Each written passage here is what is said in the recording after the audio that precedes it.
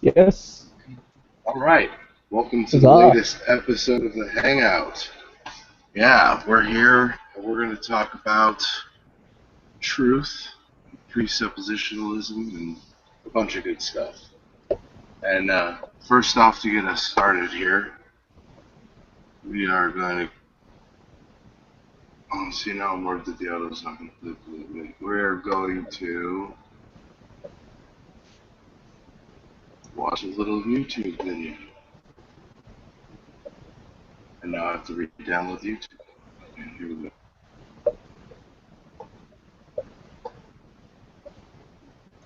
You have to use YouTube as an app? What? Through Google Hangouts, yes, you can. Right here. I think you just muted yourself, Reverend.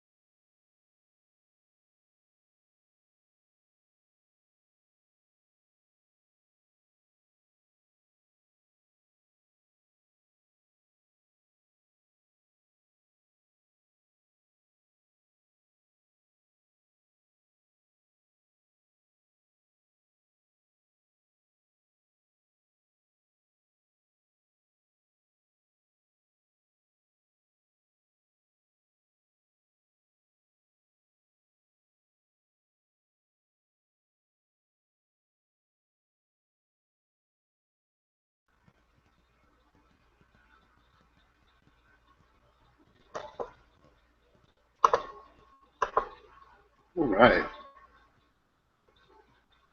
Yeah. Let's get out of there. Okay. So, uh, first of all, awesome video. I heard actually, first thing we should actually touch on is the fact that it's actually started to get around. Huh? That's awesome. Why don't you tell us that story? Well, aside from me posting it, um, it I did see that Nephilim Free actually shared it. I posted it to some boards as well. So that's about it. Awesome, man. All right. Oops, I thought I had started to make its rounds. I thought I was posting the link into the chat, but apparently I was posting the YouTube URL. Yay! Yay! All right. So the next thing that we should then move on to, I guess.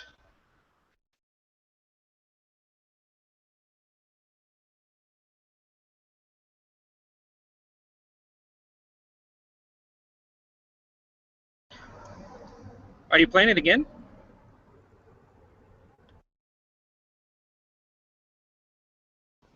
I didn't see it the first time. I saw the first.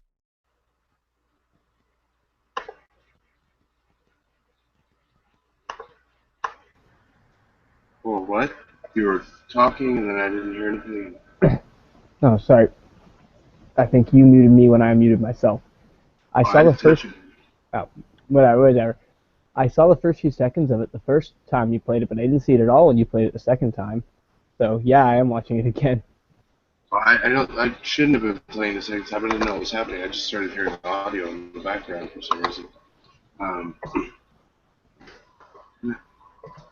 right, there we go. The link is posted to join in the link. Yeah, the link to join is posted in the comment section of the event page.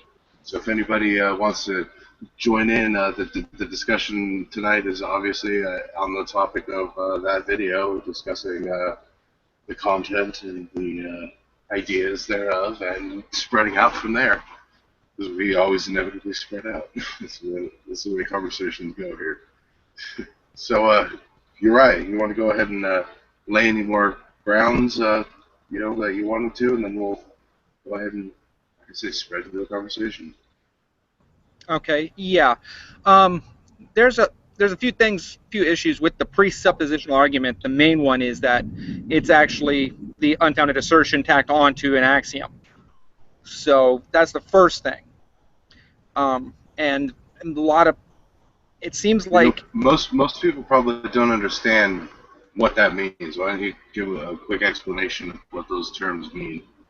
A keyword rundown real fast, just for anybody who might watch doesn't know.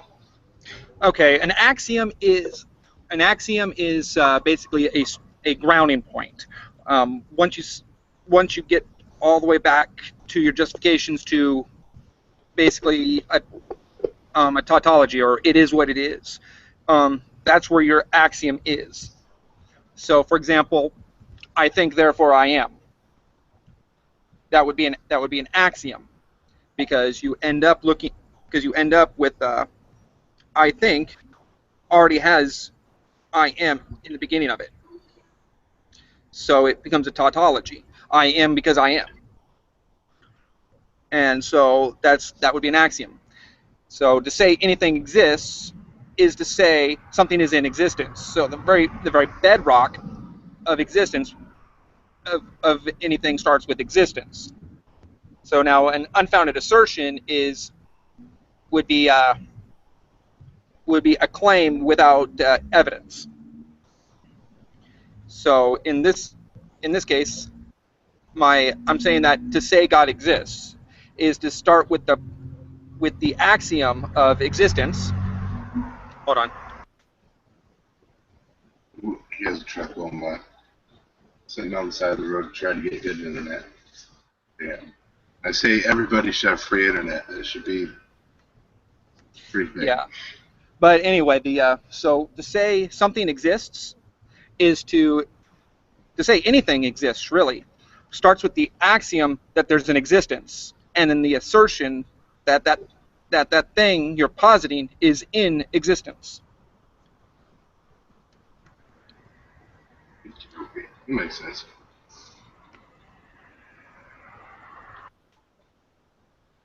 Uh, I tried to get a presuppositionalist on to defend their point. I don't personally know any. If anybody is actually viewing, that's presuppositionalist. Feel free to join. Jesus, I can talk. Don't worry, they regularly troll websites looking for their opportunities. So someone will be out there eventually. I think this is the Welcome good. to the show, Patrick. What Thanks. Patrick just said.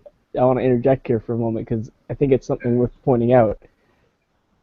Just calling someone out on having a presuppositional argument and the school of presuppositionalism as a school of Christian apologetics are two subtly different things. That's what I wanted. Someone from that school. Yeah, it's Apologetics. called presuppositionalism because obviously it rests on a presuppositional argument, but it is a specific school of Christian apologetics thought, Yeah, as opposed to, say, evidence-based apologetics. and the people that go trolling around on the apologetics normally, they jump into group hangouts that aren't schooled in the art of defending against apologetics, and they tend to like hijack, you know. So you have to be careful at times. Yeah, but I think Neffy's really famous for doing that. I think some of those people are not necessarily presuppositionalists, but are just theists who possibly haven't explored the depth of their belief well enough to understand the logic behind it. Must follow. Well, you're talking about people like Nephilim Free and Raw and all those guys, you know. So yeah, they know the argument, and Neffy likes to jump in. Matter of fact, I was in a hangout with Quiet Atheist a couple of weeks ago. We were talking about the Duggars and stuff, and he jumped in, and Quiet Atheist was like he'd never talked to a creationist / Bundy apologetic before, and was going to ask him some questions, you know, and it turned into a clusterfuck really fast, you know. So sometimes you want, you know, watch out what you ask for, because then you get it, and then it's just, you know. Well, now there's actually two types of presuppositional apologetics out there right now. There's the real type, which has to do with the Van Til school of presuppositionalism, where it's basically based on an internal critique of one's worldview and accounting for your properly basic beliefs, and the assertion that only the Christian worldview would have a proper grounding for those properly basic beliefs, and every other worldview would be left intellectually unsatisfying because of that. Then there's the Seitan Bruggencate version, which is basically, well, how do you know that? How do you know that? How do you know that? Until basically the atheist will rage quit, and it's specifically designed, as I've heard Sai say in a lecture, that it's designed to actually shut the mouths of unbelievers. Oh yeah, then they make ponage videos, you know. And you laugh at how weak the argument is. It's like, I can't answer your question because it's stupid, not because I can't answer, not because I don't have the substance to. Yeah, that's why I just make fun of religion in general on YouTube, you know, because I can't argue magic, you know. If you insert God or insert magic, it you know. Yeah, and unfortunately, most people on YouTube fall into the latter half of presuppositionalism that you described, which is that just trolling bullshit. Yeah, basically what happened, and what's really bad about it is that they don't understand the actual apologetic. They only know the method of demonstrating the that Sergeant Bruggencate had brought out, but they don't actually know the apologetic as written about by Van Til and others, and it's actually a form of the transcendental argument, which I find lackluster, and I find that everything that all the transcendentals that they say are grounded in God are just simply constructs of existence itself. Yeah.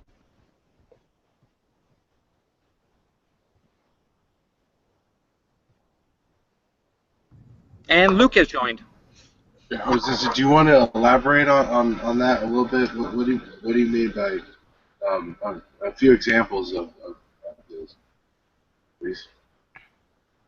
You're right. Examples? What do you mean? Examples of which? You were just saying, well, the last thing you said, so I kind of got confused. About the transcendental argument?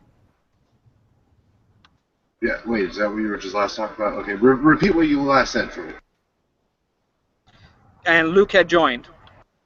Yeah, that was the last sentence. I think you were describing how the troll theists on YouTube and Google Plus don't understand the formal apologetics that are behind the type of argument they're trying to use, because there is the troll version, and then there's the version that at least attempts to be somewhat reasonable and somewhat rational, and you were critiquing that.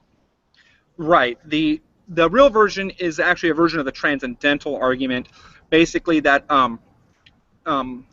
truth, knowledge, and everything, logic, is all grounded in the mind of God.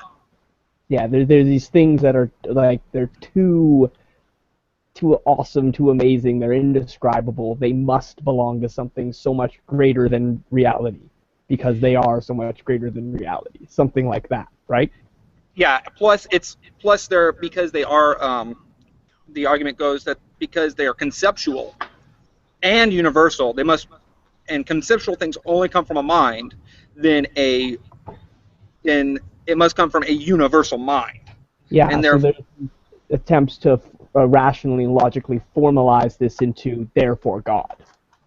Right, and then from the transcendental argument, then they use that conclusion as a presupposition to basically say, so all of these things come from God. So without God, if there was no God, then there would be no grounding for these universal truths that we have, and therefore every worldview should be intellectually dissatisfying when internally critiqued. So and then the proper way to do it would be to get the atheist to internally critique their worldview, and then when they find it intellectually dissatisfying, to offer the Christian worldview as an alternate worldview that would be more intellectually satisfying.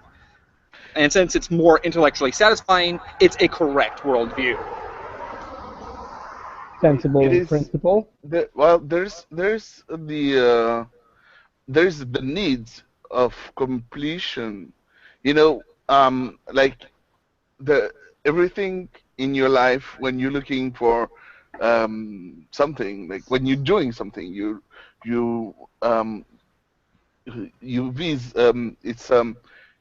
going towards perfection.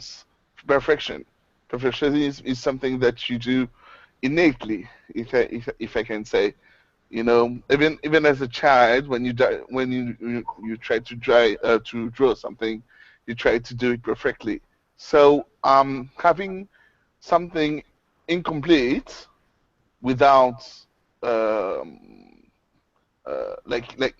incomplete is frustrating, and I guess that's what the apologetics will get to. They will tell you, here is what will complete the incompleteness that you're feeling right now. Yeah, but Luke, Christianism will complete it. How do you know that? How do I know that Christian is complete? Yes, how do you know that? Well, because I don't have any more questions. You know, the gap that was missing is not there anymore. And how do you know that? How do I know that the gap is not there anymore? Is that your question? Right. How do you know that? Well, because it's like if you're asking me how do I know that I get the answer to the question, uh, I get the answer to the question. The answer yes or no, and I get the yes or no. Can you be absolutely sure? I'm not sure. How do you know that? How do you know that was the right question? The first thing he said. I don't think. How do you know that is the right question to? I think the Christian worldview is complete. I think it How requires do I something know a the little more question is subtle. right?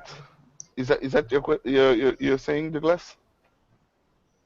How do I know the question is right? I'm not sure if that's what I'm saying. Well, actually, I was just doing Yeah. a mock of the Cyclone version of the precept there, where they just basically say That's why I was laughing the second they said that. that's why you get confused, and then you eventually just rage quit after they say, "How do you know that?" so many times. In the Oh, end, yeah. I think either side, atheist or theist, eventually rests on just because logic. The ultimate question is, why is there something instead of nothing? And I think the ultimate answer to that, whether you 42. think God whether you think God plays a part in it or not, the ultimate question is, well, there just is. Or rather, the ultimate answer is, well, there just is. Look around you. There is something. It doesn't matter why, there just is. Because there Well, is. I mean, I don't think that there's a reason for I mean, and not necessarily a reason yeah, I mean, there's a reason for why why the Big Bang happened in the first place. Why does there have to be a Just reason? everything happens for a reason. Why couldn't that just be the nature of the universe? Yeah. Why does something have to happen like that for a reason? Why it happened? I mean. See, in my philosophy, why always ends up in a tautology. It is what it is. Yeah. And in my philosophy, it's the how that's important, not the why. Yeah. Well, you need the why. You have to understand that everything in your life, everything that you believe is true, everything has a why. Why? There is a reason why you believe what you believe. Well, why You is that? understand? Why is that? Why is it you believe what you believe, or why is that there is a why for your belief? Yeah, You why? have Why does there have to be a why? Why does it have to? Because this is what it is. You know what I mean? Exactly. No. It is. Why reduces down to it is what it is. Yeah. No, this is what you observe if you want to. You observe that there is a why for everything in your life. I disagree. Okay. But like I just showed you, it ends up being it is what it is whenever you reduce down all the whys. Yeah, I made a I mistake. agree. It is what you observe in your life. So it is what it is because it is what I It's not observe. the same thing. It is what it is not the same thing as it is what you observe. Okay, so I don't observe a God, so there is no God. Well, if you insert a God, your journey for finding truth has ended because God said it happened. I don't get it. What? No, God prevents additional how questioning because God is a satisfactory explanation for everything because God has ultimate power. But if there's a possible alternate the naturalistic explanation, which has been demonstrated time and time again, then by inserting God, you're preventing yourself from asking the questions that lead to those additional discoveries. Yeah, thank you, young man. That's exactly where I was going with that. Yeah, that's the how and the why questioning. If you just insert God, you prevent naturalistic how questioning, which has been demonstrated for the last 2 centuries to be exceptionally that's powerful. for the extremists, Douglas. That is correct for the extremists. For the small group of people that you might know, that I know Max know, I know that Um, um, Most of you know Uriah and Max. They know about them. They talked about them earlier. Those people who believe that science doesn't have a word in religion, you know, and religion is all the science they need.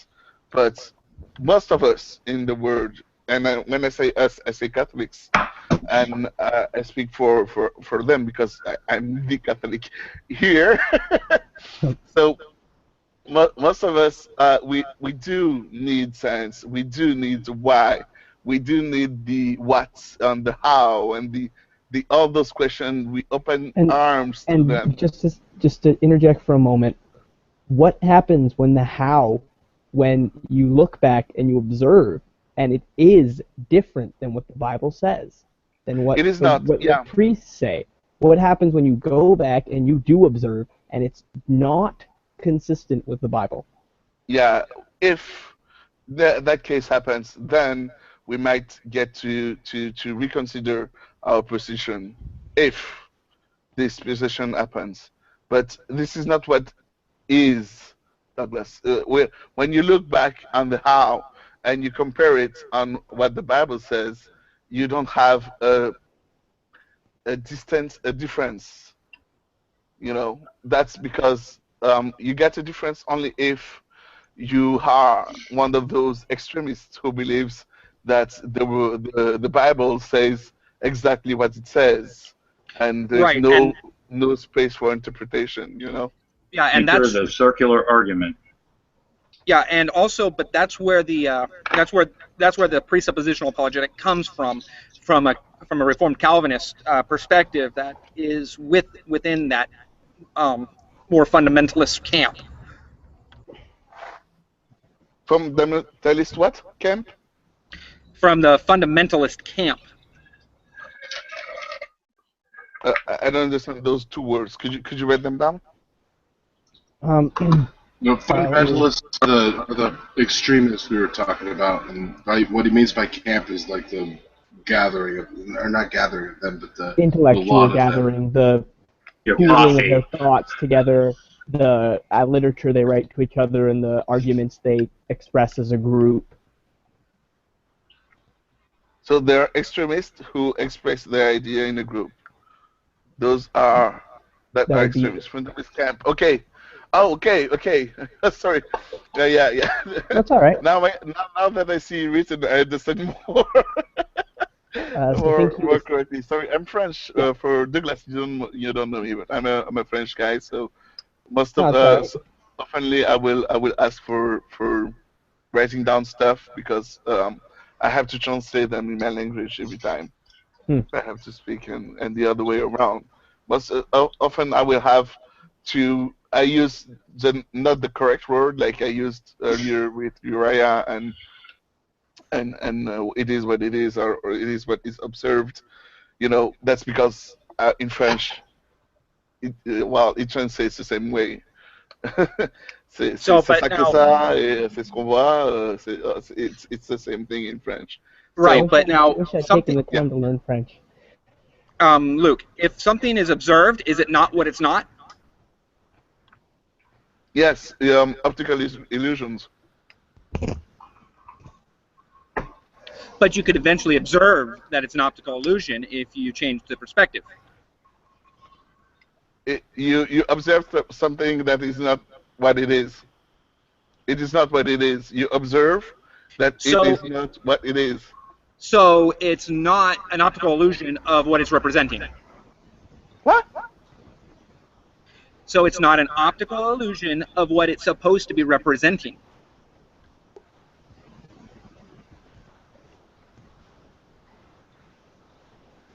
No, oh, yes, it is an optical illusion. Okay, so it is what it is. It is not. I think there's a little language barrier going on here. Yeah, unfortunately, I don't think this is leading anywhere. Yeah, I don't. It's the. He's not understanding the. There's a difference. Yeah. The subtleties of what your language implies. What I mean by it is, when I say it is, it's not what it is. What I mean is like it's supposed to be two straight lines, or two gray areas, or two supposed to be two gray, not gray area, but different colors area, and it happens to be straight lines or gray areas. That's the two optical illusions that I know of that Right. work for me every time. So it is supposed to be something, and it is not what it is supposed to be. So yes, you are right. It is what it is, and I am right too. It is not what it is. It depends on what is it. Sorry. You understand what I mean? No, no, I do. That was a logical contradiction if I've ever heard one. Yeah. Yeah, that's because you didn't define it. It is what it is. Yeah, You but didn't in define no it. in no instance can something not be what it is.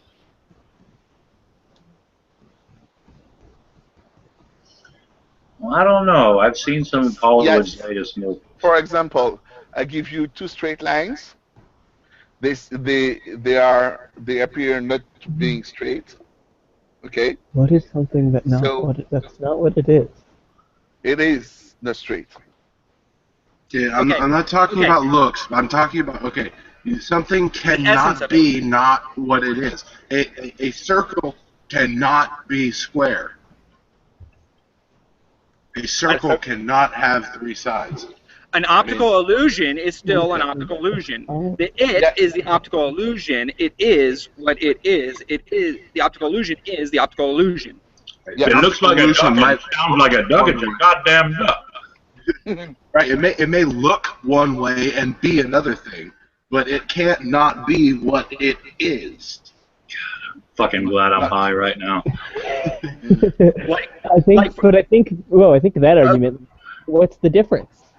If all you ever observe is the illusion and you never see what's actually behind it, what's the difference? If all information coming to you from this thing says it's something, but according to some other perspective that isn't yours and that a perspective you will never experience says that it's something else, then what's the difference? If you never experience that other experience, then it doesn't matter. But if you have that evidence, like let's talk about atoms for a second. When you look at a human two being, different perspectives from which the optical illusion is observed, and from one where it's observed that it is an illusion, that it's creating an effect, and we know it's going to create an effect. Talk about atoms. Talk about atoms. For majority of human history, of written history, humans have not known about atoms, but they've still been there. Well, atoms are a myth in a storybook. Okay. Well, That's a valid point by the Reverend. It's the Illuminati, man. There are some things where it doesn't matter if you show the background, because the background still matters. See, but once we know about them, then of course it does matter, because then if you say, look, here it is, and then you go, oh, well, it doesn't matter, then you're blowing off knowledge, and that is bad. That matters. It is to decline something fundamentally true. And this kind of goes into what I wanted to talk about with truth, as far as what truth is, and what it is not. So, one thing that I hear a lot, especially from the pre-suppers, is this concept of absolute truth. And to me, this tells me that they have no idea what the term truth actually is. So, in my perspective, truth is a...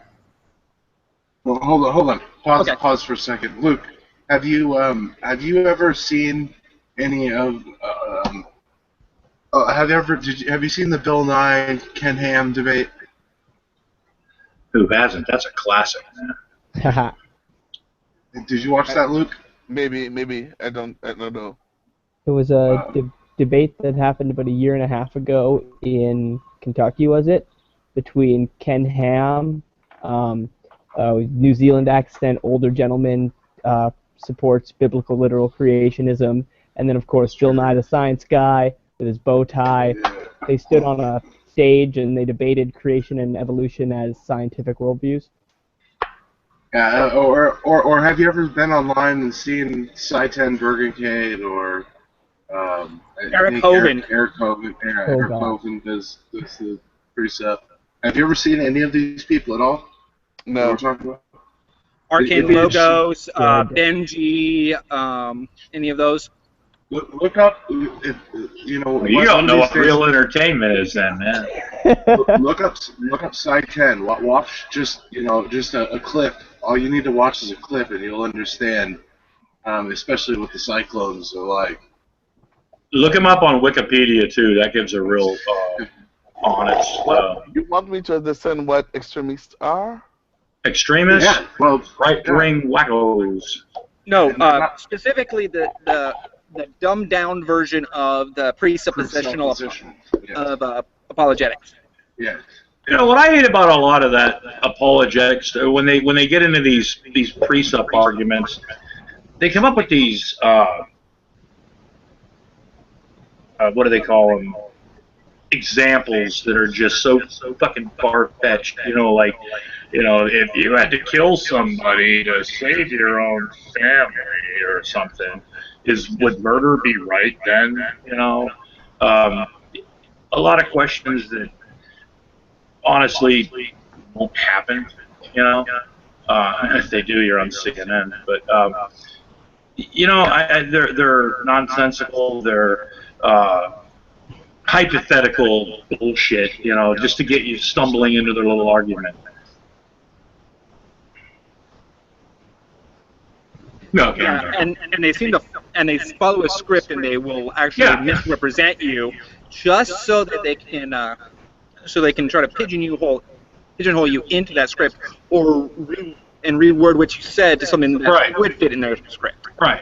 And they like to assume a lot of things that you already believe, and assume things that you say already, and assume. Well, of course, we're all nihilist Satan worshippers to them. Yeah. Atheists say this, atheists say that. Well, I actually consider myself a Gnostic atheist because I have posted some logical syllogisms that will show how absurd and contradictory the idea of a God is. But I mean, I consider myself that. I lean more towards the anti-theist thing. Let's go back to existence, because Yara was on a path that I guess I can agree with. Is usually, well, you said some people says there is a universal truth, and you disagree with them. Well, not a universal truth. I mean, a universal truth would be something that's true everywhere. And that's basically the idea of what. Like McDonald's hamburgers are exactly the same every McDonald's you go to. It's not true. Yeah. Really? No. In Japan. Well, I'm talking about in this country. I'm not talking about in other countries. Oh my God! I'm trying to give a simple layman term. If you want to go worldwide, a universal truth that's only nationalist. Yeah, okay, yeah, you're right. Okay, I have been pwned. You're right. I will. You know what? I'm man enough to admit I was wrong, and sir, let it be known right now and timestamp that you corrected me. I give you full credit. You learn something every day. Thank you, sir, for the knowledge and the corrective criticism. Thank you for the anyway. Universal, not universal. Instead of universal, I was talking about absolute truth. Absolute. So it will never change. Is that what you mean? No, not that it will never change. That's what they kind of absolute, as in there's this. Okay. Well, I have to go into unchanging. I have to go into what my philosophy on truth is first. Yeah, sure. So what I believe is what truth is a label that's given to a set of results of propositions that have been compared to a conditional. Yeah. So whether it's true or false, the result, it still goes under truth. And the reason why I say that there is no absolute truth is because there's always another question to ask, or another proposition to put against a conditional. Whether it's true or not depends on whether or not something else is true. Yeah, well, that, and also, for example, this rock is made of sediment, right? I make that proposition. Yeah. I then check the conditional, the objective information from the rock, and it's either true or false. Is it a sediment rock? Is it an igneous rock? Is it so on and so forth? So you take a proposition, set it to the conditional, and then you get a true or false answer. As long as you have a never-ending propositions that you can test against the conditional, there is no absolute truth because your truth table will keep on generating. Okay. How me saying this is a circle makes it not the absolute truth? No, it may be true, or it may be false, but that's not what How truth can it be is. false? Well, if you draw a square and say it's a circle. Okay, so let's say I take the definition of a circle.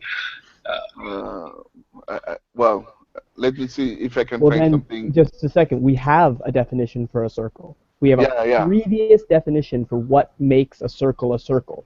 We have to have that That would be, and that's the conditional. The conditional before we start reasoning through whether or not what you are observing is or is not a circle. So I don't know exactly what the presupposition for a circle is. A circle is a set of points equidistant from a singular point, another singular point, the center. Or you could also say it's a polygon with an infinite number of sides. It's a motherfucking round thing. That's possibly. I really quickly wanted to say thank you to Patrick and Douglas for joining us, and once again, that the link is posted in the comment section or the comment page, the comments on the event page. So if anybody else would like to join, just go ahead and click that and hop on in and give us your take on things. Well, thanks for adding me, Reverend Max. It's awesome. It's been awesome. Yeah, all right. So, sorry, didn't mean to slow things down. Just wanted to interject that. Yeah, that's good. So Luke, I think where you're getting confused is the difference between something being true and truth. Absolute truth. Right. There is no absolute truth because there's an infinite possible propositions that we can test against conditionals. Truth is the label of the table. Okay. Let's say 1 + 1 equals 2. That's an easy one. It is true. Is it the absolute truth? No, because truth is a label to a set. That's it. That is infinite. When can 1 + 1 not equal 2? Under what conditional would that not be true? True. There's the question: is 1 + 1 absolute truth? Because is there a conditional under which we could say it's not true, or do all conditionals return true for 1 + 1 = 2? Yeah. No. That's not even what I'm saying. Oh. I'm saying it's true because it's whether it's true or false, it fits underneath the label of the set. Remember, the set is the results. Well, yes, of course. So this is the framework we're working in, but now we need to say, can we define anything that would fit what we could possibly call absolute truth? So you're saying things are like we have rational, reasonable arguments. No, they can be universal. Something can be universally true, where it's true no matter where you are. No matter what you do, no matter anything, it'll still be true under all conditions. But remember, truth is the... Well, sorry, you cut out there for a minute. Yes, truth is the silence. Truth is the silence. So deep. It goes into the truth. Oh. I think you might have to. You were breaking up big time there, Uriah. You might want to repeat that from where the car was going by last time. Okay, let me say what I was. Let me just recap what I was just saying. If it's true all the time and under all conditionals, then why not consider it absolute truth? Yeah. That's what Uriah is referring to as universal truth, correct? Right. Yeah, that would be universal truth. Well, I think we're just playing with semantics here. You're playing with universal. Like we've come up with a logical framework to work in, checking propositions against conditionals and returning either true or false. That's a wonderful logical framework to work in. Now we're dealing with language in defining what absolute and universal truth mean in terms of that framework. Absolute, I define as having a start and an end point. Sorry, what? So it'd be a start and an end point to all conditionals. So something complete. Right, it would be complete. So now, if you have an infinite amount of results that you could possibly have, could it ever be completed? Okay, Uriah, the trouble I'm having with you and all the discussions we have is that the questions or the definition you use are I'm not saying they're false. I'm saying that you don't have an example of them as true. I mean, as an example where you could say, for example, this is absolute, and it is absolute because that and that and that and that, because there is a start, because there is a beginning, there is an end, and this is what makes this absolute. But you say there is nothing absolute, and then you try to define absolute. So you try to define something that doesn't exist. No, I didn't. No, I didn't say there was nothing that's absolute. I never said that there was nothing that's absolute. Okay. I mean, it's absolute that there's 12 inches in a foot. It has a beginning and an end. What? Okay. A foot is 12 inches. Is it absolute? Is it absolutely true? It is true. Is it absolutely true that there's 12 inches in a foot? We're making statements that are true and they're defined by being true. Yeah, we're making statements that are perfectly internally logically consistent with nothing else to support them. Things that... No, but... like, to say 12 inches are... like, that's the definition of a foot. Exactly. Equal by definition. 1 + 1 equals, by definition, 2. Is that...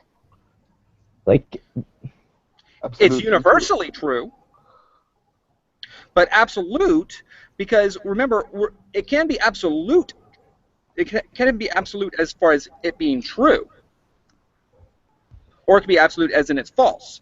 But that true and that false are results that go under the table that we call truth. See, I'm confused about this table. Yeah. Okay. So if you were to draw like a table of results, right? You have propositions in one column, conditionals in another column. No, you have true and false in the columns. Well, I would say the boxes would be filled with either true or false. True under this condition, yes or no. True under this condition, yes or no. It would be a proposition, set of conditionals in columns and rows with the boxes ticked off as true or not true under this conditional.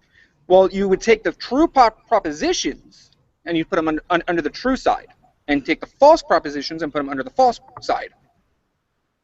Now, that is what I define as truth. Is that type of table? It's a visual representation of what I call truth.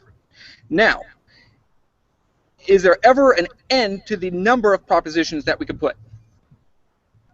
Yes. So we can know everything in the universe and beyond. No, there is an end to the proposition 1 + 1. No. That's the proposition. You're saying, is there a universal? Is there an infinite? You see, I think at this point we would disagree on whether what you just said would be absolute or universal truth. And why does somebody have to like win? You know, I mean. Well, we're just trying to come to a reasonable understanding of what we mean by truth at this point. Well, you said truth is all these propositions that can be checked. there are an infinite number of propositions and an infinite number of conditions to check them again. Therefore, there is no absoluteness to the amount of truth that can be known. Yes. The amount of truth that can be known is not absolute. Right. Oh. Or finite. Right. Finite. So there's finite that maybe clarify finite. things for everyone, if I word it like that. Finite, that's what I'm saying. Infinity. So, there we go. So we gotta Yeah. don't tell us like we're wrong or we're getting confused too much. You're having a hard time. You're doing at times poor job of saying it yourself. I don't mean to be rude, but it took a little while to figure everything out there. Sorry, I think like a computer conditional program.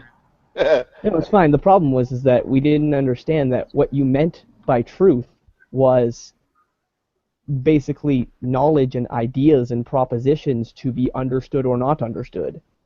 All of them at the same. Yeah, all of them.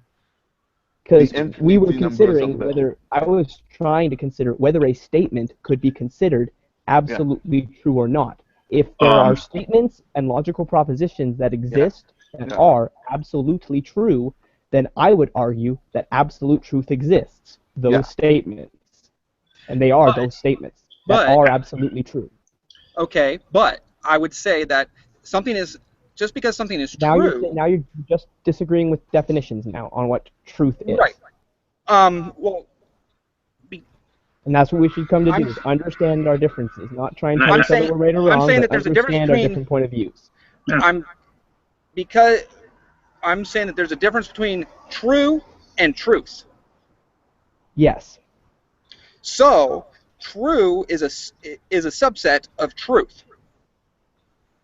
True is, propositions and conditionals are considered truth. True is the outcome of a logical proposition checked against a conditional. Right. It's the outcome of a logical procedure. Right. So, truth is the organization of all the possible, of the domain and range of this system. So something could be absolutely true without there being absolute truth. Yes, if under your definition, to say that you can have things that are absolutely true, but that doesn't mean you can know everything. Look. I just opened a fortune cookie for my Chinese food today. I have absolute truth right here. I swear, I just opened this up. I wouldn't lie. It says absolute truth. When the moment comes, take the one, the first one from the right. So that, when the moment comes, take the first one from the right. Sound advice. Absolutely. Sound advice from American-made, Chinese-named pastry. And that's why I'm here. I'm here to give public service announcements just like this. Hell yeah. You're welcome. That's awesome. An absolute. So being as to how there can be an infinite number of propositions and conditionals, what I really don't get about presuppositionalists is that they seem to equivocate true and truth a lot. Yeah, in your sense. So we can continue on about presuppositionalism, and we'll have to clarify whether we're talking about something being absolutely true, or whether we're talking about absolute truth in the sense of knowing everything. Yeah. So or at least knowing of everything. Omniscience would be the equivalent of absolute truth. Well, I think... Yeah. We pronounce it omniscient, though. Omniscience. Oh, sorry. It's spelled like that, but we pronounce it differently. Yeah, I think science can determine things that are absolutely true, but it's not absolute truth. Yeah, science is not absolute truth. It can determine facts. It can possibly determine facts that are sometimes absolutely true. Oh yeah, let me write it down. Just to make sure that Uriah and me I will write down equal absolute to the truth. Is there somewhere I can type? Yeah, you have a checkbox on the top left. You see, on the screen there's like a chat something that looks like a checkbox, and if you click on that, it will open on the right of the screen. Yeah, it's there. Well, maybe not for Douglas because by default it's closed. By what? By default, it is closed by default. When you open the chat, you need to open it. Yeah, you found it. Omniscience equals absolute truth. Omniscience, yes, omni. Science, I see. Sorry. How omniscience, okay? What I don't understand is what do they mean by like truth? I mean, is it from a religious standpoint, or is it the truth? For them, truth is that which comports to the mind of God. Yeah. But you hear science fiction movies, and stuff, and cult movies, and conspiracy shit, and they're always telling you. Now I do have one problem with omniscience as far as knowing everything. So could something that knows everything know what it's like to not know everything? Yeah, it's the same question. What happens when Pinocchio says, my nose will grow right now? Simply an absurd question. Sorry? I think that's a simply absurd and logically inconsistent question. Yeah. Can something all-powerful make a rock so heavy it could not lift, or a burrito so spicy it could not eat? It's meaningless to ask questions that are logically inconsistent. I think there are simply better ways of critiquing it. Okay, is it logical for something to make a rock? Consider this. I would consider knowing all in your omniscience to know to know that the outcome is true or false, to know for sure the outcome as true or false of every proposition known universally, knowing all because it's omniscient, against the propositionals. It knows to know all is to know all those outcomes. That's a good.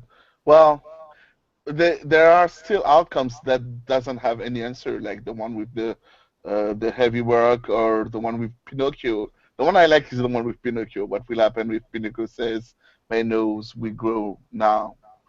What will happen if Pinocchio says, "My nose will grow now"? You don't have an answer. You just go there and stay and say, "Oh yeah." No, actually, that might actually be exactly the analogy in which to think about a logically inconsistent statement is like a physical representation of it that we're all familiar with. Pinocchio. Or how about this? What would happen if Pinocchio said, "My nose will now grow"? What would actually happen? I think we need to sit down and figure this out. No, we can't. This is fucking important. Sir, I like your mental processes. Or how about this? Well, I just challenge Yuria on his critique in saying it doesn't make sense because the question is logically inconsistent. And here's a great example of Pinocchio saying, "My nose will grow." It's a logically inconsistent statement. But there's no truth or false about that one. Well, maybe sometimes it's not his nose that grows. You know what I'm saying? Pinocchio says, "My nose will grow." Something else grows. Okay, so another example of these logical absurd questions would be, can an omnipotent being honestly say, "I'm not omnipotent"? No, because he doesn't exist. Sure, he'd just be lying. Which means he's not honestly saying it. I put in the conditional honestly. Can he lie? Then I think that's no. I don't think honesty or dishonesty is a matter of capability. Well, which is more powerful, a God that can lie or a God that can't lie? God that can. Okay, so then a God that can't lie is less powerful than a God that can lie, and therefore will be more omnipotent. But he still could not honestly say that he's not omnipotent. Sorry, you're. I think I'm missing the Kent. The can. Can you make a? Yeah, this is getting weird, man. We just calm down and turn on some Pink Floyd for a minute and settle down, man. Pink Floyd. Welcome, Kaga. Kageshima. Yeah, I gotta go smoke another bowl, I think. Okay. Be right back, dudes. All right. Fun so far. Sure. Don't go anywhere. And I'm not. I'm totally, definitely smoking real tobacco on camera. It's just a disclaimer, so anybody thinks I'm not, because I would never want anything bad to happen. Okay, I posted it in the chat. Ogden. Okay. There is no statement of truth or false about that. Oh. Why not? Well, you're not asking if it's true or false. No, I'm just saying, that's the question I'm asking. Can an omnipotent being honestly say, I am not omnipotent? That's heavy. The type of question that doesn't need to have an answer. But it's the type of question that apologetics use on a daily basis. No. Yes. No. Well, okay, if you want to, but anyway. Yes. But here we're talking about the truth. All right? The truth about what? Yeah, the truth. True or false? An True or omnipotent false? being can honestly say, I'm not omnipotent. The answer would be false. Because he's honest. Because he cannot honestly say that. Okay. But then that's something he cannot do. So he's not omnipotent. Okay. That's why the omnis are logically inconsistent and cannot exist. They can exist. The question is, and is it true that someone or something omnipotent can say, and I'm not omnipotent? Yeah, can he Is that the honestly say question? that? Yeah. So the answer is yes, he can. Okay, so how can he say that honestly though? He's not being honest. Okay.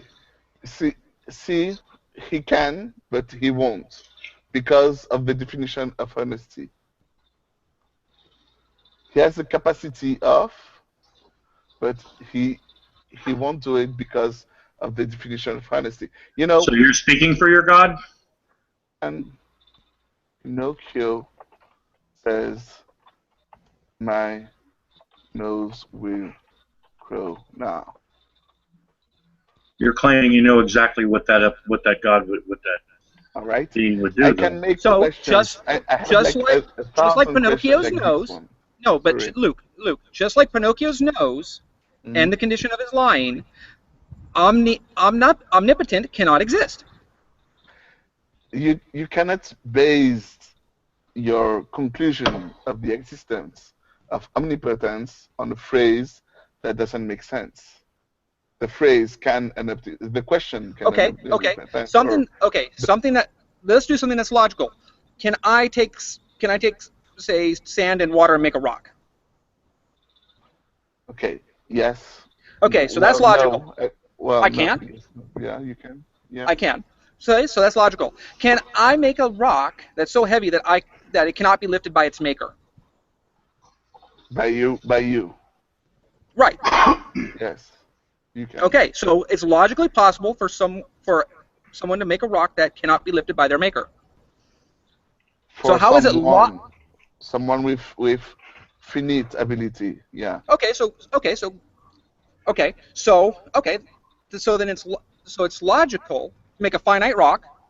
It's logical to make a finite rock that's so heavy that it cannot be lifted by its maker.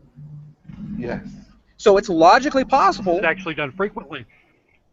So it's logically possible then for God to make a finite rock that's not able to be lifted by its maker. No. Why? Because he's infinite. Okay, so he would just have to make an infinite rock. You have. Which one is greater, I'm infinite sorry, I or have infinite plus one? just a He moment. paid somebody to lift it. God called it the Korean service. God called Vishnu, right, to help him. Again, you're saying the question is correct for finite things. Pinocchio, in the example, is not somebody who is real. When you talk about an unbreakable wall, this is not real. When you talk about a rock so heavy that God cannot lift it, you talk about something that is not real. You just invented words, put them together, and then hope it makes sense. Okay. And that's what the definition of God is. Well, I disagree, The but way you describe it, yeah, or the way you reason that it must work. what must work? Well, when he says the definition of God is something that doesn't exist or something that is contradictory. Well, see, the definition of God that I use the most is God is love. So Okay, if you but is it can loving to define torture someone love, forever? sorry, what? Is it loving to torture someone forever? Is it loving to torture someone forever? Right. No. Okay, so your definition and the actions of God are inconsistent, so that's a contradiction. Therefore, your God does not exist. What action are you talking about? Hell. Oh, Yeah. the hell is not the action of God. Sure it Okay, is. whose God action is it? created hell. God. Okay, how about this? Is it true that God created hell?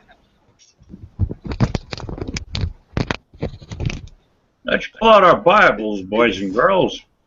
It's the absence of God. Okay, So and would that be loving? Would it be if God was real? Would it be loving to be to be absent from those that you love? it would be more loving to be absent of those that you love than to force yourself onto them. Yes. Okay, but And instead force them into something far worse? No, you don't How force is them. how is hell the You're default not option? forcing Hell, them you're making because hell the default the option last here. you're not forcing them. It's not You're for not this. if you're not forcing them to hell, Yeah. then hell is the default option. Why? It's I not the choose default not to option. go. Yeah, It's I not don't. the default option at all. It's a choice you make. No, I choose not to go. Okay, I choose not to go. Yeah. I choose not to worship God, and I choose not to go. Yeah, I Yeah. choose neither of those options. right. Can you do that? Sure. yeah, we Yes, just made the choice. if I cannot do it, then God is forcing me to go to hell by not letting me go to heaven.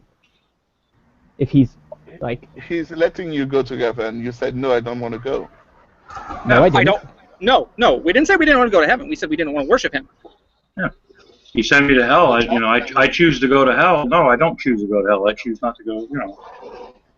Well, I have possibly not done. You said it's not my choice to go to hell. Okay, so I'm saying no. I don't want to go to hell. Don't send me to hell. So Good. now you're saying, fuck! I lost my train of thought. Yeah. So I had it for a second. basically, I don't want to worship anything. Okay. Okay, but I don't want to go to hell. Okay. So, am I going to hell if I don't worship anything? Okay. You have to define hell. No, I don't. Hell, a place of eternal torture that one goes to after death and cannot be brought back from. Yeah, that place you guys all like to talk about all the time. It happens after one dies. It exists possibly some kind of parallel supernatural universe. Some part of one person's consciousness goes there. Their spirit, their soul, whatever, goes there after they die, and there they experience suffering, torture, pain, sadness, for all the rest of conceivable time. That is what hell is. I disagree with the term. Okay. The Even if it's definition. absence from God. Yes, it is. Okay. I would. My choice is to go to heaven and not worship God. Well, Whoever has the best Well, beer. heaven, can you heaven, choose? is, Okay, heaven is wait, a reward, so wait. God Can has can no you choose obligation not to give you to be heaven, affected by but gravity? he has an obligation to not torture you if it's within his power. It's can you choose to not be affected by gravity? What does that have to do with anything? So, is there It's some what kind of you is there are. some kind of transcendent reality beyond God that he is subordinate to? Does hell exist beyond the powers of God, and he's just some guy who's like, I have no control over this, but here's some like shitty messages in a Bible, and hopefully you'll do the right thing, so you don't succumb to this hell that I can't do anything about. Well, Like he's again, supposed to come I said the it all-powerful is. savior, Mm-hmm. and if hell is not what we, as I said it, then God is subordinate to some greater reality in which hell exists and he can't do anything about it. He can do something about it. Then Then why why doesn't doesn't he? he? Then why doesn't he? Yeah. Okay. Do you Yeah. remember the first answer I told you? Not really. But Douglas. Do you remember the first allowing. answer I told Okay, you? Why? let's start writing the important parts of this out in the chat so we don't end How up about this? because we end up falling back to the same questions at times. Yeah. Um, Do you remember what I told you when you asked me why did God don't put us all to heaven? Okay, so after death, But if only that's my choice, heaven or if I hell choose, are the options. if I choose to not worship anything and go to heaven, that's my choice. Where am I going to go? Douglas, you should add. I'm typing some stuff out purgatory. in the chat to try and keep In track of this. Catholicism, we have purgatory too. So after death, the Not only anymore. options are heaven or hell. Can we agree on that? Douglas, we have Purgatory. Purgatory, yeah. Yeah, I'm pretty sure that purgatory That's was. like a truck stop on the New Jersey Turnpike. But I don't choose that.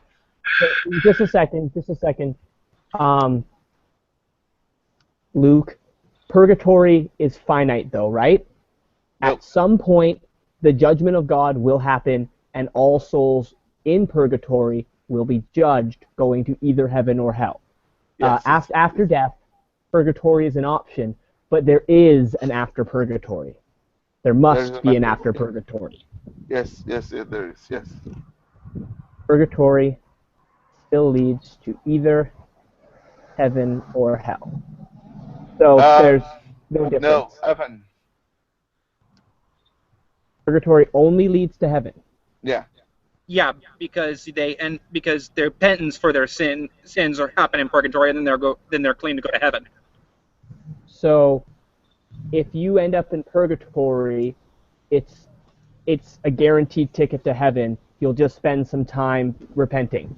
Yes. Oh, I don't think I can morally object to that, actually. Okay. I'm kind of fine with that. As long as the penance isn't like hellish torture. Yeah, as long as the rent Question. the rent isn't too high, you know what I mean? The rent isn't too high, yeah. How bad is purgatory? I'll live it up on Earth. Earth and this reality are pretty cool. I'm gonna live it up here. I'll keep an open mind for God. I'll be like, hey, you might be there. I'll take the Pascal's wager. And I'll just repent in purgatory if I don't. If I'm not gonna get something more like the one. When do you remember? Well, I don't know how old you are, Douglas, but do you have like an ex-girlfriend? Yeah. Okay. Couple. Do you remember when you break up? When you broke up? Yeah. Okay, the feeling that you had at that moment. This is what purgatory is. Constantly, every day. Okay, this is how you live. Constantly. So this is Well, it's okay. It's livable. You can survive, but scratch that. Yeah, that's a kind of a 70 weird guaranteed analogy, for man. all.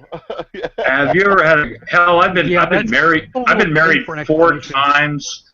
I think he's just trying to describe the deepest sorrow that you could possibly imagine. But The loss Kind of of the like a when question is over some vast amount of time, because purgatory is still going to be pretty long. It's not going to be infinite. It's going to be pretty long. I think you just get numb. maybe. yeah, and for cheap rent, I'm willing to overlook a lot of things sometimes. Cheap rent is everything. Yeah. Face Anyway, gentlemen, I'm going to hell the anyway. answer to the question, why did God? I guess, Luke, you're Catholic, right? Sorry, what? I'm a Catholic. Yeah. You're Catholic. I always forget Catholic theology is a little bit more nuanced. I come from an Anglican background before I became an atheist. We had a few of the kind of Catholic-y things, but not a lot of it. So Yeah. I always forget that Catholic theology is a little bit more nuanced. You should look it up. We are like the most in the world. There is a reason for that. This is a good discussion. Indoctrination. That's because it's a universal and almost absolute. It's because I think I'm it's breaking up. because it's because 70% of the people, it's because 70% of the population that eventually became it was forced by the sword. Sorry, what? Most of the people who initially became Catholic were forced to become Catholic. They either become Catholic or die as a heretic. Nobody extra Spanish Inquisition. I've been playing Europa Universalis 4 lately. It's like a real-time strategy kind of Europe-y thing, and the Spanish Inquisition happened. I was playing as Spain, and they fucking... And the Reform came, and a bunch of like Protestant and Reform, a bunch of my provinces turned to a different religion, and the fucking Inquisition showed up and showed them who was boss. And I had to convert half my country back to Catholicism. The internal turmoil was real. That's what the Spanish Inquisition was for. Exactly. That was their purpose. Exactly. Yeah, to change people by force. So today we still have, as Catholic, we have the most converted people. Still doesn't make it true. Yeah, doesn't make it true. But what you have to understand is that what you compare your non-religion to should be compared to what is the most prominent one in the world today. So, but not if it's not true. Look, I live in New England, or what I call in Rhode Island is particular, or as I call Catholic Central. So you know, and being raised around a lot of Catholics and stuff. I mean, I'm pretty. I understand. My wife's family is Catholic. Well, not practicing Catholics, but really who is, you know. You know, but yeah, it's still magic. Well, there's a fuzzy line between, like, to what Luke was saying, there's a fuzzy line between considering something what's considered reasonable by consensus agreement and being a logical fallacy of ad populum. Yeah. So here's the thing. What I was trying to say is that if you are going to compare religion to non-religion, you should choose the most prominent religion, not the one you came from. You understand, Douglas? Why should you choose one? Because there is a reason why it's more prominent. And that's because it had more converts in the past because they were aggressively expansionist. No, that's because there are most people who thinks about it and reflect on the subject. Sorry, what? It's like sitting at the big at the popular kids table. When you talk together, I can't understand. Sorry. children are in Catholic families are raised to be Catholic. Catholicism is losing converts at a considerable rate. Catholicism's base is in families. Its population is in the growth of families. Catholics have children who grow up to be Catholics. That's how Catholicism grows, not by Catholicism going out and converting people. Not today. It is. That's not how it works today. Catholicism grows through families today. The demographics. The largest demographic of religious affiliation now is nothing. The largest growing. Still like Buddhism or not, but like Hinduism. I need. Okay, that's something that you have to keep in mind, Douglas. When the conversion, is it an English one? Conversion, to convert? Yes. Yeah. Catholics are the number one religion when it comes to conversion. So according to CNN, actually Islam is the number one growing religion. So they are the one who No, you're wrong. According to CNN, you're wrong. Okay, well, we're challenging each other on a factual basis right now, based on the conversion rate and population growth of religions right now. We should do some fact checking. Yeah, it's Islam that's the fastest growing religion at the moment. Yeah. According to CNN. Population growth. Once again, I stand corrected. As CNN, it's a little suspect, though. Okay. At least it's not Fox. Could Max? True that. Max? What? Max? Yeah. Yes. Yes. The numbers you're looking at. How much is it? How many? Let's see. I will pop up right now. How many convert per year?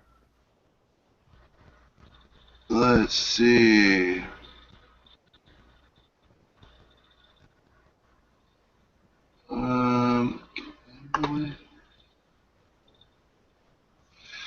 Alright, so in 2010, Islam leaped from 1.6 billion to 2.76 billion, according to the Pew study. Christianity is expected to grow too, but not as Islam's explosive rate. Yeah, it's all lumped in together. Pew study predicts Christianity increases from 2.17 to 2.92 billion. Well, what are the past figures? I've got 1950, 437 million Catholics. 2013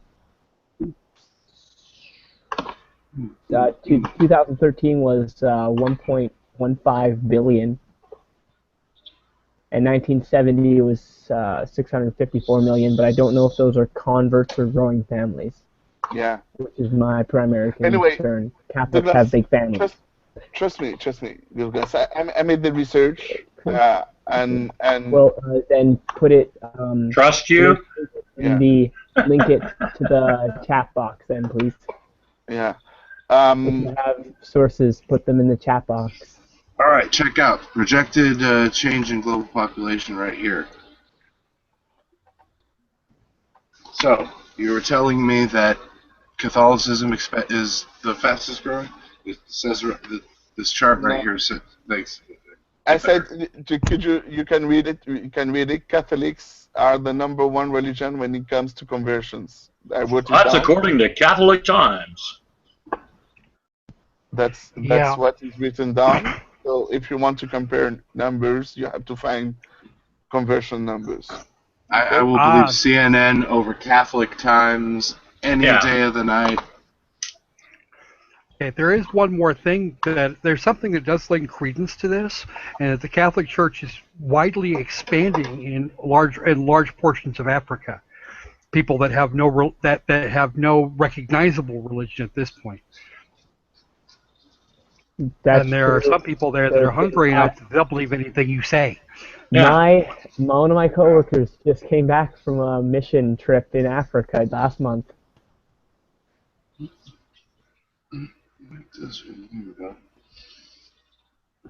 Back from what part of Africa? Oh man, I can't remember. Where was? Mostly in the east, if I remember correctly. The east and the south. Most of, no, I'm sorry, it's the west and the south. Most of the northeastern portion of Africa is strictly Muslim. Down in what is it, Boko? Yeah, north of the Sahara is Okay. pretty much all Muslim. Yeah. Anyway, all the things Christian-Muslim war going on. All this is to say, if you want to compare religion, you should use Catholicism as a compare point instead of how do you call those? Why not Hinduism? Yeah, there's or whatever. Hinduism, Islam, Catholicism, Protestant Reformation Christianity. These are all Russian Orthodoxy, Judaism. These are all huge influential religions in the world that deserve at least as much stature and respect as Catholicism does in the respect that you're indicating. Well, they don't make as much sense. To you. To you. None of them make any sense to me. Yeah, to most of us. Well, still, that doesn't make it true, though. Okay. And to a lot of humans, Judaism makes sense. If you are looking for something to make sense, you should look at something that makes the most sense for people. So that would be not the Bible, right? That still doesn't make sense for most of us. So Luke, what about all the Jews who say Judaism makes the most sense and Catholicism makes no sense? What about the billions and billions of Hindus that say Hinduism makes sense? Or the billions of Protestants that say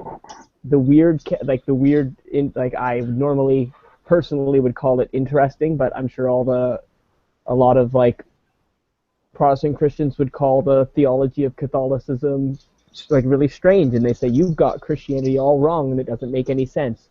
There's plenty of people out there who just don't think Catholicism makes sense and thinks their worldview makes sense. You can't look how many storefront churches they have. It makes the most sense. Well, think about it the other way. There are over 41,000 distinct sects of Christianity alone, of which Catholicism is one. Catholicism is even subdivided. Yeah.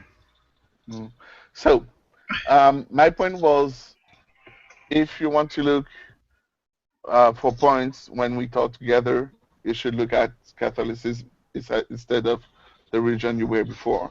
So I'm an atheist. I'm an atheist. So I say when we talk together, you should look up points from secular media and not Catholicism-based media. That would help the conversation along. Most of us are aware of the way Catholicism works, at least in general practice. Some of us are more knowledgeable than others, but you seem to have no real information on the secular, and that's going to hurt you. Okay, what kind of information do you need from the secular? I don't understand. We are talking about heaven and hell here. No. Right now we're talking about conversion rates, and there's other places that secular places that have detailed conversion rates and deconversion rates that are less biased than from any religious source itself. Okay, so you want conversion rates from a non-biased source? Is that what you want? Yeah. Be preferable. That's a start. Why would that source do the study? Why would a non-biased source do a study on something? Yes. Because it's a very interesting topic for some sociologists. Not only interesting, but religion has a huge impact on the world. Because the information is in demand. Why wouldn't they? Are you kidding me? People are curious about things. There. There's no money. No money there yet. There's plenty of money there. Okay, great. So, did you find something about conversion rates? To CNN, I put the. They didn't talk about conversion, Max. That's exactly what that was. No. Growth rates, yes. Expected Man, growth He rates. wants the thing he you wants showed us specifically wasn't active talking about conversion, convention. not growth rates. There's two ways you grow your religion. Yeah, You have kids and raise them yeah, to be of your religion, or yeah, you go out and convince other people to adopt your religion. And That's yes, he why wants the Catholics believe latter. in large families. yeah. And So that's my what Max? point. Yeah, I do agree with you, Douglas. I do agree with you. We have big families, And but that's been far more and important. it is important. But what is important for this conversation is no. Okay, welcome back, Raya. But well, glad you could hear us at least. Well, you'll see. Well, anyway, what I mean was for this conversation about heaven and hell, and what kind of belief we should base our conversation on, would be better to use Catholicism because this is what is the most used today in the world. If No, you it's want, not. which one is? By Hinduism, I think. Catholicism.com, maybe. I think I get what he's meaning. To break down in broad senses of the sides. Because the Catholic Church is big. And goodness knows they don't have any lawsuits and things like that. But I think that's all he's just trying to. Instead of using a bunch of different ones, just use his because Yeah. His it's right. represents a large number. Yeah, of it's people. his representation that he I can see, use I see. against, We should use sources that represent the largest population of people, which actually I think Roman Catholic is pretty damn high. No, in his argument, that's what he's saying. Yes, and it's flawed. Yeah. That's not how you critically. That's not how you critically have analyzed anything. And about surveys and things like that, many companies, nobody wants biased surveys done because they're they work to remove bias. Yeah, you want outside sources. That's why companies hire and agencies or whatever hire outside sources, third parties to do everything from whenever there's a disagreement, or policies to made and there's not a arbitration, type stuff. So yeah, of course you want because when you have something that's non-biased, research that's done non-biasedly, neither side has any room to say anything because that person didn't have a dog in the fight. There is demand for unbiased information to reasonably settle disputes like this, and there's reason for parties to be impartial and unbiased in evaluating information because there are people that will give them money to do that, that will tell them to do that, and there are professional procedures for those people to then close their eyes and shut their ears so they can't interfere. Right. And when you go into stuff like that too, when you deal with numbers and surveys, you can make any survey look any way you want it to.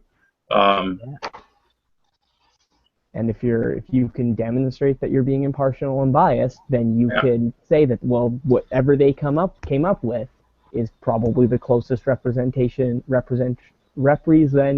what is true. Yeah.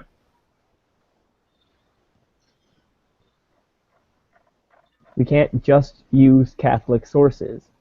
Catholic sources are, we need to evaluate them to have a critical discussion about this in general. We should evaluate several sources and compare what we feel are the most unbiased against the Catholic sources.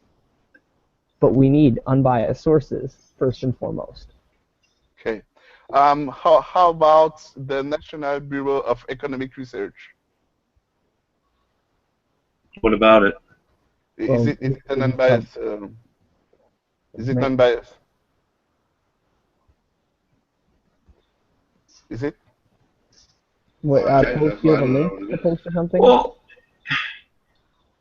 Yeah, there's a PDF I just found out by typing conversion rates, religion, whatever, and I just sent the link.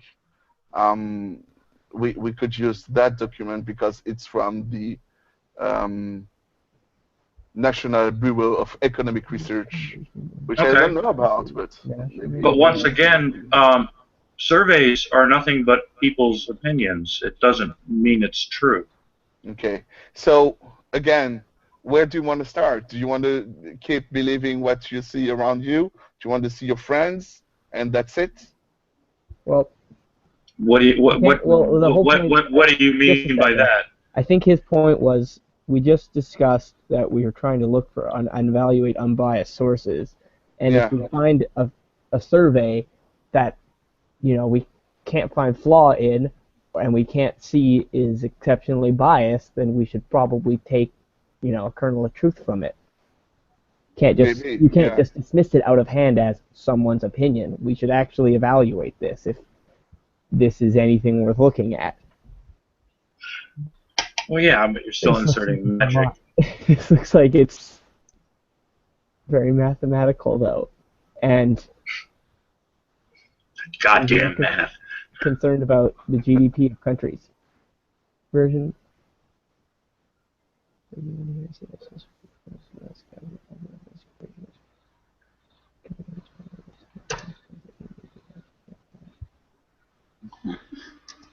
Man, that chick in the purple hair is hot, man.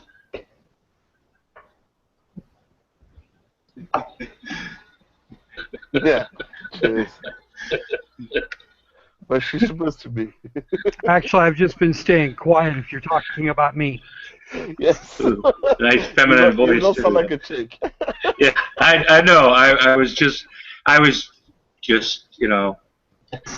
Don't mind the avatar. It's there to throw off strange people. Oh yeah. Get them to make assumptions they shouldn't. And it works pretty well, actually. No, I know. I've seen you before. No, not female. Yeah. Yes.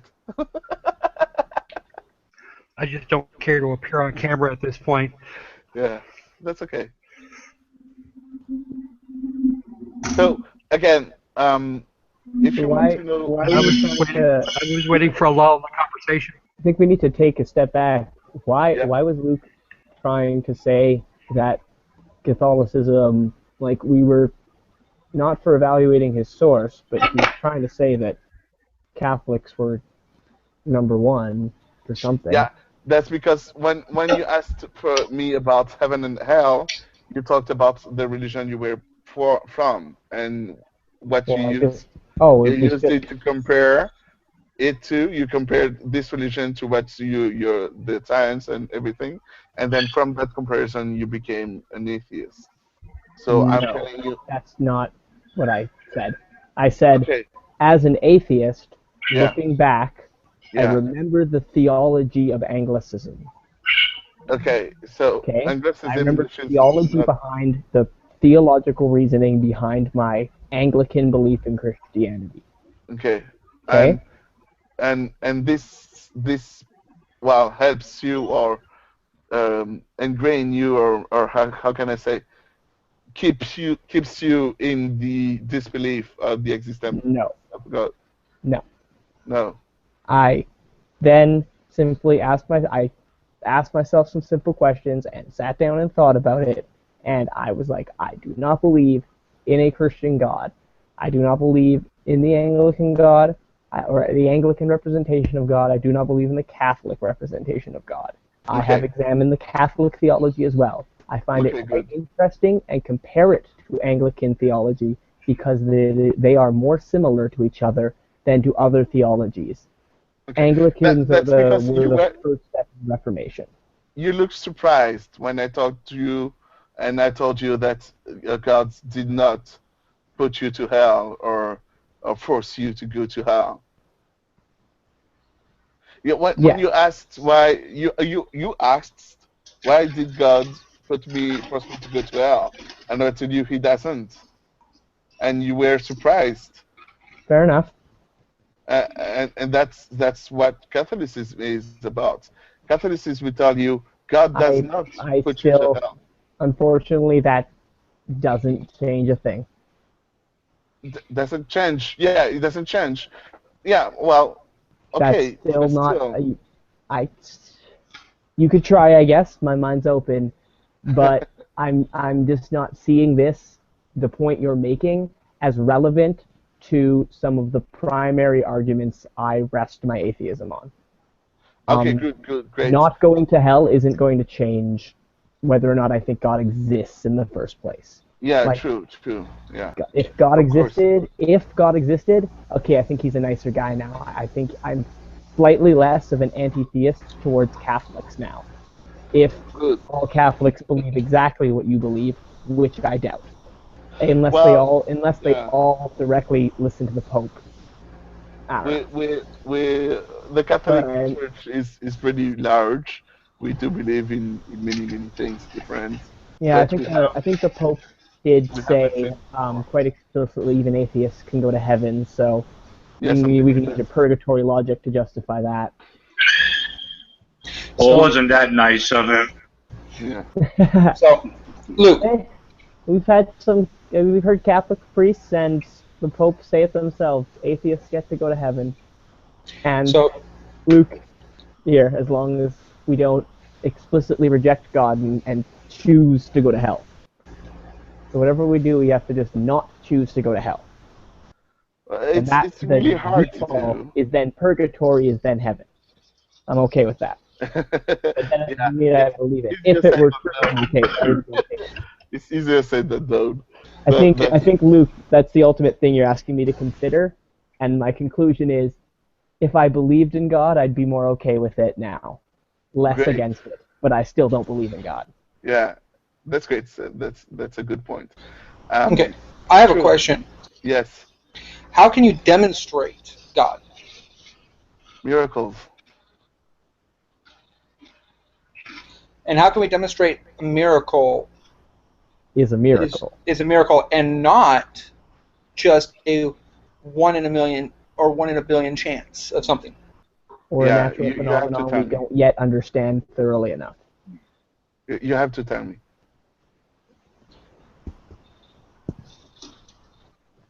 You have to understand what will miracle looks like before saying this is a miracle or this is not a miracle.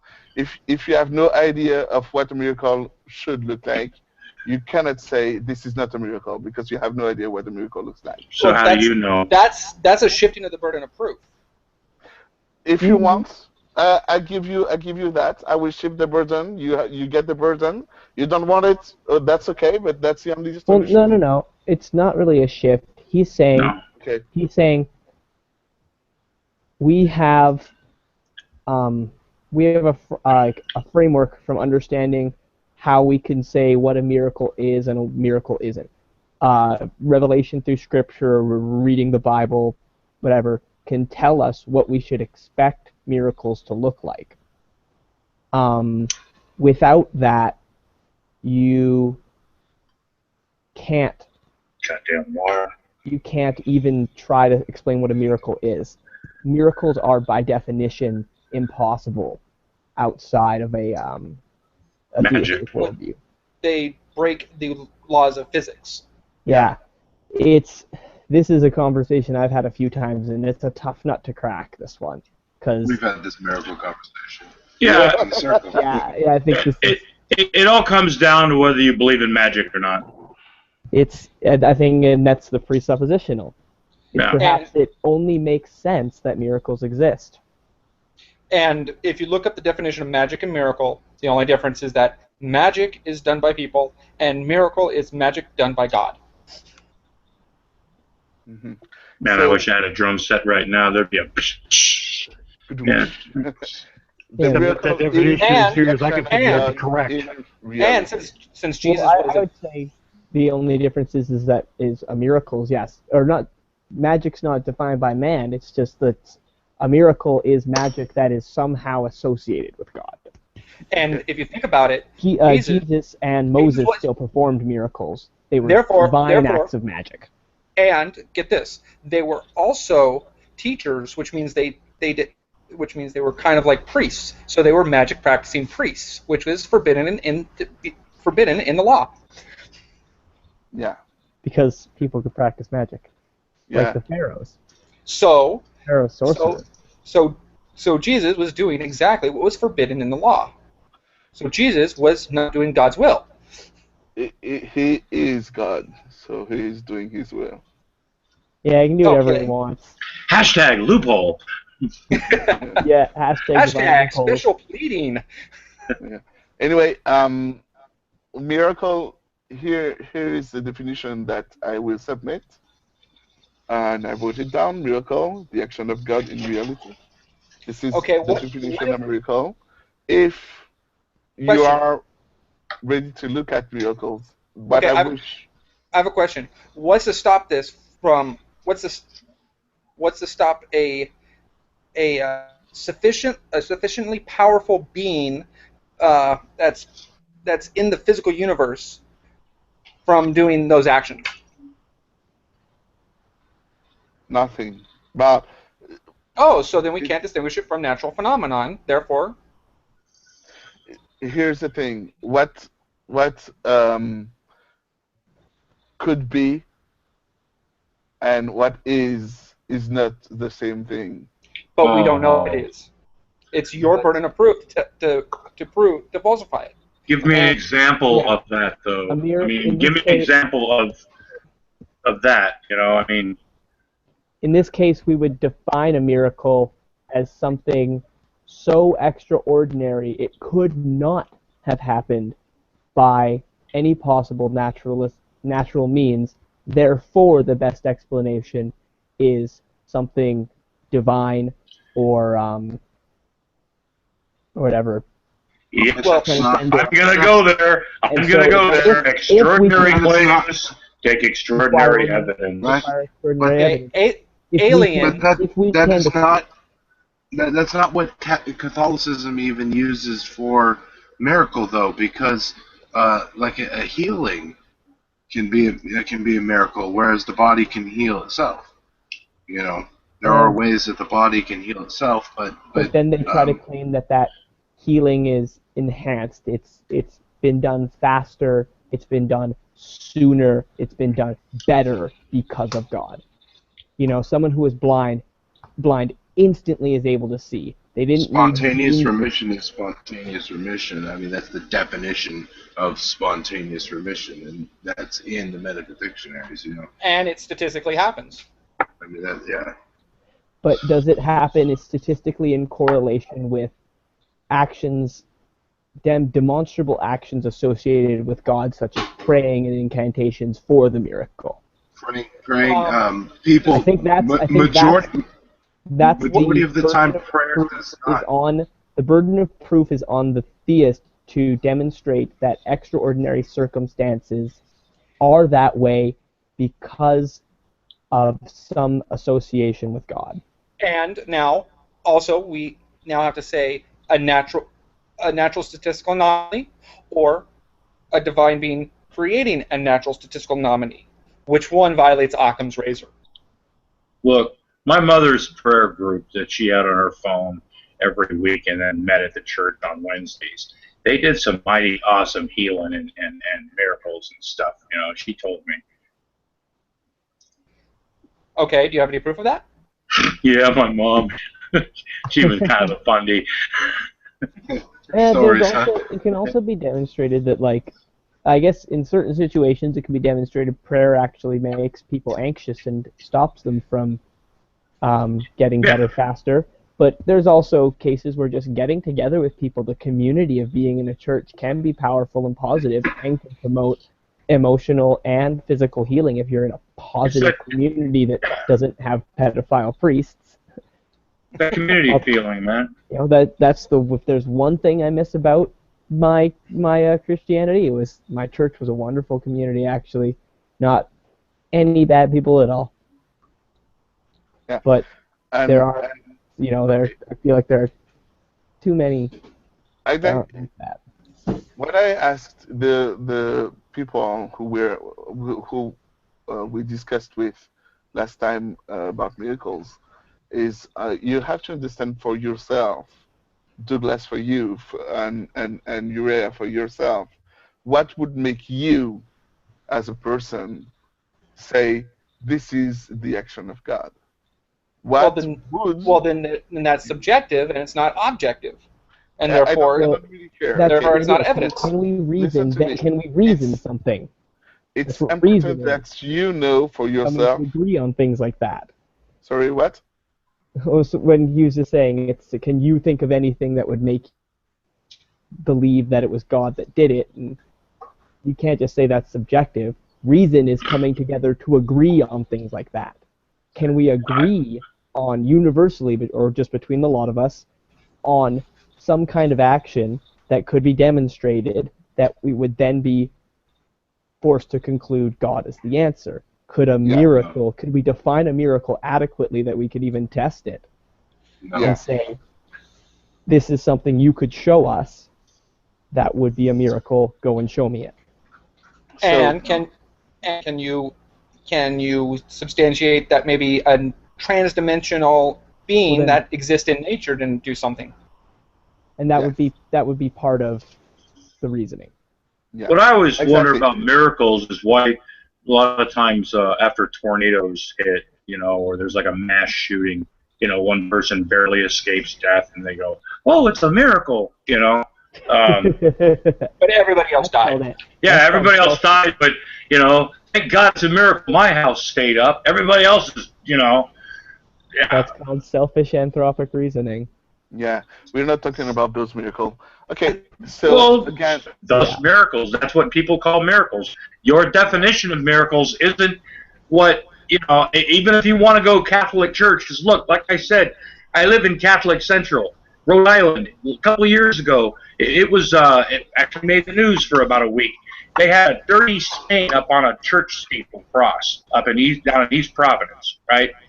That's actually really what the town of Quahog is in Family Guy. But anyway, there's a church right on Mineral Spring Avenue, right? There was the stain up on this cross had been up there for years, right? It rained, a lot of dirt washed off, right? All of a sudden, somebody saw the Virgin Mary, right? There was traffic off of the interstate onto Mineral Spring Avenue for like 24 hours a day for like a week, right? And the Catholic Church is going, well, we're not saying it's not Mary, but yeah, by golly, it could be. And I went out there with my camera, and there's people like bowing down and doing the rosary in the street and on the side, and the news crews are out there. Yeah, and then just a couple of weeks ago, there's some old painting at some old Catholic church near Newport, Rhode Island. Some painting, it's a painting of Jesus on the cross, and the frame is part of the building. So removing the picture is impossible. But behind the picture, it's got like an old tin backing and some other stuff, and it's bleeding red liquid out the bottom, right?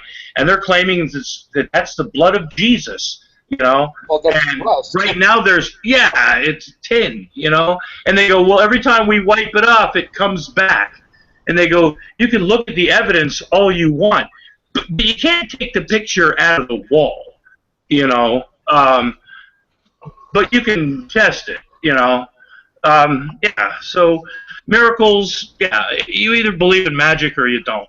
I think that's Patrick, you're talking about magic. I can interject for a second. I think there's a point to be made. So there's a difference between what people all over the world, day to day and in their everyday life, would consider a miracle. And look at on the news; it's on all the time.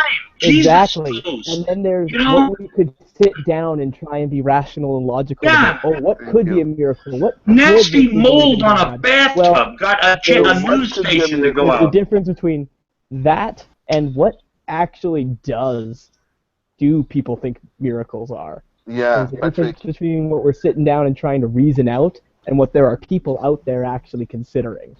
Yeah, that's what people. That's what a lot of people believe is a miracle. Patrick, what could be a miracle for you? What would be what? What could be a miracle for you? If Jesus showed up to my front door with tickets to the Red Sox game and about a dozen beers. And the Red Sox won. Yeah, no shit. They suck this year, man.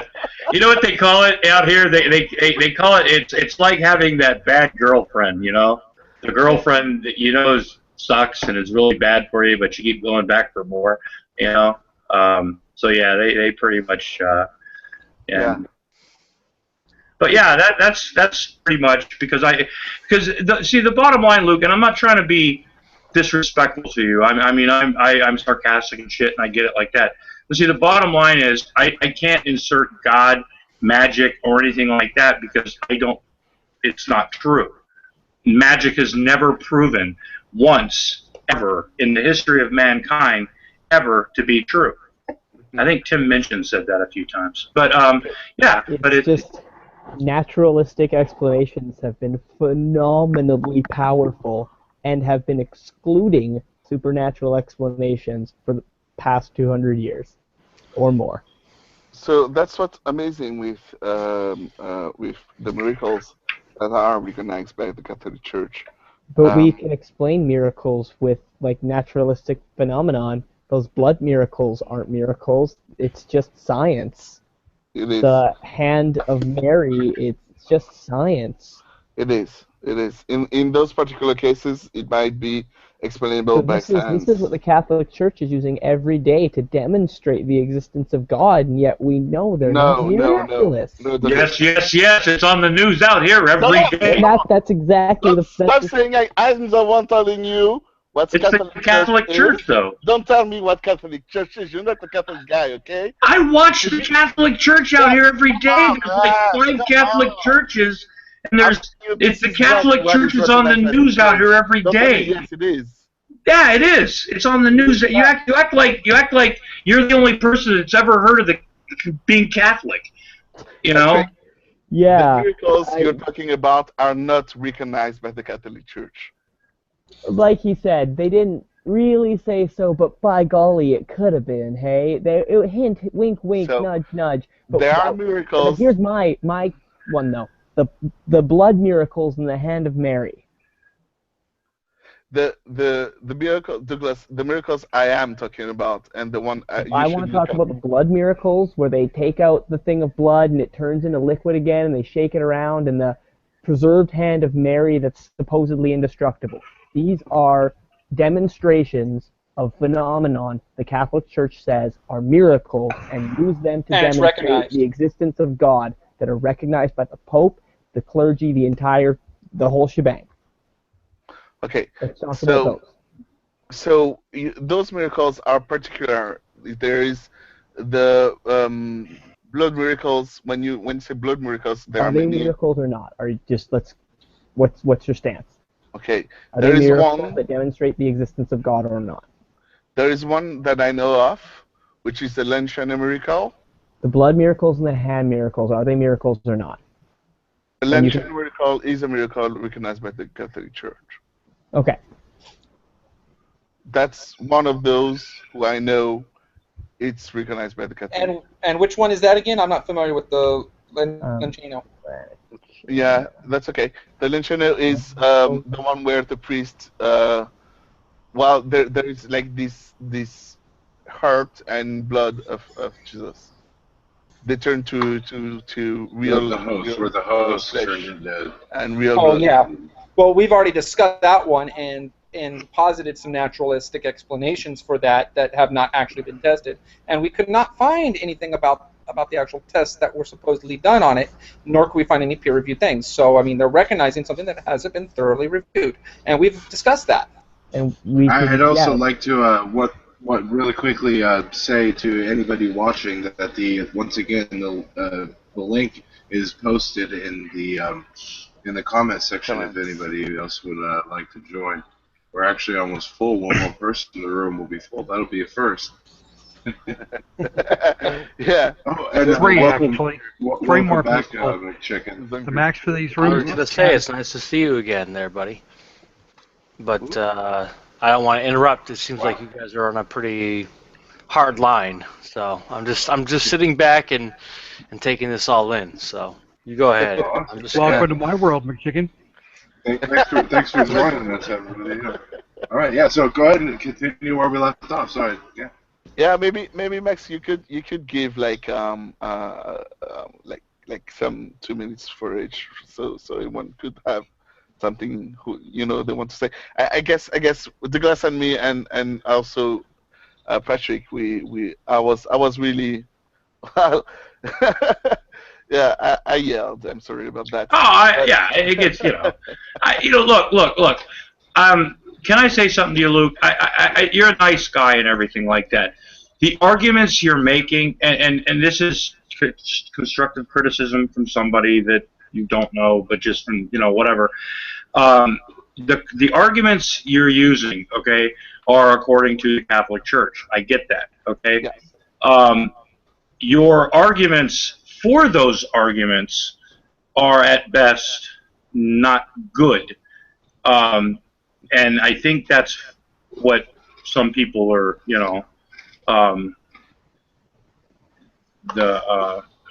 it's like the apologetic argument. Some people aren't very good at doing it, and some people are really good at it. To get into the debate thing, because you don't know the other side. When the other side says something, you just say, "Well, that's the Catholic Church," And well, yeah, that. I actually subscribe to Catholic Times, but just because the Catholic Church says something's true, and it's what they go by, that's not evidence of anything being true in the real world. That's where, well, anyway, the point I wanted to put forward was we have to, like Douglas said, we have to make a baseline. Something. Well, I think Patrick is kind of making a very strong argument, and I'd be interested to hear how you're gonna deal with that. I mean, anyways isn't exactly like dealing with it. I mean, it's not. I can bring it back if he's going to address the point that I made. I was saying that we should try to reason out what would be a miracle, what we would consider evidence for God, and then Patrick was saying, well, screw this reasoning it out. Let's look at examples that are used on a day-to-day basis by the Catholic Church as demonstrations. Let's not try to consider some ideal case. Let's be practical. Look at the miracles that are used. And I'm going to have to agree with Patrick and rescind my point. You can't use me to support changing the topic here, Luke. Sorry. Okay. We got to, these, I don't think the blood miracles, the Hand of Mary, how do you pronounce that? Lanciano, yeah. Lanciano, God can do better than that. They don't convince me whatsoever. And God would be able to just zap us all with the knowledge, with the information, and make it clear to us. I mean, if you think about it, Satan knew exactly who supposedly knows exactly who God is, and still has free will to choose not to go against him. So he could just make it clear to everybody on the planet, but he doesn't. God can do better than this is the same God that stopped the Earth in its orbit. God can do better than drops of blood and preserved hands in shiny gold plating. That's what a lot of these Roman Catholic miracles are. They're just like shiny metal and some blood. And a lot of people's arguments for God are like, well, look at the world. It's perfect. The Earth is in the perfect spot that we have liquid water and ice water. And if we were 1 mile closer to the sun, we'd burn up. Which is bullshit. Which is bullshit. But see, the thing for me when I hear that, it's like, no. See, to me, it's not a miracle that say oxygen in a place with large amounts of oxygen that organisms evolved to breathe oxygen. That's not strange. What would be a clear indication of God in my mind would be if the Earth was completely filled with water and we were oxygen breathers, yet we survived no problem at all underwater. Then I would have to say, wait a second, there's got to be something else going on here. Yeah. Yes, it would. It's not a miracle we exist in a place that we just so happen to be able to exist in. It'd be a miracle if we existed someplace where we couldn't exist at. That's a little That was deep, self-contradictory. man. That's a little self-contradictory because existing there would indicate that you could exist there. Yeah. To exist there, if you couldn't exist there, you wouldn't be existing there. Okay, Well, there's also one more thing. If there was a God that could do absolutely anything, then we would be able to. He would be able to create pure oxygen breathers that were underwater that just lived and didn't die. I mean, he would be a God that can do anything. And in an instance that's constantly. In an instance that's constantly going against the laws of nature, everybody's sitting there going, then we all know we breathe oxygen. Would those be the laws of nature anymore if they were constantly being went against? Good question. I think that's my objection to the logicalness of this argument. Right. See, there's another thing. There's another thing that the 1 mile argument people miss is that the Earth actually varies its distance from the Sun by some 50 million kilometers. Yeah, the margin of error is much larger. But I do agree with the Reverend here that I don't like the idea of these post hoc miracles where some condition of reality is somehow considered, or some condition of something is somehow considered miraculous because it allows us to exist the way we do. So, and that's why I try to start with the one presupposition that there is existence, and then I try to derive all the rest of my properly basic beliefs from that. There is what, Uriah?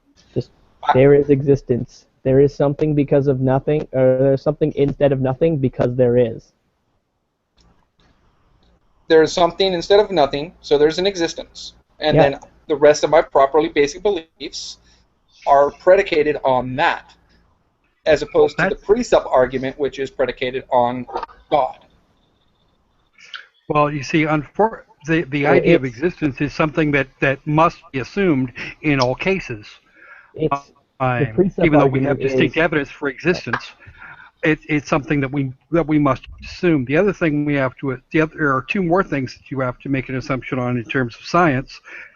One, that the universe operates according to laws that don't violate themselves for no reason whatsoever, and that we can, under whatever circumstance, understand what is actually going on. Right, and those are I disagree with the last one because I disagree with your last bit there because we are under no obligation to assume that the way we interact with reality, the very particles that make up our brain and make our conscious, brain thoughts, real sciencey words, we have no reason to assume whatsoever that we will ever get to meaningfully interact with parts of reality that will allow us to understand them. Our range of observations are limited based on the way we are physically constructed. But we also have that we must be able to gauge and understand the laws of nature as they present themselves. Yes, we can. What we can observe can be explained, but not that we can explain all. Okay, you're right. That was actually bad wording on my part. Yeah. Okay. It was just semantic. What we can observe must be explainable in some way, shape, or form. And there is, anything we can observe should be explainable. Yeah. The rules of nature are internally consistent, and phenomenon that we observed can somehow be explained through these laws that are internally logically consistent. Yes. Okay. Yeah, unfortunately, that pretty much lets God out. But it's just a me thing. The thing is, well, going back, Patrick's, I think it was Uriah who said, the first thing you assume is existence and try and derive everything after that. And the precept argument is the first thing they assume is existence, but it has to be God in there. Yeah. Well, it's even worse than that because in the precept argument, they would first use a presupposition of existence and then assert God in that. But they're smuggling in the presupposition and assertion and calling it a presupposition. Yeah, they're trying to say that they don't need to reason out God from existence. You're like, I start with just existence and reason things from there, but it's just like a non sequitur that all of a sudden God is involved. There's nothing that leads one to that from just presupposing existence. What? Okay, I'm lost. Yeah, because of the presupposing existence and the definition of existence.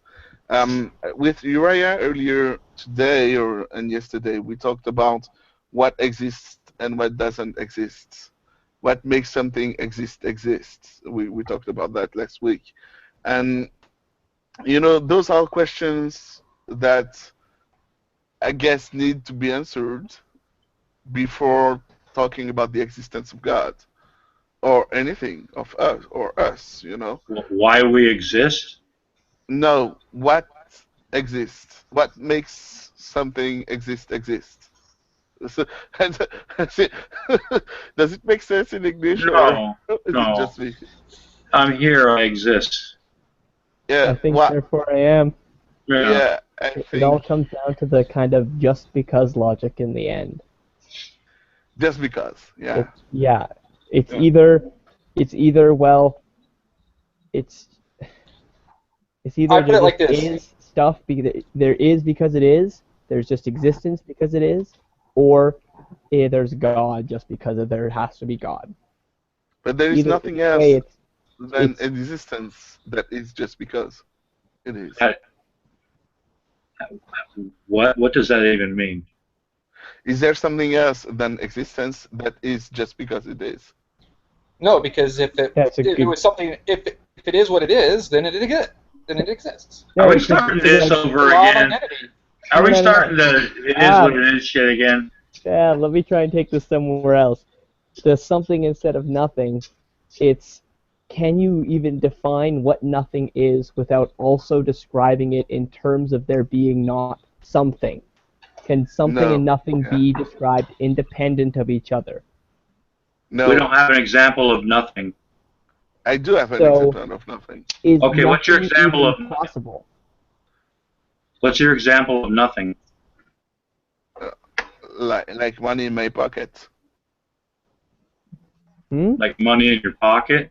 Yeah. Oh, I ain't got no money. You're saying I ain't got no money in my pocket either. Just a second. I don't have any I also don't have an ostrich in my pocket. Yeah. To define the nothing in my pocket is to define it in terms of a concept of money that exists in your mind. Yeah. You have to or exist somewhere else. You need to say there is money to say there is not money in your pocket. And I need to say an ostrich exists for there one to not be in my pocket. I totally agree with you. You need light to define black. You need God to define evil. You need the opposites to define the other one. But still, you need something to describe nothing, and you need nothing to describe something. Yeah. You need in order to test nothing, you need an example of nothing. Something. No, in order to when you say you believe nothing can exist, right? You have to have an example of nothing to test it to see if it works. So, but you can't have it, What? Right. Yes, So, for example, if you're saying, if you're measuring a meter, you have to have a meter stick. So to test nothing, you have to have a nothing stick. Yeah. It might be overly simplistic, or Oh, yeah. It's not saying that nothing can come from nothing, but you can't prove it. You know. I think that's actually a good example. You need the nothing stick. You need that concept to have nothing in the first place. Is you need to have something to define it against. Yeah. Hey, well, can I ask something? Doug, you a Bible believer? You a Bible believer, Doug? No. From the song? Oh, you're not? All right. Luke is a Catholic, I heard, right? What about you? What about you, Patrick? I'm a Red Sox fan. Which should say everything. I like this guy. Yeah, me too, my brother. What about you, Cage? It's Kage, and I withhold belief in anything without some sort of evidence to back it up. Okay. What about you, Circle? So cognitive non-theist. I'm agnostic atheist. Okay. Yeah. What about you, Uriah? I consider myself a Gnostic atheist. We got a whole gambit. Well, if we're going to be real honest about it, I consider myself more of an anti-theist, so more of an atheist. But I think one can be atheist and anti-theist at the same time. Right? Yeah. Very much so. So is one Bible believer and just one Bible believer? No, he's a Catholic. He's a Catholic. He's not a Bible believer. He's a Catholic. He made that perfectly clear. Perfectly clear. That's the same thing. I'm not trying to defend you there or speak for you, Luke, but that's what you said, man. Well, Luke, he's a Catholic. I think you specifically have told me. I think we're all having fun still. Yeah. And Luke, I've heard. But let me ask a question to the atheist brothers and the Gnostic brothers. And this, preach it, man. Yeah, let me explain this real fast. I saw it in the comment section, so people didn't understand. When we say a Gnostic atheist or agnostic atheist, so if you imagine, 4 squares, right? There you have Gnosticism. And you have atheism, and they deal with 2 separate things, right? Gnosticism deals with knowledge, and atheism deals with belief, right? And so if you say, I'm a Gnostic, that means that Gnosticism specifically deals with the spiritual knowledge of a priest or the magical knowledge of a sorcerer, wizard, or this type of thing, right? It's esoteric knowledge. So, in this case, we're talking about direct knowledge of things. So, if you say you can have right. Let's go back to the 4 squares. You can have a Gnostic theist, who's someone who knows there's a God and believes in the God. An agnostic theist, someone who doesn't know if there's a God but believes there is a God. You can have a Gnostic atheist, someone who knows there is no God and doesn't believe, obviously, and an agnostic atheist, someone I don't know if there's a God, don't see any evidence, and don't believe in any gods. So now that that's cleared up a little bit, hopefully. And then there's us reprobates. And then there's Red Sox fans. Absolutely. There's a whole other gamut. Hey, at least we don't live in... Atheists and cognitive non-theists, and there's a whole gambit of other spectrums as well. But God mockers, and a deist. Yes, a deist, yes. So, anyways, go ahead and ask your questions. Okay, thanks, brother. Thanks for addressing that. Appreciate that. This is my question for the brothers who says there is no evidence of God. Or who says simply that there is no God. I would ask these brothers, are you coming to that conclusion based on what Christianity has presented to the world? Actually, I come to that conclusion based on the fact that all the religions are saying more or less the same things, and none of them can back it up. All right.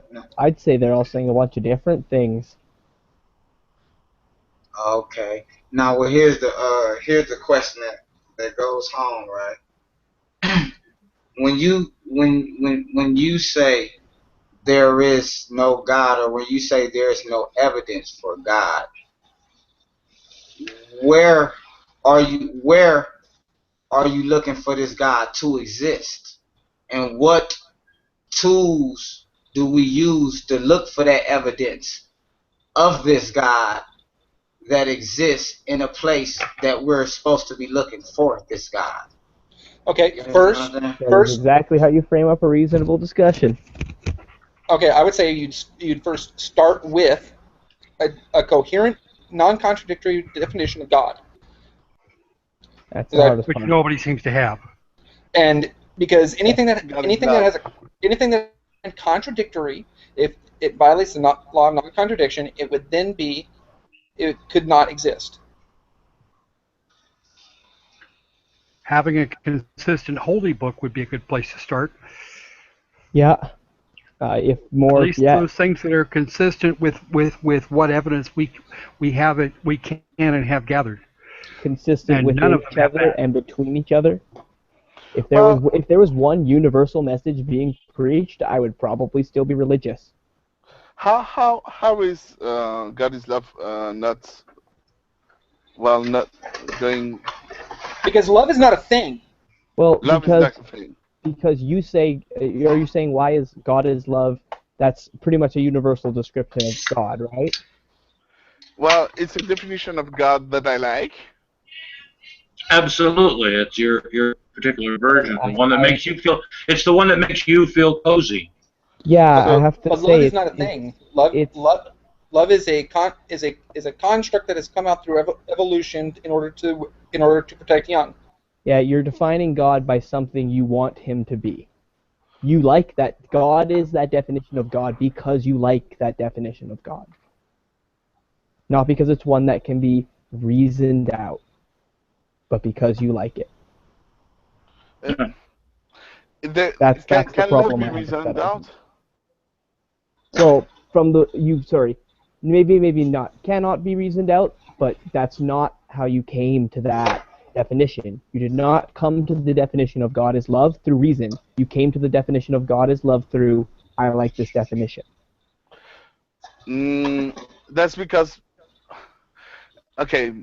I will have to agree with Douglas on that. At least that's how you presented it. Yeah, no. Well, I would have to agree on Douglas simply because what the brother Luke as a Catholic, what he deem as love is not what the Bible deem as love. But that's another discussion. It's not what I deem as love. It's not what the Reverend here deems as love. Is not what somebody off in Nepal deems as love. We all love, and we all think of love as something different. We all demonstrate love to one another in slightly different ways, and we all call things that aren't love, love, and we all call things that are love, not love. All right.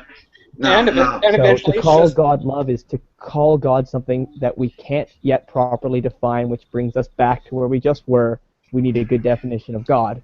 God is not love. Is not a good definition. I also contend that love is a product of chemical reactions in the brain. So if you say God is love, God is a chemical reaction of the brain, so God is made up. See, this is what I'm saying to you fellas. This is what I'm saying. I'm saying this to basically specifically to Luke. And you see, that's why I asked you fellas the first time. And I'm just going according to what Luke just said and according to what the brother Uriah just said. And I like the name Uriah. That's Hebrew. And I remember Uriah Heep, man. They were a pretty good band. I was actually named after the band. Really? No shit. Wow. That's nice. I got high a few times of that, man. My parents liked the way it looked on the album cover. Yeah, I'm from those days, man, so I understand.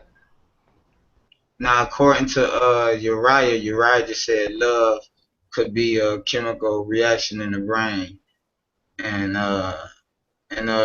Luke under impression that love is some type of emotion, right?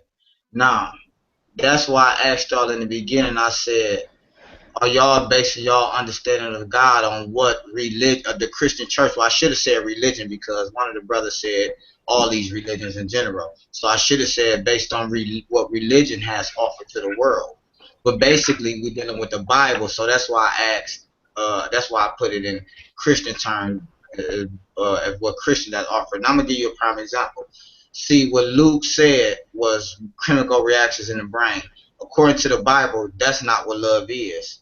According to what some science say, that's what love is. That's the origin of love. Chemical reactions are what cause us to feel love, to feel the experiences associated with love. That's what I'm talking about.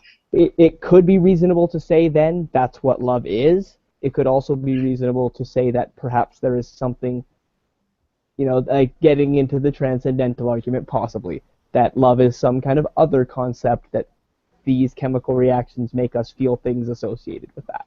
See, that's what I'm talking about. According to the Bible, love, and according to God, love has nothing to do with feeling anything. It has nothing to do with feeling some type of emotion for it's a side effect. No. Paul laid out what love was. What is right? it? Well, one of the things that Paul said was love is not jealous. Right? I am a jealous God. According to the scriptures, I'm gonna ask Captain, watch this, Douglas, you won't like this. Luke, according to the scriptures, what is love? According to the Bible, not according to what we feel and want to think. According to the Bible, what is love? What is the love of God according to the Bible? What is the love of God? Well, I think it's said a lot of times in a lot of different places in the Bible that describe what God is and what love is, and I think there's a lot of contradictions in there.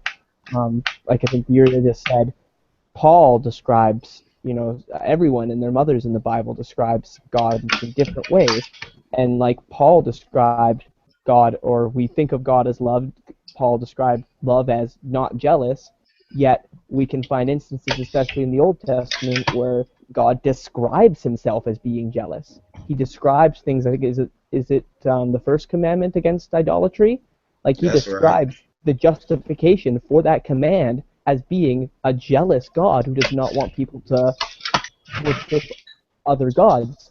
So then a God according to the scripture is nonsensical. He doesn't make sense. It's called the first 4 commandments in the Bible, man. So, like, God according to the scriptures doesn't make sense logically. Thus, it's a logical contradiction. Thus, it's non-existent. It requires nuanced justification and argumentation to make it logically consistent, which is not evidently apparent within the scripture or nature itself. You require special theological reasoning that I feel is basically pulled out of one's ass or ascribed to revelation, which amounts to being pulled out of one's ass. And that's Dr. Buzz and Honeyburger talking too. In my opinion, at least, although others would argue that their revelation is somehow more real than others pulling out of their ass. Okay, well, check this out. According, now I just asked the brother Luke, and now he didn't give me a scripture. Now, Luke, I want to. The reason why I didn't answer your question because I do agree with what Douglas said. You understand? Okay.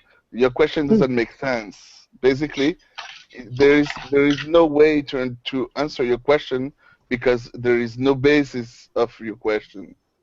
All right, listen. What was his question? His question is how is God described? What is love according to the scriptures? Yeah. What is the love of God? That was my question. He said according to the scriptures. Yeah. What is the love of God? Right. Yeah. So the scriptures. And I pointed out that it was the scripture. Luke. It's the scriptures that are nonsense, not his question. His question was sensical, and you have to. The answer to his question is nonsense. Okay. Not the question. The question doesn't make sense because there is not one definition of love in the Bible. And the multiple definitions or instances of different definitions contradict each other. That is what nonsense is. Let me ask you something. That does not make sense. It does not make sense if something contradicts itself. It is nonsensical. Therefore, the definitions of God are nonsensical. It would be true that they contradict each other if so therefore, it is you nonsense. make That is what nonsense is. if you take the Old Testament as true. Special pleading. Yeah. Yeah. Again. So, I guess this brings us back, and so. Sorry, what was your name here? Jesus. Jesus? Jesus, yeah. Jesus is asking according to the scriptures, so we are considering the Old Testament as true right now, as what we should be considering as, like, his question is according to the scriptures, Old Testament's the scriptures. You can't dismiss them. Yes, I can. All right, well, I'll do him a bigger favor, Douglas.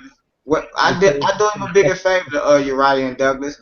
According to the Bible, according to the Gospels, what is the love of God? According to the Gospels, okay. So we can. I'll give him even an easier one. So we're just according to the Gospels, what is the love of God?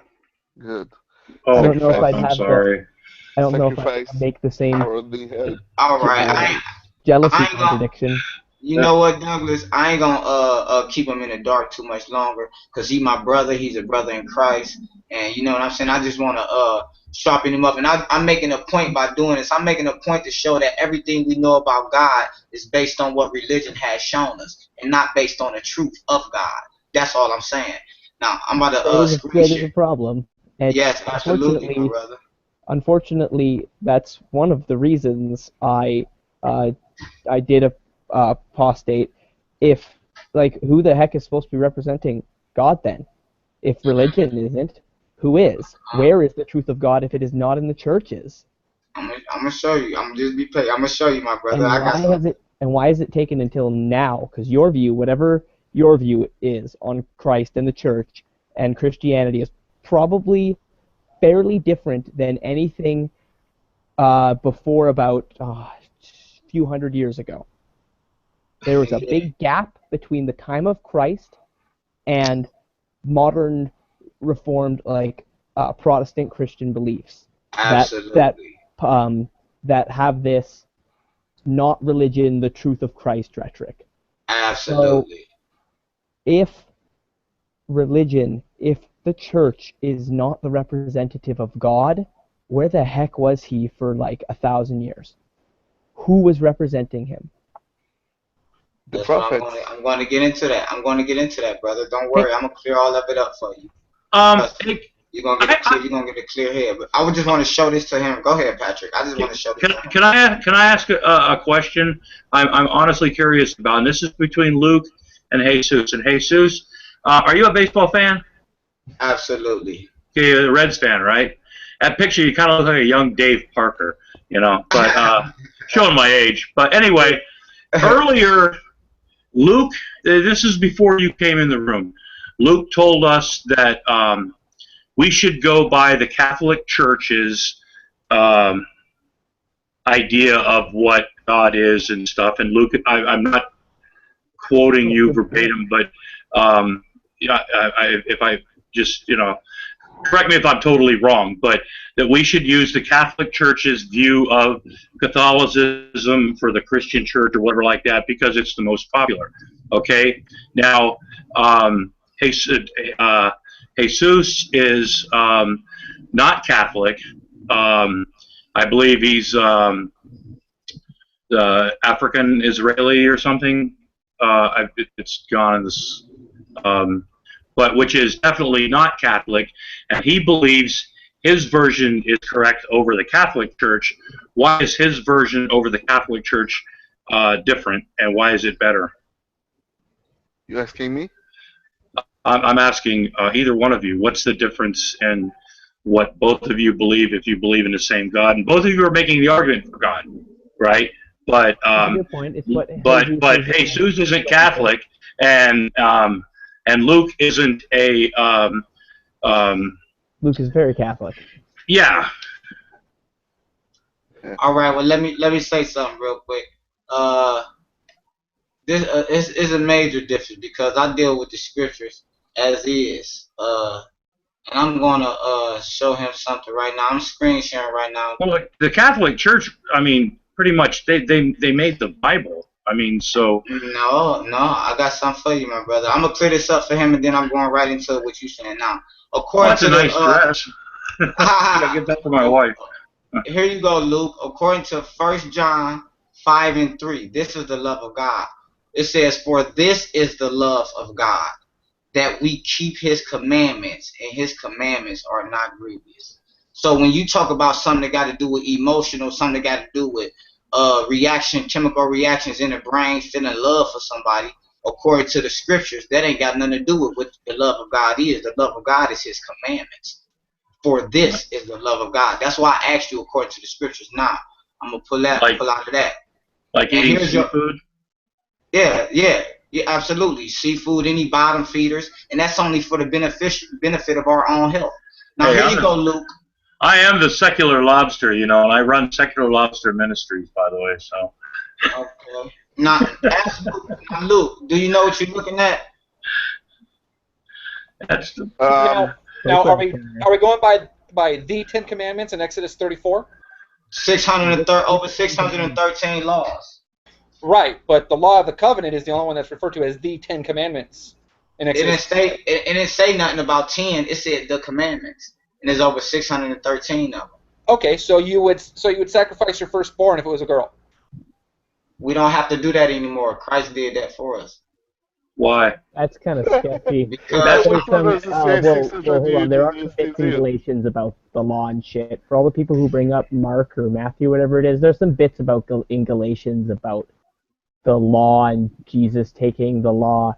And it's basically Paul writing to a sect of other Christians called Judaizers, who were Jewish Christians, because Christianity, started off as Jews, right? Christ is the Jewish Messiah, and these were Jewish-ish Christians that believed that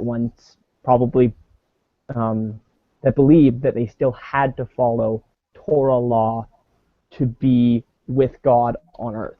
Okay, so we're going by the laws laid out in Acts 15.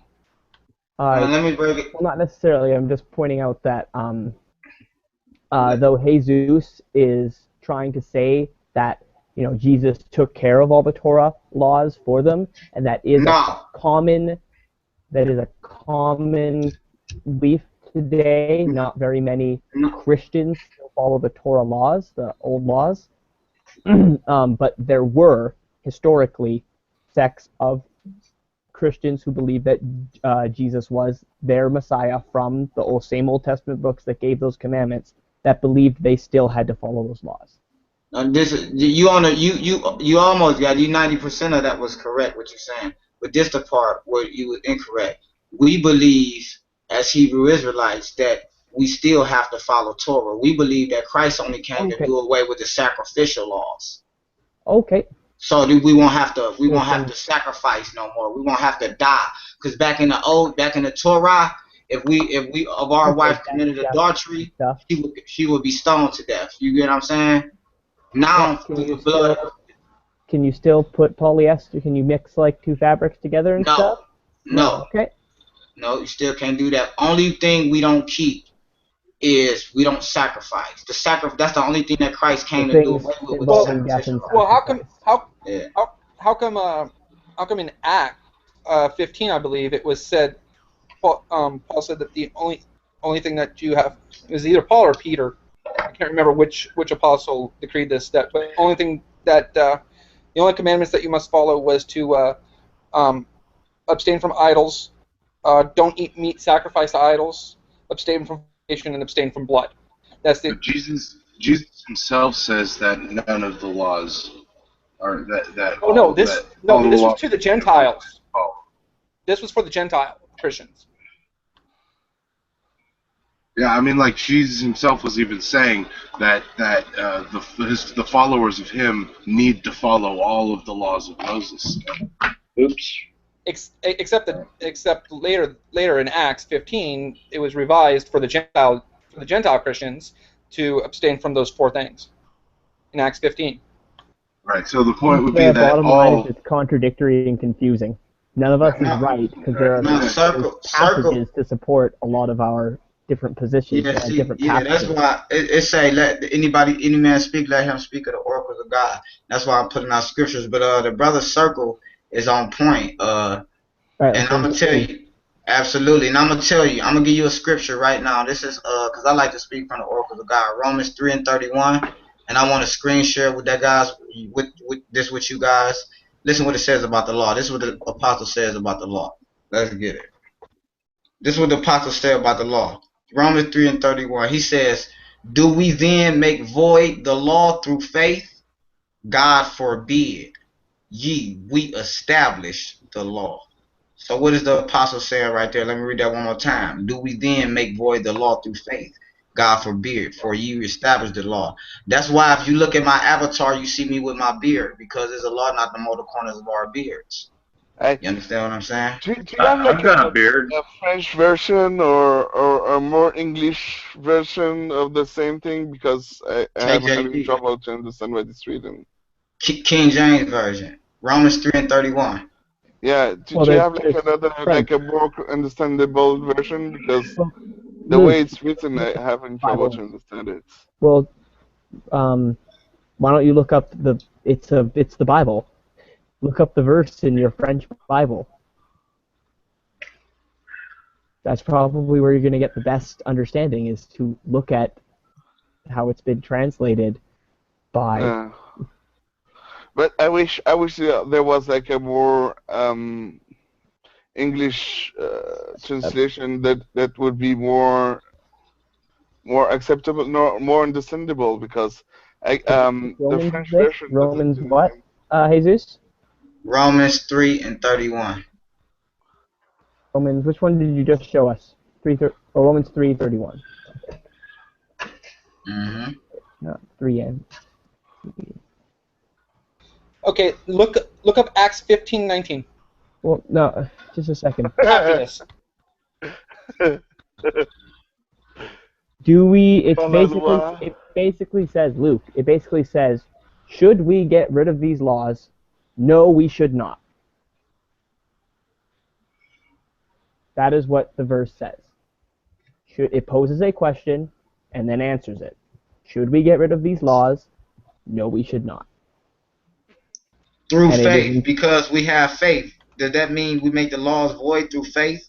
No, and the Christian church teach that just because long as we have the faith in Christ, we don't have to keep the laws. And the scriptures and the gospel says otherwise. You see, that's the difference between me and the Christian church. I'm a Hebrew Israelite. I'm the real Jew. I'm from the tribe of Judah, blood lineage. I'm not a convert. The people in Israel are converts. They converted in 70 AD. They was from the Khazarian Empire under King Bulan.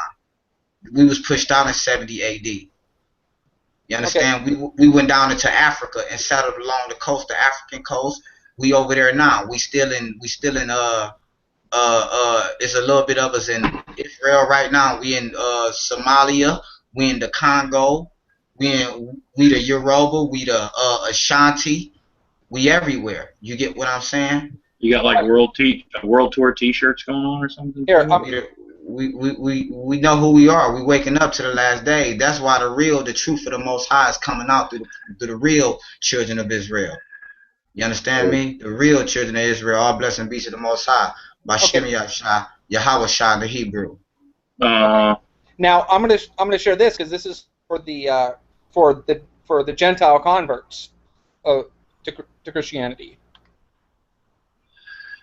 Before you share that, my brother, I must let you know that those Gentile converts were Israelites. Go to my brother Doug. Go to 1 Corinthians 12:2 real quick. Hold on, let me screen share this. Go ahead, my brother. Why Doug get that scripture? Do you think? 1 Corinthians what? 12:2. 12:2.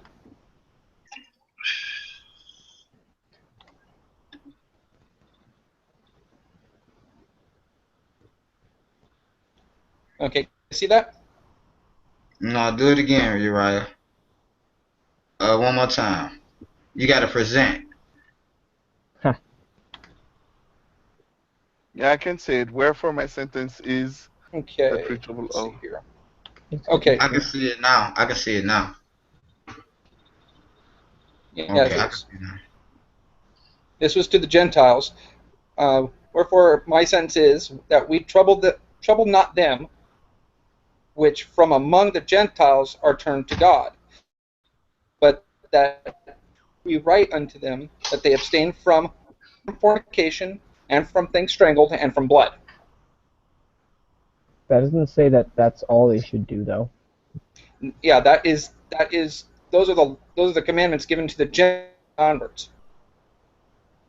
It doesn't say that those are the only commands given to them. It just says that these are some of them.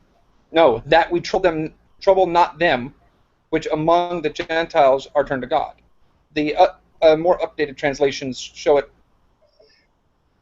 Is it saying exclude everything else but the? Is it saying exclude everything else but this? Yeah, let me go ahead. Yeah, because it's because they're taught. Okay, They were. Let me see a different translation. Maybe I didn't understand that. So why does it talk about the Sabbath right under there? Right under there? Yeah, it talks about the Sabbath. For Moses of old time hath in every city them that preach him, bring in being read Speaking in of the synagogues in the past. every Sabbath day. Mm-hmm. It just says that. Now Christ came to do the same thing Moses. Remember Christ said, as the Son of Man, as Moses was lifted up in the wilderness, so shall the Son of Man. What? Repeat that one more time. Oh, yeah. As Moses was lifted up in the wilderness, so shall the Son of Man be lifted up. Oh, like when Moses was exiled and led to the desert? Yeah, when Moses was in the desert and when he had the cobra. Yeah. The people complained the cobras bit them, and he raised up his staff, and they came back to life, right? Yeah. Yeah. That's how we get the that symbol on And we should not make it difficult for the snake. Gentiles That's part of that. who are turning to God. Instead, we should write them telling them to abstain from these things. This is during Acts what? Acts 15:19. Look up some other translations. Well, that's cool. He got a good translation, but it don't say nothing about Israel not keeping any other laws, my brother. That's why I'm looking at other translations. I know. I'm not talking about Israel. I'm talking about the Gentile converts. And this is what I'm telling you about. Look, what you not understand. Go read Corinthians for me. That verse that you got, Doug. Something about mute idols. Yeah, don't eat sacrifice to meat that sacrifice to idols. 1 Corinthians 12:2. Like 1 Corinthians chapter 12, verse 2. You know that when you were pagans, somehow or other, you were influenced and led astray to mute idols. That's what the passage says, Jesus.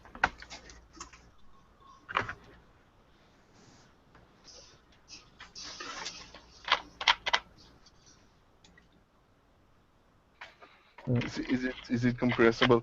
You really lost me with those translation and stuff and conversions. This is so much not English for me. This is crazy. No, if you're missing hold on, out on I'm gonna see if I can try to find a French one for him and post it in the chat. The gist of the conversation here, Luke, is whether or not which laws of the Old Testament should be upheld, by whom and for what reasons. I think Uriah's got some good points here that there may be a difference, or there could reasonably be considered that there should be a difference between how the Gentiles, converts, and how the original Israeli, previously Jewish Christians should uphold the law, and that possibly Gentiles don't need to uphold the law as strictly. Do you know it? Are you aware of what the Gentiles are, Luke?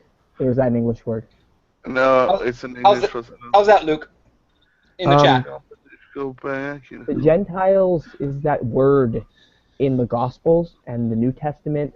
It's used over and over again. I don't know what the French word would be then. And it's simply used to describe people who aren't Jewish. Okay. It's always either Because- the Jews or the Gentiles. Let That's me how share- it's always described. Let me share something with you, Luke. Oh, In go ahead, French, Luke. yeah, just wait a second.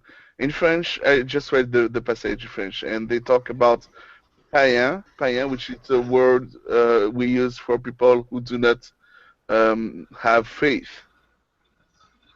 They just don't have faith.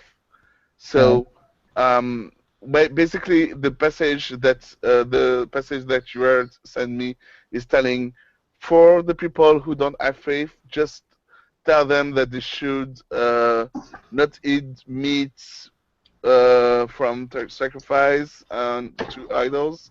Do not rape, and do not eat meat from animals that has been Strangled. things like with the breath, losing breath, stuff like that. Right. Strangled. Basically, it's saying that for those who are not, specifically Jewish converts, they're supposed to go back to the laws given to Noah after the flood.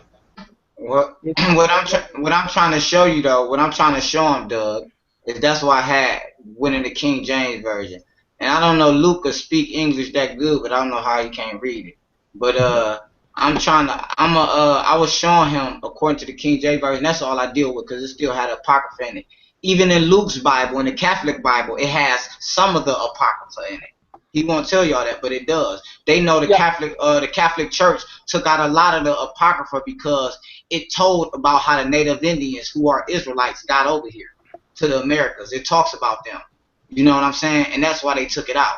Now, and it talks about who they is too, or the Roman Catholic Church. Now let me show you something else. Now let me show what I was talking about according to the King James version. One second. Now, according to the KJV, let me screen share this so you can see it, brothers. According to the KJV, this is 1 Corinthians, brothers. Let me get up on this. I know y'all can see that. Listen. Now, concerning spiritual gifts, brethren. Now, this is what I was telling this brother. You got to understand who the Gentiles are in there, in the New Testament. Listen. Now, concerning spiritual gifts, brethren, I would have ye not ignorant. This is a Israelite talking to somebody he's calling brethren, a group of people. Listen. He says, ye know that ye were Gentiles, carried away unto these dumb idols, even as ye were led. Whereof I give you to understanding that no man speaketh by the Spirit of God, calleth Jesus accursed, that no man can say that Jesus is Lord, but the Christ is but the Holy Ghost. Now there are diversities of gifts. Now what they just said to y'all, right, was this. Pay attention to 2. Verse 2 is the key. Ye know that ye were Gentiles, carried away unto these dumb idols, even as ye were led. Now we know, according to the Old Testament, and the brother noticed in the Old Testament it says, only Israel have I known. He shows his word to Jacob, his statutes and laws to Israel. He have not dealt so with any nation. We know every nation under the sun was pagan worshipers. We know that. We know the only ones that had the law, statute, commandments of the true God was the Israelites. So when he say ye were carried away unto these dumb idols, he ain't talking about people who wasn't already Israelites. To be carried away unto idols, you had to already been worshiping the one true God. But we know everybody that wasn't Israelites was pagans. So he's not saying you pagans was carried away to worship pagans. He's saying you was carried away from the one true God. And what he's talking about, if you understand this right, during the New Testament, let me ask you something. Let me stop screen sharing. During the New Testament, was the whole 12 tribes considered Jews?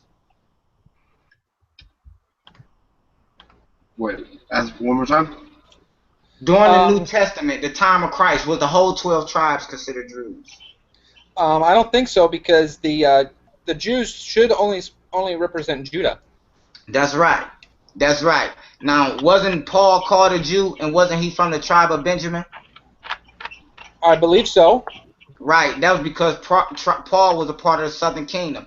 Now, listen. When it says there's no Jew nor Greek in the Bible, that same Greek is talking about Israelites who were Hellenized. You get what I'm saying? It took on Greek custom and Greek ways. Right. It's not when people see Gentile there, they think it's talking about people outside of Israelites. You get what I'm saying? We know that when the time of the New Testament, all the 12 tribes were not considered Jews. So if all the 12 tribes were not considered Jews and only the southern kingdom was, then what were the other tribes considered? That was the kingdom of Israel. Were they the Gentiles? From your interpretation, yeah. What would they be considered according to the New Testament? What was the other tribes considered? The ones that were scattered. Where were they at? They were scattered amongst the Jews, or they were scattered amongst the Gentiles, amongst the pagan nations. Okay, now what I'm asking you is this, brother. If only the 12 tribes, if not all the 12 tribes were referred to as Jews in the time of Christ, and according to the scriptures, then what were they referred to? The other tribes, the northern kingdom. According to scripture, what would the northern kingdom refer to? Because we know, according to scripture, the southern kingdom referred to Judah. You got that knowledge. You even said that out your mouth. So let's identify what would the southern kingdom identified as, according to scripture. If you can identify the southern kingdom as Judah, you can identify the northern kingdom. Or you don't have that understanding. Well, the northern kingdom was Israel? Yeah, it was Israel. I know the northern kingdom was Israel, but according to the New Testament, they ceased from being Israel after they were scattered. It was no more Israel. Right. So, right. So in the New Testament, the northern kingdom wasn't referred to as Israel. Because if that's the case, when it talks about Israel as a whole, in the New Testament it talks about Israel as a whole. It never talks about the northern kingdom, referring to them as Israel. You get what I'm saying? Because they weren't a nation anymore. Are you an historian? In the New Testament, when they refer to Israel, they would be referring to the descendants of Israel, the descendants of Isaac. All right, well that would mean Christ too. Right. So what I'm asking you is saying he's not. What I'm asking you is this: you have two different groups of people. You have the southern kingdom, who you admitted that's Judah, and even Paul was called a Jew, and he was a Benjamite. You get what I'm saying? So, and we know at the time of Christ, the northern kingdom was scattered, so they weren't called Israel, because Israel was an actual landmass where all the 10 tribes were gathered. Or the 9 tribes. But it was all the kingdom of Israel and the kingdom of Judah. So I mean, you're also you're making the map and you're making the people in the place the same thing, just as they were. The two kingdom tribe of Judah was in the land that was called Judah, that was settled by Judah. Okay, I don't understand where. Well, you guys are talking about stuff, historical stuff, about people living in their religion, but is it like your field of study or what? For me, I'm a Hebrew Israelite, brother. It's my duty to bring the knowledge and the truth to the masses on a biblical level, not on a religious level. I don't deal. What did you study? I don't have to go to school. Your best preachers went to theologian schools, and what do they preach? Lies. See, the schools and the universities are run by the Jewish powers, the synagogue of Satan. That's you're one of those guys. So how do we know you're telling the truth and you're not Satan then? I didn't go to theologian school. You don't hear me spitting what a preacher spit. I'm completely totally different than a pastor. No, you're basically the same. You know, you're but on a different level with a different, Listen. I'm gonna give you the ball drop. I don't believe Jesus died for everybody. Ball drop. No, what I'm saying is this: I don't believe Jesus died for everybody. That's what I don't believe he existed. Absolutely, that's understandable. Yeah, But- I lean towards mythicism myself. But I'm not. I don't give myself up to either way. All right. Well, let me ask you something. I want to deal back with you on the in the existence of a God, or however you want to put it, right? Mhm. And let's ask. I'm gonna ask the question like this: according to what you understand, who is God? According to what you understand, or what is God, or what the Christians claim to be God? According to what you understand, what do the Christians claim to be God, and who do the Christians claim to be You God? just asked 5 questions. You're asking us what is our definition of God, and then you're asking what somebody else's definition of God is, and No, because your definition. That's why I'm asking that. Because your definition of God can only be based off what religion has given you. No, that's not true at all. That's got to be where your or your unbelief comes in No, at. that's got nothing to do with it. You had to have some type of experience with some type of religion. Oh yeah, I was born into a Lutheran family and stuff. We went to church every week, and I was confirmed in a Lutheran church. I taught Bible study at one point in my life. I worked for the YMCA Young Men's Christian Association summer camp system, heavy on the Christian. Yeah, I come from a very religious background, but that's got nothing to do with. What makes it change? No, I said what made. No. I said what made you change. Like what made you? I came to the conclusion that I don't think any of it's real. I don't believe in magic. When it came to what I really thought was true and what I really thought wasn't true, I don't believe in the concept of a God. I don't see in the need of a God. I don't see a need for religion. I also don't believe in the whole Bible story. The Exodus, I don't believe that ever happened. Understandable. Yeah. Okay. But you just if anybody really paid close attention what I said before he started talking, and then when he started talking, he just proved everything I said. Listen. What? I just said. There's no reason for me to believe that a God exists. No, I know. I understand that, brother. No, you're trying to put words in my mouth, dude. And all you've done is hijack this hangout. We were having a nice conversation with a guy, for a while. And you jumped in. No, don't stop calling me brother. You jumped into this hangout, and all you've done is tell us your version of the goddamn truth. And you haven't shut up and let anybody else talk because you're going to tell us because it's your fucking duty as a Hebrew Israelite, I take about as much credence in what you're saying as any other religion. No, I was saying. No, yeah, you've jumped into this thing, and we're talking exactly about what you want to talk about, right? And quite frankly, it's getting to be fucking repugnant. You think you're the first person that's jumped into a hangout and done this? You're not having a discussion. You're trying to throw Bible study out there. If I wanted Bible study, I would go to a Bible study hangout. All right, now, what just happened was I just asked a question.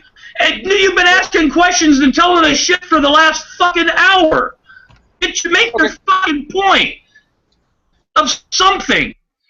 God damn. I'm sorry, dude, Circle. I really am, but this happens so much in fucking, people jump in and they want to proselytize and preach and shit like that, and without having a discussion. The only thing that's going on is what he wants to talk about, period. And call it a rage or whatever the fuck you want to call it. I'm a reprobate, god damn it. Hey, brother, you know what just happened? I think that brother knew where I was going, and I was having a discussion. No. Stop. Okay. Both of you, stop. Bro. No, stop calling me brother. Patrick. Look. Jesus. Yeah. If I want Bible study, I'll go to fucking Bible study. Okay.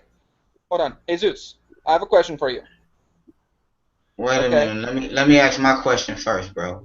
That's all you've been fucking doing. No, that's because that's all you've been doing. What? Fuck me. death.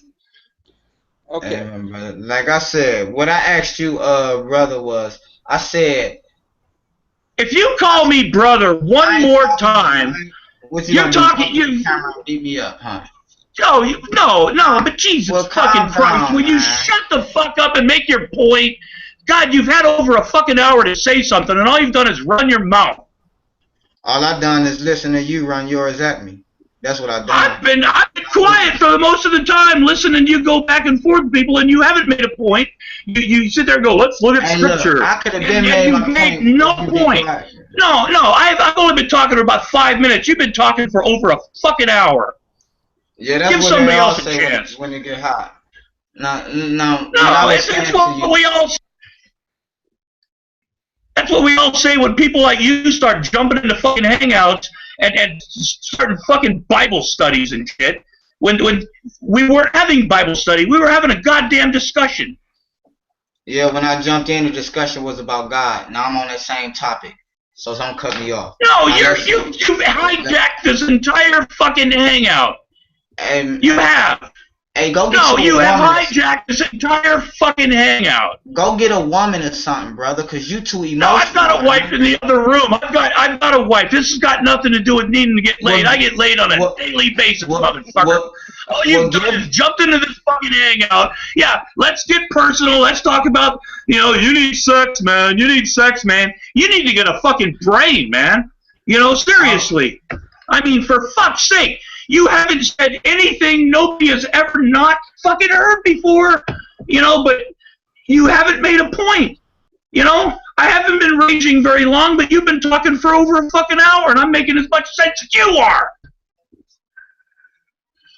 I said, what you understand about God comes from what the church has and religion has given you. You said no, and then I asked you, did you come up religious or whatever, and you told me how you came up in this church and what you was hearing, you didn't believe it. You just answered the question, yes, to my question. And you knew that, so that's why you was getting all crazy. So you're going to give me the reason why I should believe in a God now, because I was taught wrong, right? No, brother. You know what? You just Stop calling me brother! You dishonest brother. I don't want to talk to you no more, brother. Well, fuck you then. I don't care. Go lay with that wife you got. You too emotional, man. Hey, fuck you, man. Fuck you and fuck a cow. You dumb fuck. You want to get personal? Oh, let's get personal. You want to start getting personal? Hey, I'm the dude that'll go there, man. You want to start. I haven't mentioned any families. I haven't gotten personal in one fucking bit. And you want to tell me I need to get laid? And now you want to start talking about my wife? Fuck you. I said go lay with her. You said go lay with her. You brought up my wife, you scumbag. You know what? Fuck you. Whoa. You started this, goddammit. You brought in my wife. First you said I needed to get laid. And I said, I get laid all the time. Right? And then you say, go lay with her. Right? Fuck you. At least I get pussy. It's getting out of hand. It's getting out of hand. I hate these people that always have the truth. Like that. And anything you else fucking say is wrong because you have the truth. What you're trying to say. That's okay, Patrick. I guess we all get the message. I guess Jesus got the message too. He tried to calm down. Well, there is no calming down because of the way he speaks, and this is how he does things the way he does. There is some truth in what you're saying, and I do agree with you, Patrick. There is like who you talking about? Who are you talking about? There is some kind of monopole that went from talking about ideas and then talking about scriptures, and we were talking about ideas, and then you went to show us a scripture, then another one, then another one, and that's okay. We could talk about scriptures, but like you said, we're not here to make. Hey, but what they got? Hey, Luke, what that got to do with what I just posed? I ain't just posed nothing about no scripture. What I just posed has something to do with whether there's a God or not. Yeah. The same thing that was being talked about when I walked in the room.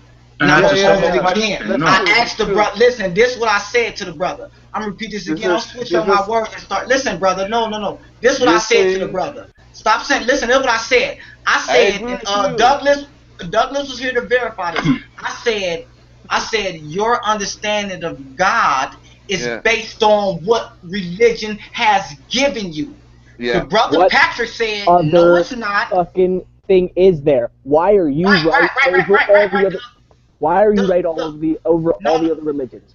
No, Doug, no, that ain't the point here. The point was when I said there. Hold on, I'm about to get the flow back. The point was when I said that, Patrick said, "No, it's not. It is not." And then I said, "Well, Patrick, are you religious?" He said, "I came up in a religious family. I went to church. I did all this, and what the preacher was saying, I didn't like that shit, so I didn't believe." I said, "Well, you just proved my point. You don't believe because according to what religion That's not what I said. That's not what I said. That's not what I said. That's not what I said. What I was taught about religion had nothing to do with the fact that I didn't believe in the first place. Oh. There is a mute somewhere. It's just you now. I simply moved God from equation. Period.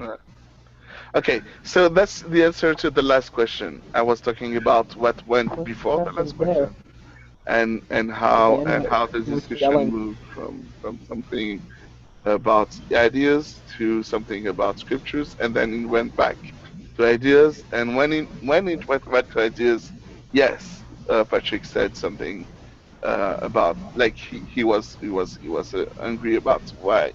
Well, he didn't get quite the question, I guess, and he answered as truthfully as he could with the knowledge that he has. The way I understand the question is not the same way that he did, and I'm not sure that where you want to go with the question you asked. But everybody has a knowledge, and that knowledge is different. You cannot say this is the way you acquire your knowledge. We all have our experiences. We all share a different way to learn. Again, that's really cool. You know, like, that's what makes this discussion interesting, is because we all have different views and points, and we can bring up those points and maybe open our eyes to someone what's else. crazy is, Luke, is that I ain't disrespect a brother or raise my voice at him one time. And then when I call him brother, he screamed, "Don't call me brother." Like, all I said was, I said something, and I said, "Brother, you just proved my point for me." And Douglas was here when I said the same thing earlier. Right, Douglas? When I said only what people understand about God is what religion has offered to the world. And he said, no, that's not the case with him. So then I asked him, well, are you religious? And he started telling me. I said, what made you stop believing in God? And he said, well, because I grew up in the church, this and that, and what the preacher was talking about, I wasn't hearing that shit. So I stopped believing. That's what if you would have let me finish, I simply took God out of the equation. That's all I did. I took God out of the equation, period. Any God. That's it. Because of church. If you're judging his view on, like, he's probably looked at other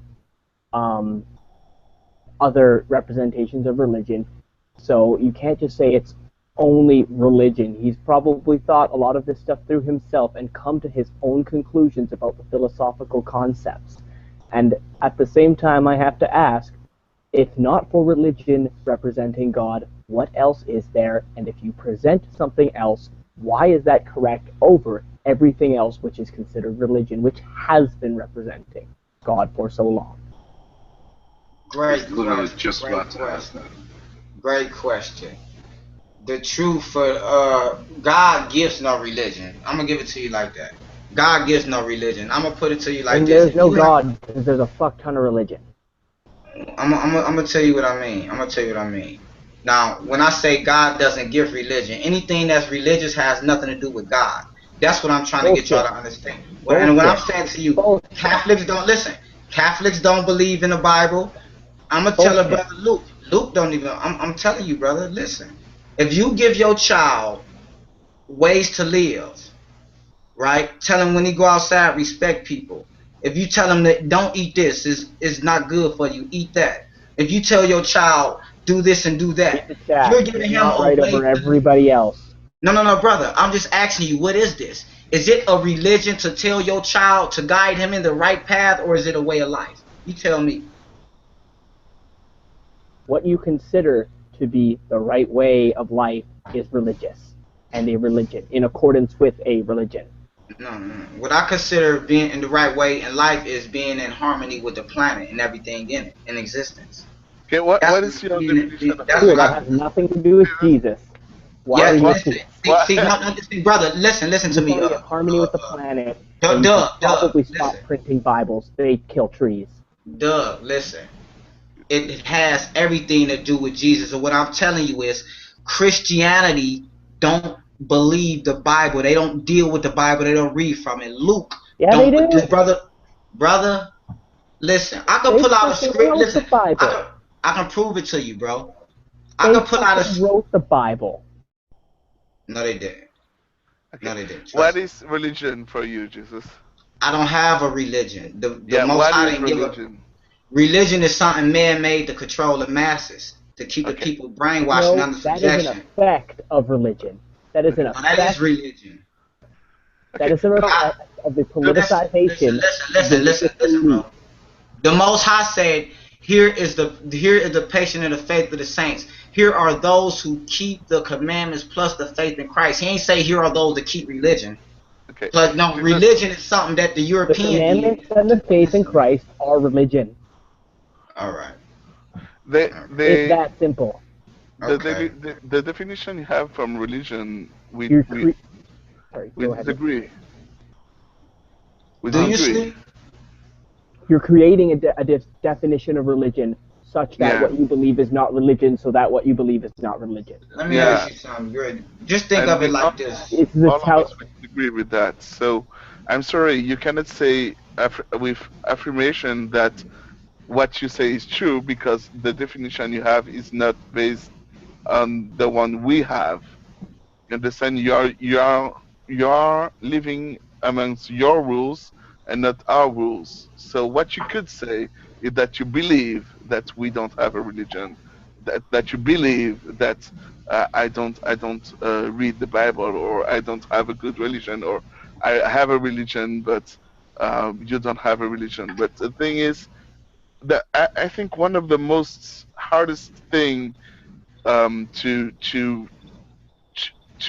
get rid of when I listen to you is the affirmative choice of words you use, because you say this is the way it is, this is who you are, this is what you said, this is what you should do and that you must do, and this is, and all those things are according to your knowledge and not really based on nothing else than what you know and believe. If you say this is what my religions teach, it would be different, because usually when I say this is what we do, I talk about Catholic and people from my religion, but I'm not saying this is what some people should do, and this is when I say, for example, the Old Testament, I believe, is not a literal truth. I say I believe it's not a literal truth. I don't say it is not. I do the affirmative. So yeah, basically what I wanted to say is two things. Patrick wasn't upset because of the question and the interaction. He was upset because of what happened before the question you asked. And well, wait a minute. How do you know what this man was upset about? What? Yeah, because he yelled it pretty loudly. It was something you said about his wife. Yeah, said it at the top of his fucking. No. He was already upset. That's why I told him that. I said that wife. You said you got to go lay with her, man, because you're too emotional. he was already upset and that's before I what said that. pissed him off even more. You probably shouldn't have said that again. No, he was calmer after I said that, bro. He Even was more. calmer after I said that. Trust me. And then you can read on the chat on the left, on the right, you will see the interjection he gave during the conversation that you have. Hey, well, you know, Patrick, if you lost took that that some part of type of the way, man, I guy fucking apologize off to you. power. You hear me, Patrick? Yeah, If you took that some type of way, I apologize to you, man. There we go. Like giving a big hug and not call him brother anymore. No, I'm a man. I can do I'm that. really okay with that. Okay, Uriah, you're back. You go. You on. You off. You. B. B Federal. Oh, hello. Hello there. Hi. Welcome, dude. That's a new face. Hello, B. Show some respect, fellas. So How where? you doing this evening? Oh, the lady present now. How you doing? How you doing this evening? How you doing this evening, lady friend? Good. All right. You Sorry, got Have I walked into something I shouldn't have? No, absolutely. We about to We're just all yelling at each other. We about to give you some respect and ask you, is it anything you want to bring to the floor or want to discuss? Because what we had going don't matter no more. You get what I'm saying? So go ahead. The floor is yours. You hear what I'm saying? No, What is your religion, B? My religion? I don't Yeah, have. I'm an atheist. Okay, like, do you have like a preference in atheism or atheist? Like Gnostic, agnostic, you know, those kind of things? I grew up Christian, but I don't really believe in any God at this point, so. Ah, great. So I guess Jesus have a question for you. Yes, I have. Yes, I do. Yes, I do. Can I ask you what made you stop believing, lady friend? Oh, lady friend. What made me stop believing? The fact that I looked at it and I don't find any reason to believe it. Basically, that I think that there's not really any justification to believe in God. Kind of So basically, you grow up being told confidently by adults. What was that? You kind of believed it and took it for granted until you actually looked at it, because that's basically what you were just told with passive confidence from adults and authority figures. Yep.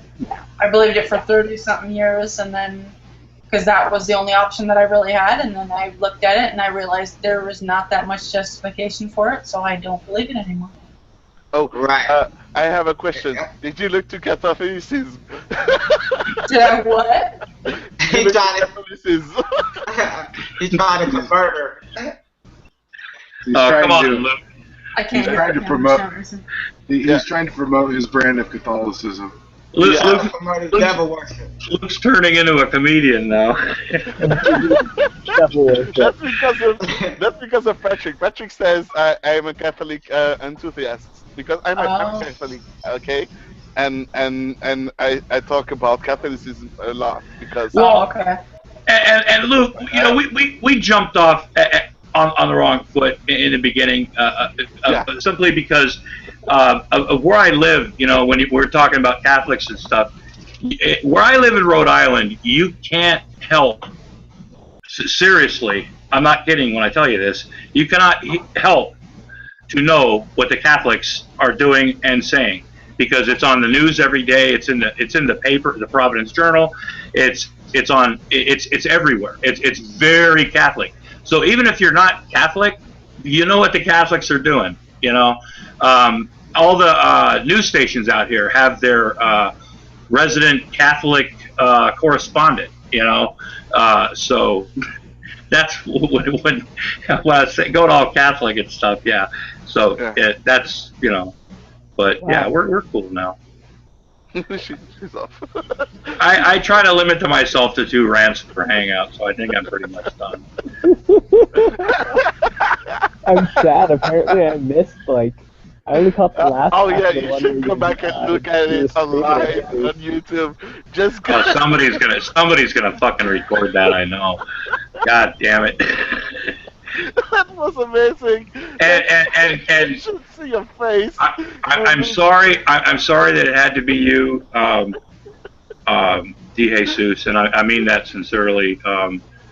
But I've heard the arguments before and stuff, and when people just continuously say the same thing and think that people haven't heard these things before, at times people tend to get upset, and for that, like we said, it's a hangout. I understand, brother. I understand, brother, but come on now, brother. My deconversion didn't come overnight. My deconversion took literally years to just take the whole concept of a god, any god, out of the total equation. Hey, brother, we can be cool, man. We can be cool. Just don't put accusations on me like I asked you the same thing 30 times. I posed it once to you and only once. You understand what I'm saying? Only once. And I never came at you disrespectful for when posing it. I never raised my voice not once. I posed it, you answered it, and I replied, did y'all hear what he said? And immediately you went in. Lost. Because you never made a point. I don't understand. I have not to yet understand one single question you asked. Listen, bro. Really. My point. You made it for me. My point was that you have fallen out of belief because of what religion has offered and taught you, and from what you learned about religion. And what I'm telling you is this. Like, I'm gonna show this brother right here with this Catholic brother.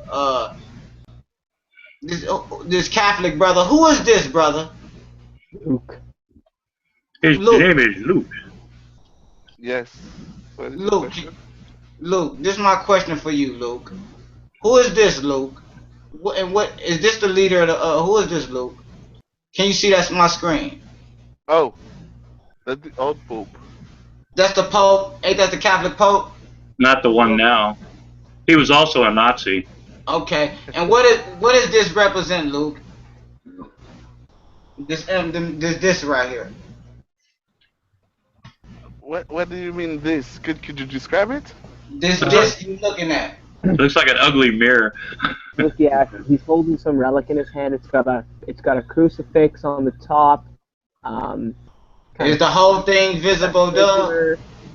Okay. Yeah. See, look, it looks like a representation of the sun. It's a selfie stick. With a cross on top and a mirror in the center. Yes. It's not a mirror. In the center, what you have is the Eucharist. It's a piece of bread. Is that the name? It's not a piece of bread. No. It's what you think. Eucharist. It's a big golden sun-looking thing with a mirror in the center and a big crucifix on the top. You know what this symbolizes, my brother Luke? You know what he got in his hand? What that mean? That's the craft of Amun Ra. That's the craft of Amun Ra. He's a high-level Mason. They dealing with the teachers of Kemet. What would you call ancient Egypt? I know because I'm a Hebrew Israelite. We understand that. We understand those teachings very well. Very well. What he's into is high science. While they're worshiping Amun Ra, they giving y'all Mary. What? And they giving y'all Christ. Why they worshiping Amun Ra? I don't understand. You say that we are worshiping Ra? No, they absolutely yes. You just don't understand it. Oh, okay, great. Yes, great. yes. You know me better than I know me. Is that what you're saying? No, I think he's referring to the symbol of the circle and on the cross. That is the old that is symbols for different sun gods, and Amun Ra was became the only god and was represented by the sun and the same circle with a cross. That's right. Now let me show y'all something else. Look at this one. Now what's this Obama putting on? I'm zooming up. Do that look similar to what the Pope just had on his hand? What's on that medallion? No, that's a flower. Anyway, so your point is... No, can you see it? Not the flower. No, I want to see it. I haven't seen it. I want to see the pretty flower. It's not the flower. Look below the flower. Look at the emblem. Okay, I'll look. That's the flower that I'm talking about. Can y'all see that? That's a sun confirmed. I'm not seeing anything. No, that's a flower. I'm not seeing anything. Click on his name. Click on his name, Patrick. Say again? Click on Jesus' name underneath. You gotta click on my name, bro. Click on his name, you'll see. What, in the side chat? Or Please don't kick me. I just got kicked out of 3 different channels. Right there. What you have? Quick, kick him. Yeah, kick me. I just want to be here. yeah, looks like You're a McChicken. No one wants the McChicken anymore. I know, nobody wants it, man. I know. Like, I don't want it. People don't want me. I don't understand. I don't know what's going on. I love Mexican. Maybe if it was a McRib, you'd last longer. McRibs are disgusting. Yeah, but On a scale of 1 to 10, McChicken's being like between 0 and 10. I think it's like maybe like a 5, but like a McRib is like disgusting level 10. Like, that's grotesque. fresh meat, man. Dude, McRibs are like made out of buttholes, man. Like, I don't know what the hell. Taco Bell, baby, Taco Bell. Look, man, we got a 24-hour McDonald's and a Taco Bell about. Look, I just until 3 o'clock in the morning. I joined back in because straight up, I just got kicked out of 3 channels. No bullshit. Whose channels were you in? I was in, I don't know, some person who believed, let's put it this way, belief. But the first person believed in Jesus Christ. I got kicked out of there. The other person believed in Judaism, like the Tao, etc. I got kicked out of there. And the other person... Can I tell you something? Right now, I'm pretty lucky. I'm pretty lucky not to have been kicked out of a hangout. The third person, I'm not even shitting you. Wait for the most ridiculous. The third person believed that we shouldn't procreate at all because it will induce suffering on all of humanity and all life in the universe. Well, you know what? You should stick around and talk to Jesus for a few minutes then. Yo, Jesus, what's on, Jesus? What's going on, Jesus? Tell me which one was talking about Jew and Judaism. No, I got no problems. Look, as far as I'm concerned, people can believe whatever the hell they want to believe. I want to know because he's not a real Jew. That's what I'm saying. Whoa, bruh! Are you? I want to know who he is. And I want to go and discuss some history with him. The Lulz milk is flowing. Look, I'm gonna put this right now, real quick with you. So let's make this a non-race event. But I'm gonna put this way with you. What Jews were black? Ain't no such thing as race, bro. Okay, so that wasn't even an answer to what I just said. I ain't hear what you said. Go ahead. I just asked you what Jews were black. What Jews were black? Yes. The original Israelites were black. Well, Sammy Davis Jr. was black. Yeah, but the Africans was black. Listen, but the Africans was black too, bro. But them ain't our people. Well, the Africans are a continent of people. That's like saying that all the Europeans were white. That's not even true, but it doesn't even necessarily deal with the problem. What? What? I think you're just getting, like, I don't think you understand. Skin color is pretty plastic, man. It's irrelevant, is what I'm saying. It's irrelevant. That's what I was saying. Well, no, it's irrelevant in the by and large, but what I'm saying is that there were no traditional Taoist Jews that were black. What? They were Middle Eastern. I'm not saying that wasn't the case. I'm saying that they weren't black. I'm saying they weren't black. Who told you that? I don't know. Your rabbi. What are you? You talking about the Khazarians? As far as the historical prefix? All right. I mean, are you asking me or? I'm asking you. Who are you talking about? You talking about the Khazarians, the people in Israel now? Oh goodness gracious, no. That's so many. The multitudes of people that we're jumping through to get to that. Oh. It's irrelevant. Well, let me show you something. Let me show you something. You familiar with this? Who is this? Can you see my screen? You know who that is? Like, wait, which the Sumerian text? Is that what No. you're? These are the Hebrew Israelites in the Babylonian captivity. These are Israelite musicians. You seeing with their fringes? Yeah, but what makes them black? These are Israelite musicians. Look close, That's brothers and not. sisters. Look, I'm not saying that they aren't. All I'm asking you is this. I'm listening. I hear you, but I'm not seeing the blackness. You can't see skin. You can't. We looking at a stone, brother. You looking for color, ain't you? How you gonna look at stone and say you don't see no color?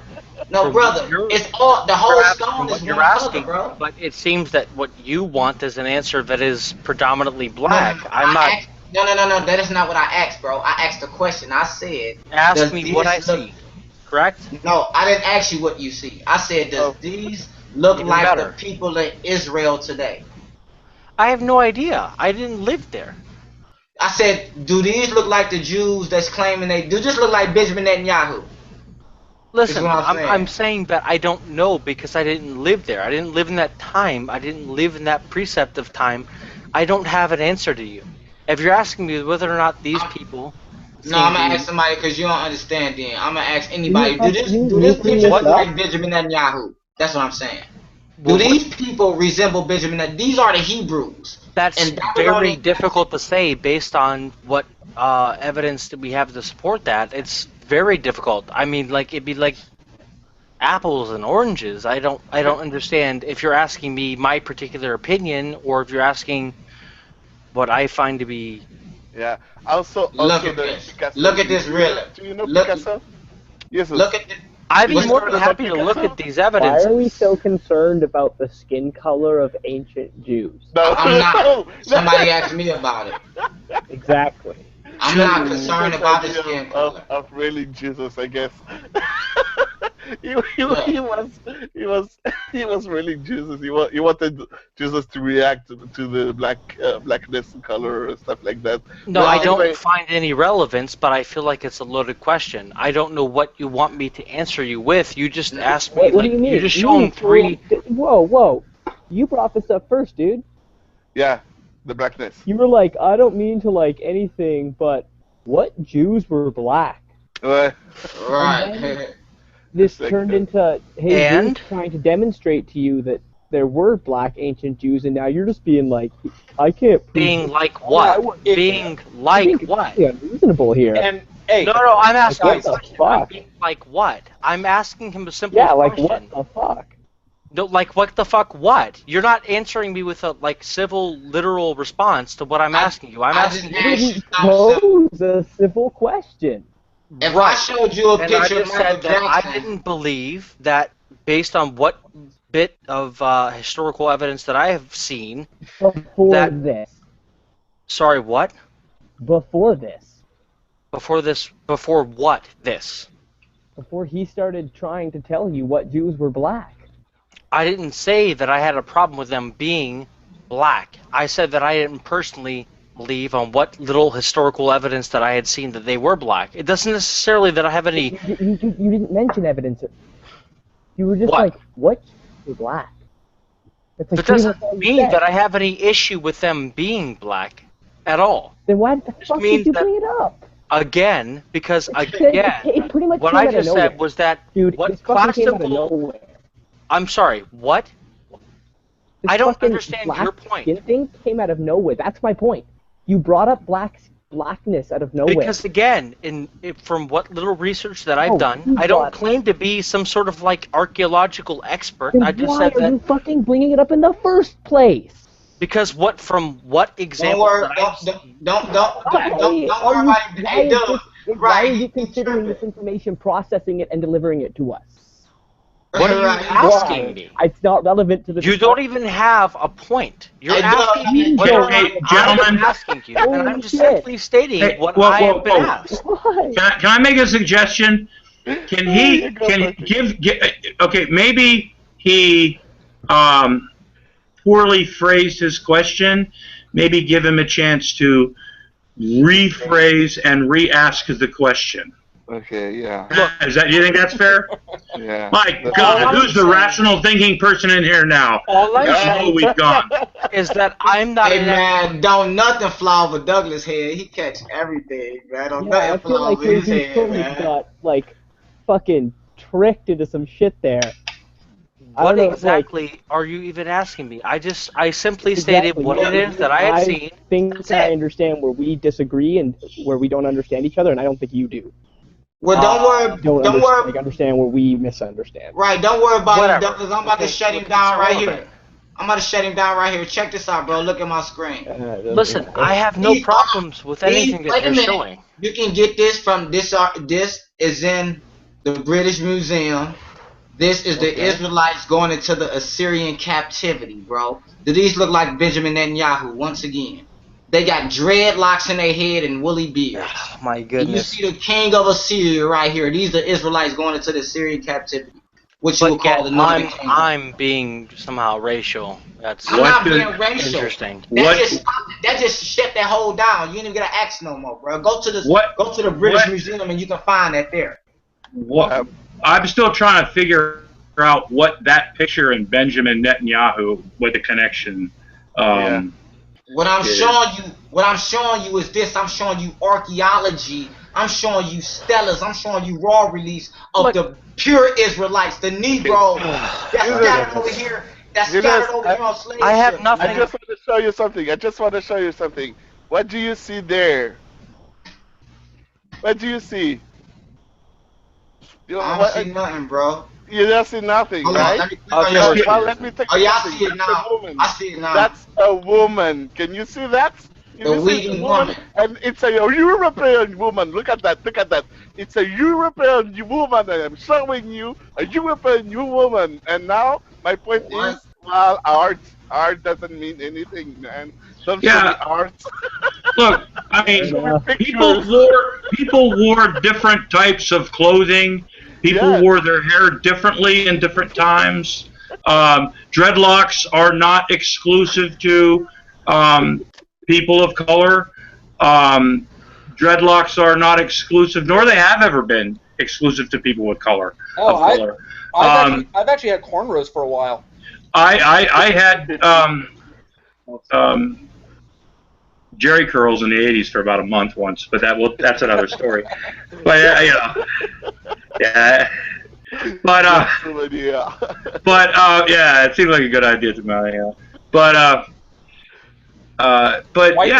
white people call that a perm. Yeah, I used to have like D. Snyder hair, man. I used to scare old people. But no, but you know, and I'm not raging or nothing like that, Jesus. But people have always had. If you look at cultures, people in Rome that live in Rome don't dress like they did thousands of years ago. You know, people in Israel don't dress like they did thousands of years ago. Yeah. So that's a picture of ancient art of people thousands of years ago, and that's all. That's all it shows me. Okay, I hear you. Well, I got some more for you. Check this one out. Sure you do. I'm sure that you're waiting for it. Check this out. Check this out, Lou. Here we go. You can get this at the British Museum. That's on the walls, and you see the Israelites dead in the corner right here. That's them going into captivity again, bro. You see them? Holy hell. This is in a museum. Let me ask you this question. How the hell am I being racist? I ain't say nobody was being racist. Hold on. Who said that? It's art, man. That's all it is. It's art. It's ancient art. No. What I'm showing you it's not proof. Bro. It's not proof of anything. It's ancient art. What I'm showing you. Yeah, that's proof. That shows that the people in the land ain't the people. And according to our records, which is the scriptures, we the people. According to our records, it condemns the people in the land. It says the land shall be set down and trodden down by the Gentiles until the time of the Gentile be fulfilled. That ain't us in the land. I guess you didn't get the point I was showing you. Did you understand what I was showing you? Yeah, I understand. You showed me some drawings. You ain't showed me nothing in stone. So what you're showing us is exactly the same thing. No, you're showing me stone made on walls. Art. Hey, Luke. Oh, fuck. You see that, Dub? I'm gonna keep showing this stone. He talking about a drawing. He showed me a drawing that an Italian did. Why is stone special? Why is stone special? You got the Assyrians going to war with the Why Arabs. is stone special? Stop describing the stones to me and tell me why that's special. Because according to the Bible, we were forbidden to make images of ourselves, any images. But when we went into captivity, these other nations would paint images of them. You know, they painted their lives and sculpted their lives in stone on the wall. They wars. Everything they did, they put it in stone. So yeah, they wrote it on. They did it on other things too. Like, they did it on other media too. Hey, stones are the ones that lasted the longest through history. Absolutely agree. I absolutely agree. I absolutely agree with that. They did it on papyrus. They put it what? They did it on papyrus. They did it on wood. You get what I'm saying? So and today they do it on the internet. I know, but we know that. To hang out. Get with the times, dude. Bro, what that got to do with anything, bro? What I'm showing is pretty much what you've been saying. Listen. What I'm showing is archaeology that's showing a whole different people than we got in the land. And then, as Luke know, since he's a Bible believer, he should know the verse in the Bible where it talks about the Gentiles shall be in the land, and the land shall be trodden down until the time of the Gentile. And as him being a Bible believer, he should know the time of the Gentile means the coming of the Messiah, the last days. So we know. We said Luke was a Catholic. But he's still in the Bible. It's said in his Bible as well as mine. I said he didn't believe the Bible. Yeah, but he doesn't believe the Old Testament is literal. That's the New Testament I'm talking about. So the trouble I'm having right now is that you're showing me pictures of old times, and those are art forms pictures. So they could be interpretation from the author who made the drawing on the wall, and it doesn't show me exactly what reality was at the time. Okay, we can line that up with let's even say that it shows reality. Okay, let's even imagine that it does show reality. Okay, what you do after that is quote me the Bible. Okay, and again, I'm not here to do a Bible study like Patrick told us earlier. I'm here to talk about ideas and processes. You know, you say I should do stuff this way, that way because the Bible says this and that and that. I'm telling you, I'm doing stuff this way, that way because it makes sense, not because the Bible says. Did you see the difference between the two? Yeah, I see you don't believe in the Bible. Absolutely. Okay. Yeah. Okay. You just said you're doing things your way and not the Bible way. I like the pot calling the kettle black in a way. Hey, Douglas, I told you, Douglas, these guys don't believe in the Bible. That's why I asked, did anybody know G-Man? I done debated so many Christians on here. Everybody know me. You get what I'm saying? I've debated Christians. Everybody know me. You get what I'm saying? So thank you for the judgment. Jesus. So thank they know I cast down that false sun worship. I am not a good man. I do not believe in the Bible. I am just a bad man. Then can we move on? Welcome to the dark side, Luke. Yeah, baby. That's why they get. Look, that's why they we have donuts.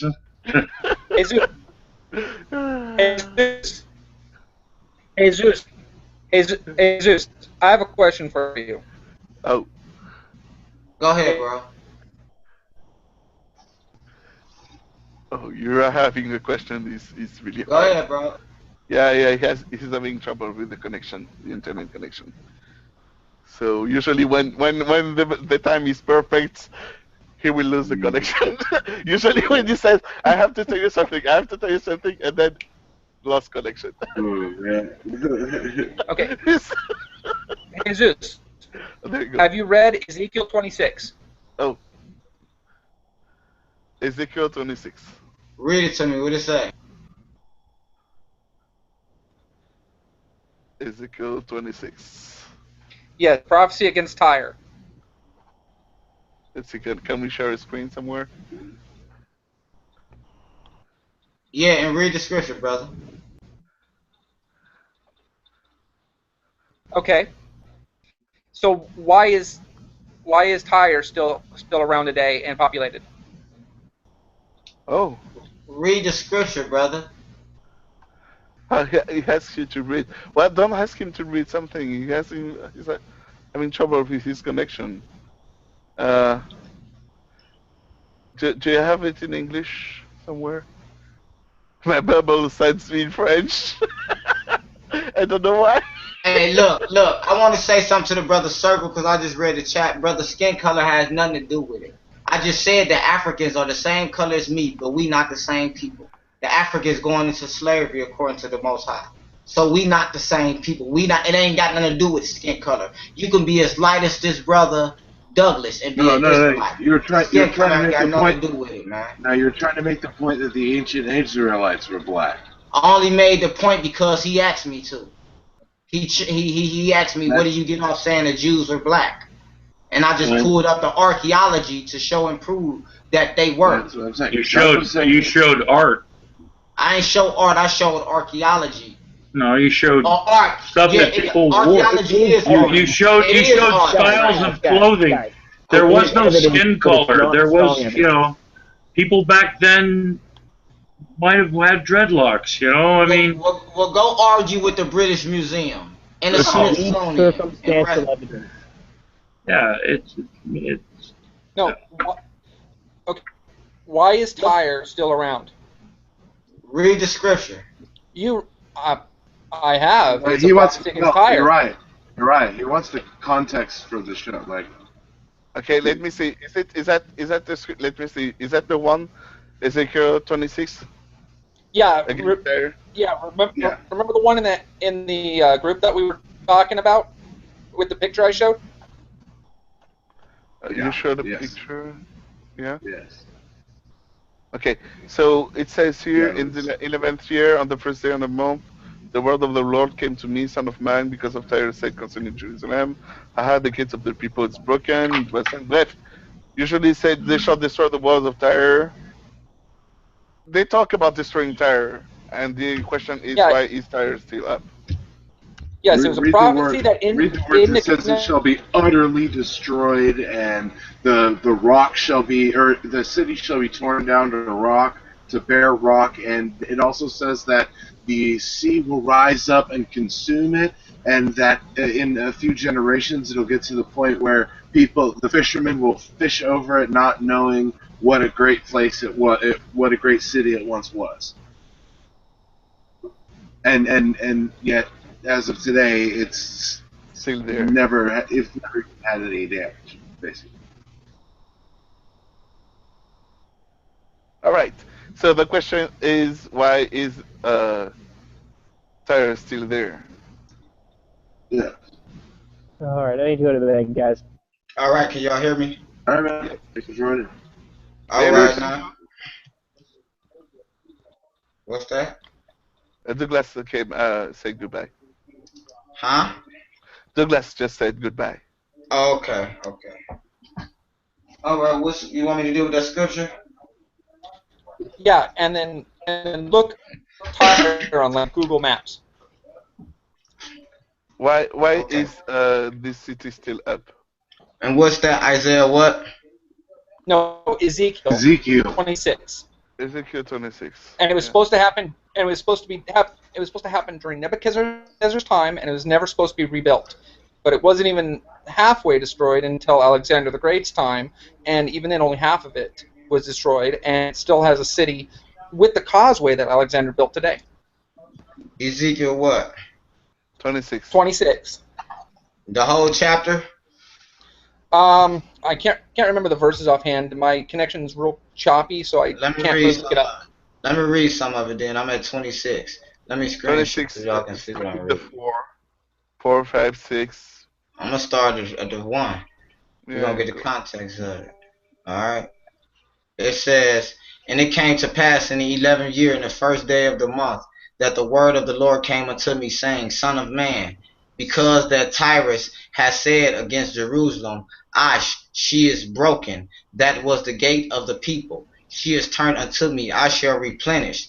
I shall be replenished. Now she is laid waste. Therefore, thus saith the Lord God, behold, I am against thee, O Tyrus, and will cause many nations to come up against thee, as the sea causes this wave to come up. Right? So here, That's thing. where it gets interesting. Just continue. Okay, and they shall destroy the wall of Tyrus and break down their towers. I will also scrap her dust from her and make her like the top of the rock. It shall be a place for the spreading of nests in the midst of the sea. I have spoken it, says the Lord, and it shall become a spoil to the nations. There you go. And her, that's the end of it. That's what y'all want. That's all y'all want. Keep going. Keep going. It talks about Nebuchadnezzar. Okay. Well, let me look for it.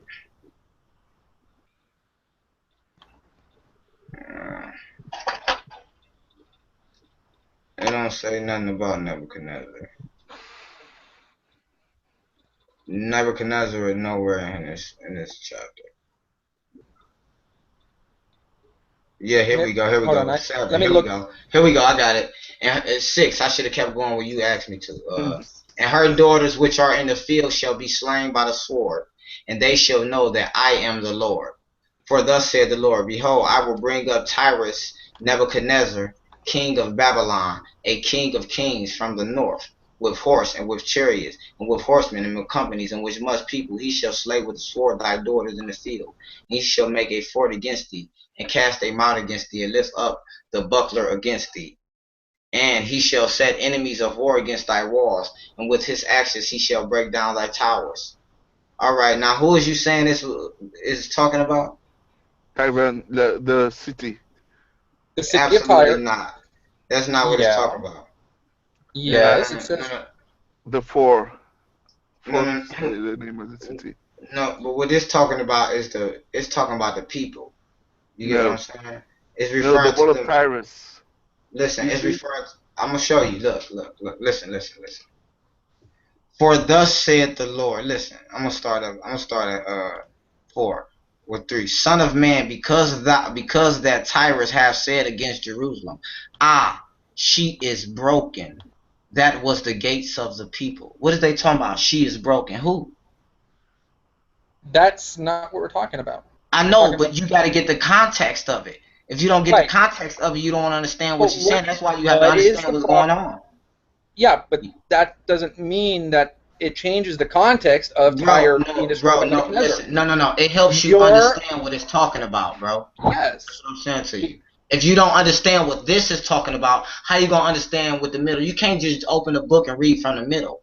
You get what I'm saying? And try to get an understanding. You have to get the understanding at the beginning. So you can say, I see what it's talking about. So that's why I asked you, what does it mean when it says she is broken? That was the gates of the people. She is turned. What is the context here? You get what I'm saying? Because it's in the same context, bro. And how does that change the context of the prophecy of Tyre? Listen, no, it doesn't change the context. But it changes. Listen. No. It changes its perception on the context. When you understand the context. It doesn't change the words. It doesn't change that it's listen. No, I said, okay. Bro, when you understand, look, bro, slow down, listen. When you understand, when you understand the context of something, it changes your perspective of what the context is. You don't even know what this means when we all the way up here. How you gonna jump down and say this mean that, but you don't even know what this mean up here? Okay, so let's say he's talking about the people. Bro, you tripping, bro? No, it's going through a bunch of different proclamations. Before that, it even talked about. Bro, let's read it. Let's not freestyle. Let's read it. It don't say none of. Let's read it. 26. And it came to pass in the 11th year, the first day of the month, that the word of the Lord came unto me, saying, Son of man, because Tyrus has said against Jerusalem, she is broken. That was the gates of the people. She is turned unto me. I shall replenish her. Now she is laid waste. Therefore, thus saith the Lord God, behold, I am against thee, O Tyrus, and will cause many nations to come up against thee. That's talking about the people. That's talking about the king himself. How the walls ain't doing nothing to the people. That's talking about the king. Look, I will cause many nations to come up against thee. As the seed causes, listen, as the seed. Yes. As the seed causes. Yes. Wait, And later on down the context. The land mass is gonna be there, bro. The people ain't there. It's sorry, but yeah. Okay, you need to settle down. You need to settle down. Okay, it's saying that God's making a proclamation against God, or God's making is saying that is making a proclamation of fire. Then he's gonna destroy it. I didn't say that it was going. It later then says that it would be destroyed in Nebuchadnezzar's rule, and it would be wiped clean.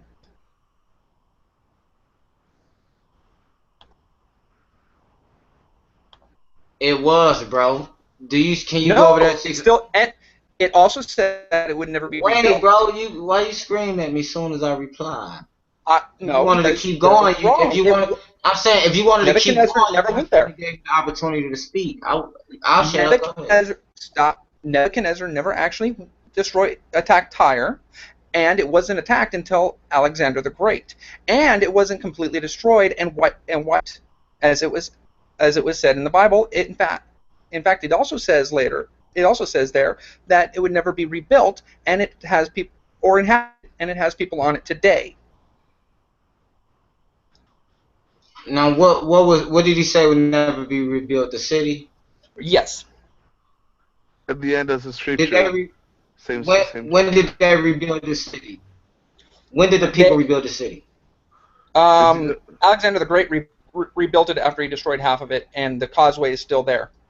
And it's completely rebuilt right now, and people are still on it with the causeway. You said it's completely rebuilt right now. Now check this out. Yeah. Use Google Maps. You still ain't... Look. Now check this out. You still ain't understanding, man. When he was talking about the people, he was talking about the people. He did what he said he was going to do to those people. He said those people will never rebuild.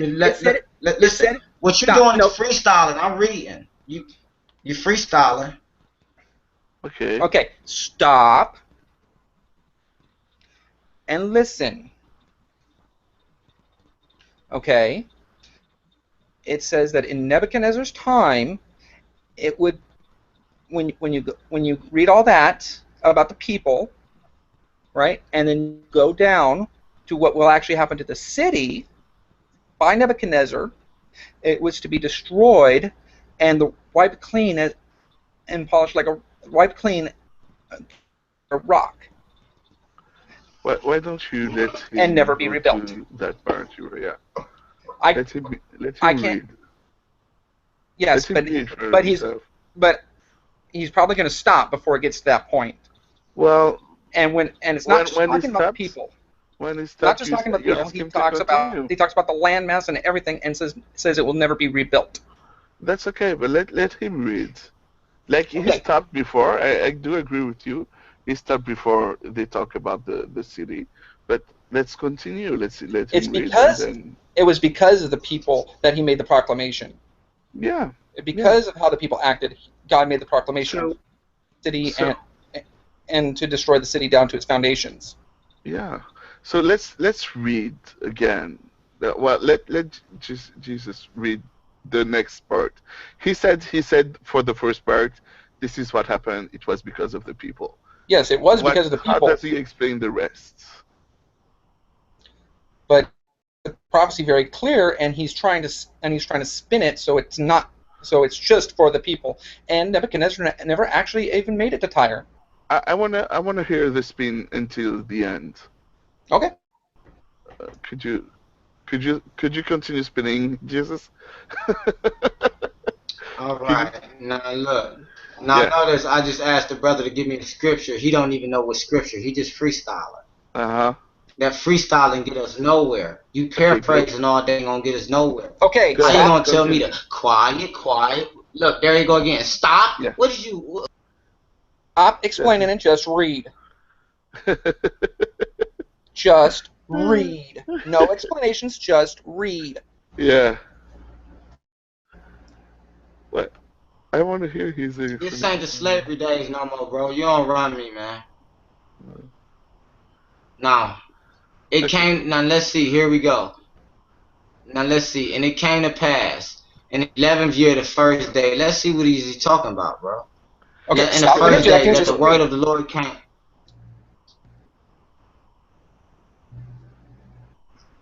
Son of man, because that Tyrus hath said against Jerusalem, she is broken.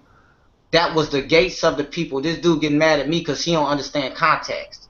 She is turned onto me, bro. I peep game. I'm from the streets. I recognize game.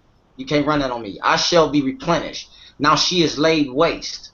Therefore, thus said to the Lord God, behold, I am against thee, O Tyrus, and will cause many nations to come up against thee, as the sea causes his waves to come up, and they shall destroy the walls of Tyrus, and break down her towers.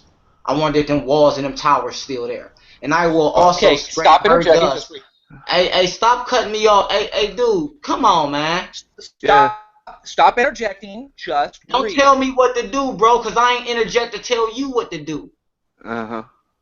Okay, let us hear until the end, Uriah. Let's hear him until the end. Continue, please, Jesus. And they shall destroy the walls and break down her towers. I will also scrape her dust from her and make her like the top of the rock. It shall be a place for the spreading of nets in the midst of the sea. For I have spoken, saith the Lord, and it shall become a spoil to the nations. That's talking about other nations being set up in the land like they are today. And her daughter, so that's prophecy. A spoil is the sentence spoil means before that originals will be taken away. The sentence before that, it does not mean that nations will come in and set up on the land, because the sentence before that literally says the place will be a place. It'll be a place to cast fishing nets. How do you cast fishing nets on land? Man, it ain't talking about no. Listen what it's talking about. You ain't gotta understand. It shall be a place for the spreading of nets in the midst of the sea. Yes, exactly. What nets do you cast in the midst of the sea? Wait a minute, but that's got nothing to do with the point. You cut me off to argue about nets. Keep reading. Keep reading. I have spoken it, said the Lord God, and it shall become a spoil to the nations. What shall become a spoil to the nations? This dude's silly. This is how I teach, man. I'm gonna leave this hangout, man. I'm about to look, do you know what a spoil is? Do you know what a spoil is? A spoil is something you take away. I ain't got time to argue, man. I'm not about to argue. Spoil is something you take away. Spoil is something you take away from a nation. I'm not enough to that arguing, man. I'm not into that, man. I got growth. Yeah, because unless everybody agrees exactly with what you say, they're wrong. It's not. Yeah, no, I'm not. Yeah, listen, bro. That's all you've done, man. If that was the case, I would be calling people wrong and arguing with people. You are calling me wrong. You are calling us wrong. Oh God! Somebody timestamp that. Hey, I'll holler at y'all. Peace out, man. I'll holler at y'all, dudes. Alright, peace. He didn't want to read even further when there was a time limit, and it said it would be completely destroyed and never rebuilt. Later on, it says he was and never rebuilt. I didn't hear his view of the text. Did you understand his view? It's gold. It changed too much to understand. Every time one of us made a point, his point would completely rearrange itself. Okay, no, it was he has to do that because he takes Circle.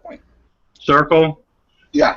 I do apologize for my rage. No worries. But I saw it boiling a couple times and stuff, and it's just, I was saying earlier, I was in a hangout a couple weeks ago with a Quiet Atheist, and the exact same thing happened, except for it was an apologetic. It was Nephi, right? And I wasn't the one I started laughing and stuff like that, just joking around and stuff.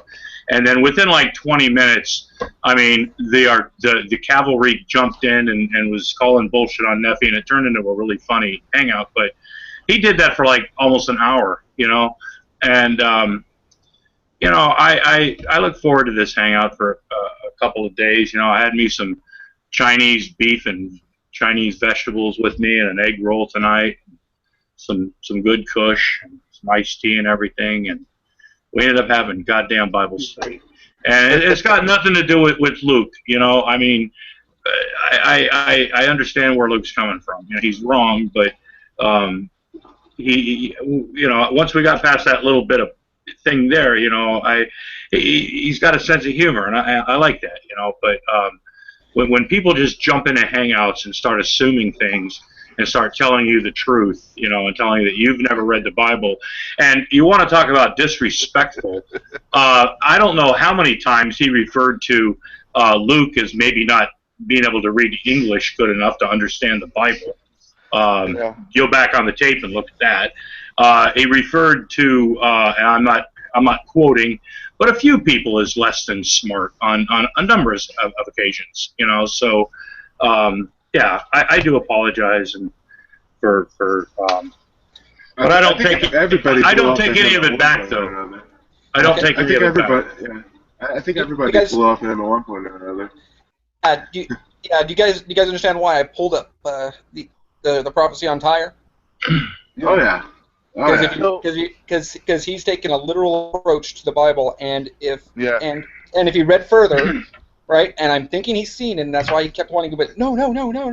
But if you read further, it would have said that it would never be rebuilt, and that's why he was spinning. That's why he was spinning the idea of a spoil, because a spoil is something you take away from it. So all the riches will be taken away. So he's trying to spin stuff. Literally, he literally read the sentence that said God's going to make it into the sea again. A place to cast fishing nets, and then I go, "That's what God said," and he goes, "Oh no, dude, you don't even know. Look, it's right here." And then he read the sentence again, and I went, "Yes, that's exactly what I just fucking said." But you took it out of context. You took it out of context, That was golden. That was golden. That whole the whole thing was just. And that falsifies the prophecy, which means prophecy cannot be.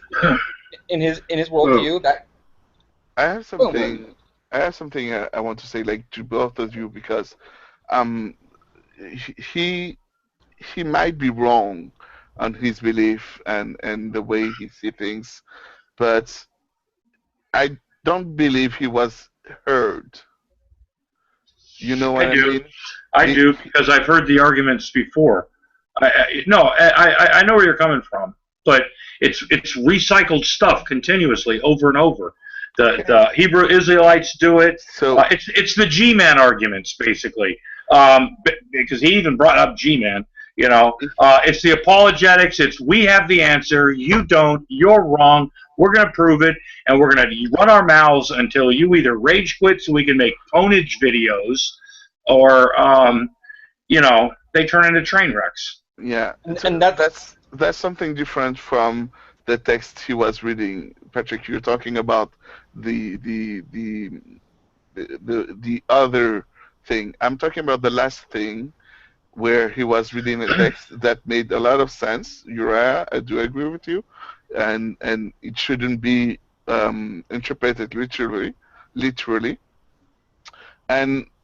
But I have the feeling that he didn't have time to process what the text said. He didn't have time to express what he understood from the text before you interjected, and then you made your points that you already knew beforehand. And that's something that I think it's not fair. When you ask a question, you have to listen to the full answer as possible. Maybe ask more questions if you're not sure about something. But interjecting, going against the person before he gave the full answer to your question. Well, he wasn't answering questions though. He was just saying, just talking, Yeah, his answer was. And then when you tried to like interject, find out what he was talking about, he's like, "I'm getting to my point. I'm getting to my point." He never gets to him. Well, I understood the first part. And we've had him on long enough. I had to do something to get him to back out because he was just trying to take over and trying to do a Bible study with us. Yeah. So I think the recording of this video speaks for itself. I decided to do a Bible study with him. Okay. I decided to do a Bible study with him. With me as a teacher, because that's what I used to do when I was Jehovah's Witness. Oh, yeah. Oh, you were one of them JWs, huh? Oh, hey, guys. Yep, next JW. The numbers here. Do you see my screen? Yeah. I put up. You remember the Religious National Bureau Economic Research I talked about? Yeah. And they made the research about the current religion adherence in religion conversion for age 30, and we have the 52% for the Catholic Church. 0.7, 54. Percent of all other religions. All right, cool. Yeah. But I don't necessarily accept first place ad populum. you not accept this. No, I accept the data, but I don't accept argument from ad populum or argument from popular. Oh yeah. No, it's just something. It's not argument for ad populum. I know. I'm just feel good statistics. When you say Catholics are not making ways or they are losing people, you making a statement that is false. Oh, I don't make that statement. Yeah, I do. I understand, but that's what he said. Well, in Rhode Island, they sure are. In some places in the world, but when you take because when it comes to like like banning poor people from eating on church property or sleeping on the steps because poor people suck and they don't have any money. Catholic Church has had a lot of problems in Rhode Island lately. I don't know if you read. in the USA in general, they're having trouble. Well, around the world. No, that's the thing. It's not around the world. Yes, it is. Yeah. Well, anyway, you have numbers like the number of people going to the Catholic youth. Let me see. Let me stop there. Where are we? There is the thing like where all the young Catholic people join together and with the Pope. Do you know what I mean? Yeah. Les Journées Mondiales de la Jeunesse in French, but I don't know in English how it's called. It's a Youth Day, Universal Youth Day or something like that. And we have more and more people going there. And the people who goes there are young people, meaning they are indoctrination. They are the future of the religion, you know what I mean? Let's hope not. This is what it is. There are people who are young and they believe in Jesus Christ, in Catholicism in particular, because they're going to see the Pope, basically. That's what they do. And each year there is 1 million people more than the year before. So it continues to grow. That sort of things makes me realize that in the world, it's not the same thing that in my city, in my country. I think you can get kids to do a lot of things. I think you can get kids. I think you can get kids to do a lot of things. Young people to do a lot of things. That's exactly the same reason that they send young people to war. You don't send old people to war because you can't talk them into it. You can talk the young kids into it. Oh you yeah. can twist their egos. You can, there's ways of doing that, and that sounds exactly what they're doing there. Get them while they're young. Look at children's Christian programming and like those creepy puppet shows and all those little things, those yeah. Because they tell you that Jesus loves you and you don't want to be a bad person and you don't want Jesus mad at you and you don't want to die and go to hell. You want to be good. You don't want to be, you don't want to, See, I don't believe in the concept of original sin to begin with. So teaching little kids that they need to be forgiven, and stuff to me is at best offensive to the children, because you're telling a small innocent child that somehow they're just bad, and eventually they're going to have to realize that and confess to God for something that they did, but they don't know what they did because they were little babies or something like that. So okay, Patrick, I'm sorry, but this is not what I will teach my children. I won't ever tell them that they are bad. Okay. No, but the whole original sin thing. Do you believe in baptism? The original sin is not a bad thing. Sure, it is. No, it's not. Sure, yeah, it is. Yeah. Yeah, it is. This is what it is a bad thing. You're telling a baby when they're born until they're baptized, right? That somehow coming out of the womb that they are by nature sinful and unclean. I'm a father of 3. Sure, they went through their terrible twos and stuff like that, but nothing ever sinful or what they didn't do anything. They're little babies.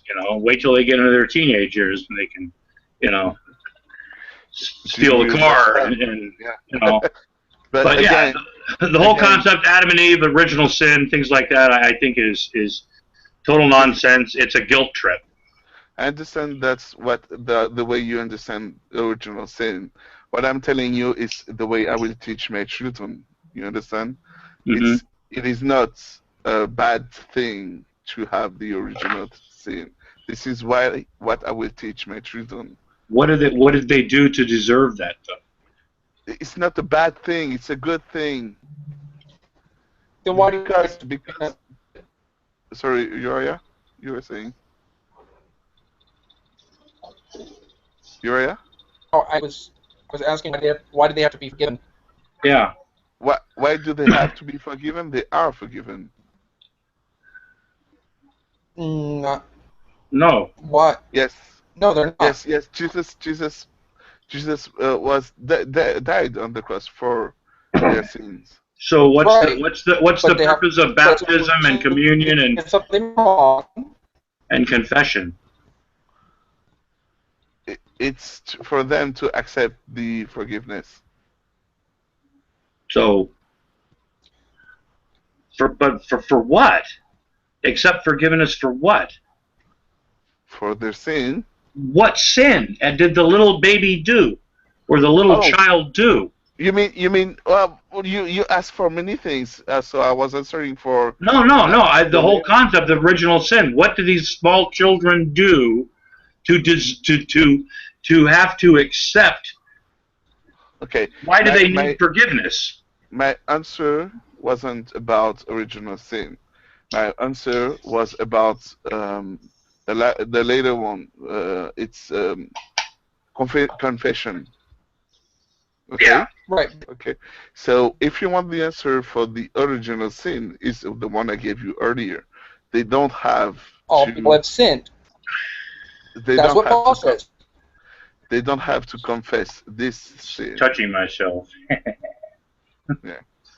So, but that sin. That sin. Why do the children have to be forgiven? Or why do they have to accept forgiveness? What did the children do?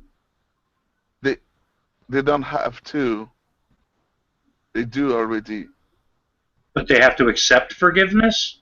For Yeah. what? For what? I'm for what? That's all I'm asking. What did the little children have to accept forgiveness for? What did they do? Well, it's not what they did, it's what humanity as a whole did. Right. And so that's the kid's fault. It's humanity's fault, everyone's fault. Why? It's what? Everyone's let me say. Why is it my fault? Why is what happened 10,000 years ago my fault?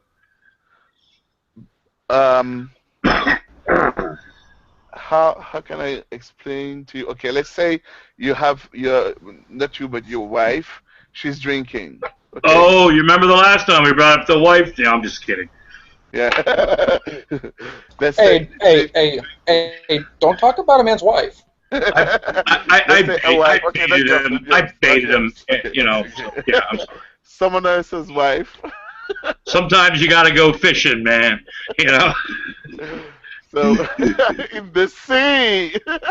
Yeah, I wasn't fishing with you, man. I was fishing with that guy. I was having fun. And you know what? When I was screaming, my blood pressure didn't go up one bit. I actually checked my blood pressure after my rage. So yeah. So okay. Yeah, go ahead. I'm sorry. Yeah, the responsibility of the parents. It's always that. That's why you have the responsibility. You have the consequences of the original sin. Is because you leave everything that your parents, grandparents, grandparents, grandparents, everything have a consequence. One of these consequences is living with the original sin, which is forgiven already, but still, yeah, it's a really it's okay.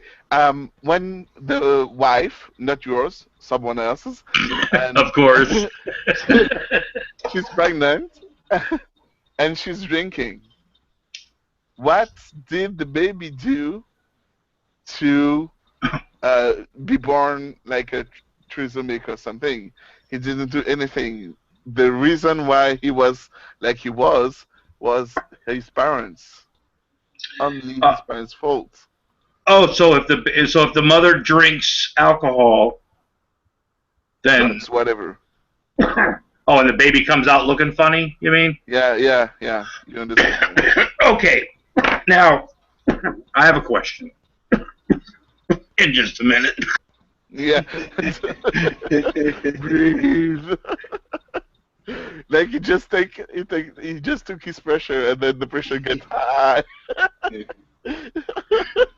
then now he's choking and now we're laughing and then we turn around the news will say, oh. He's taking a medicine that'll calm him down, though, bring his stress level down, so it'll bring that blood pressure back down again. The McChicken was funny. Is he still there? You still in here, McChicken? I don't think. He just came in, sent the black word out, and then... Okay, I'm back.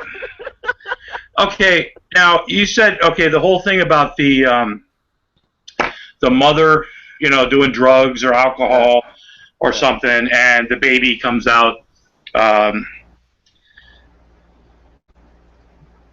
fucked up. We'll just say, that's I think a medical term these days.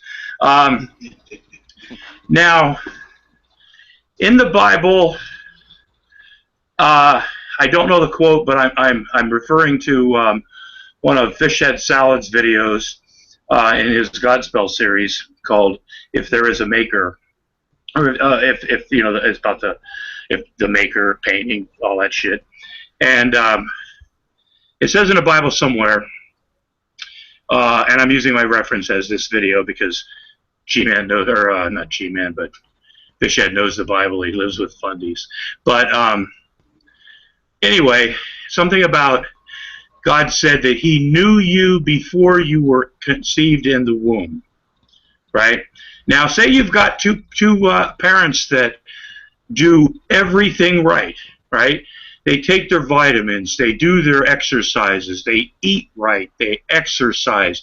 They do everything they can that their doctor says. And the baby dies, right? Or no, let's say the baby comes out just mangled, right? And they continue, so what's God's plan on that? You talk about God's love. I always hear people say, well, it's these mothers that use drugs and stuff. Well, look, man, I have a brother that we adopted in our family, right? He came from a very Christian family. His mom and dad didn't drink and stuff. He came out like basically a blob, and he's a God believer. He's very religious and everything. First they said he'd never walk, and through exploratory surgeries and shit for years and years and years and lots of body casts, for years he could walk. Now he's in a wheelchair and almost 400 pounds, right? And they tell him that when he dies, he will receive a brand new body this time, right? My question is, why does he have to wait until he gets to heaven to get a brand new body? Why didn't God do it right the first time? The parents did everything right. Yeah, that's the question related to why tsunami happens. Natural disasters? Well, yeah. It's basically the same question, right? Right. Okay. So you're not totally funding, but you can't give God thanks for or give God credit for certain things, and then say, well, that's just something that happens when it's not, the way it was, intended. God created everything in His image, So what? And in my line of work, I've seen some pretty abstract images. What credit do you think I give God? I don't know because I can't speak for you. Yeah, that's the thing. You say I give credit to God. Well, stuff. But you're talking about the reasons why things happen and stuff. God's will and things like that. I'll bet you. And can we agree that can we agree? Oh my God, I can't believe I'm ever saying that. That when good things happen, you give thanks to God, right? No. You don't? Well, good and bad. I do give thanks to God even if bad things happens to me. Because they can always be worse. The glass half full argument, huh? Yeah. I like that. That's how I always say. But plan for the worst, and anything better than the worst is gravy, man. Something that I lived. Okay. Yeah. Why? There was no reason. There was no apparent reason why that stuff happened to me. Okay. I was straight. I went to the mass. I did my prayer. I was I did everything correct. Right. Okay. But what happened was there was this person earlier, the year before, and I just wasn't loving enough towards that person. Okay. And that person, she. I don't know if it was a he or she, but I say she because it's a person, and person is feminine in French. So she she said how do you say that? We have a religion in Martinique where I'm from, which is Vodou. Do you know about Vodou? You talk about voodoo? Yeah, you know about that? Oh yeah, I spent 1.5 years in Louisiana. So you know about that. Matter of fact, I have 2 voodoo dolls. By the way, so yeah, actually from New Orleans. She practiced voodoo on me, so I was hurt because of that. Okay, I didn't do anything per se in the week before, but I did like the year before, and she did voodoo, and it acted on me because um, I wasn't I didn't know, I didn't get the thing at the Okay. time, and you have to work. So So again, voodoo is more powerful than God. who is more powerful than God? Yeah, voodoo is more powerful than God. No, Well, then why did it affect you? because I said no to God. I said to God, I don't need your help with that woman. Let me handle it. Well, you're not supposed to need God's help. You're the head of the woman, right? What? Yeah, thank you, Max. At that time, yeah, I understood what you said. What did you say? The man is head of the woman as Christ is head of the man. Yeah, jeez, you make me a sandwich. Yes. Yeah, I don't think I am a head of a woman or the legs of a woman or whatever. Well, then you're not a real man, then. God damn it! You need to get out, strap yourself a woman down, beat the crap out of her till she makes you a fucking sandwich. Then you'll be a man. Make me a sandwich. Yeah. Yeah, with American cheese. Yeah, and remember, if she has black eyes, you don't tell her nothing because you already told her twice. Oh my God! Oh my God! No. Look, okay, so yeah. So that's why babies come out even if the parents are not sinners per se. There are things in out there that are outside our control. There are not sin, but how do you call that? You call that I call it genetic defects. yeah, genetic defects, unluck, or luck. You know, the opposite of luck is what? Going to jail. Yeah, Unlucky circumstances. Yeah. Unlucky circumstances. Unlucky circumstances happens, unfortunately. It's part of the life, and that's why this baby. But again, you know that there is a consequences to your actions. You know that if you drink or take drugs during pregnancy, you will have higher chance to have a baby that is not fully correct, you know? And because of that knowledge, you augment the chance of having a baby, a deformed baby, when you give birth. Same way that when Adam and Eve sinned the first time, they knew that all their descendants um, would be, how do you say that, cursed by Fucked for life. cursed for life, by the original sin. They knew, but they still made the mistake of telling God, I know better than you what is good for us, humanity. So and they sinned. So that's why you have original sin, which is not a bad thing, because without it you wouldn't die, and without dying you wouldn't have eternal life. and it's a good thing to die and go to heaven. Well, if that's that's what gets you to sleep at night, you know. I mean, no, I mean, I hope that huh? I hope that answers your question. Well, yeah, I pretty much kind of figured your question. Actually, when I asked it was kind of rhetorical, but because I kind of knew where you were going with that. But yeah, good commentary. I enjoyed that. So I've decided to be Catholic now, and that's a good thing. It's probably is an issue though. I probably all the sins in the Bible. I've probably committed at least 1,000 of them since this hangout has started. So there I. You can repent. No, not with what I've done. I mean, by golly. But you can't repent.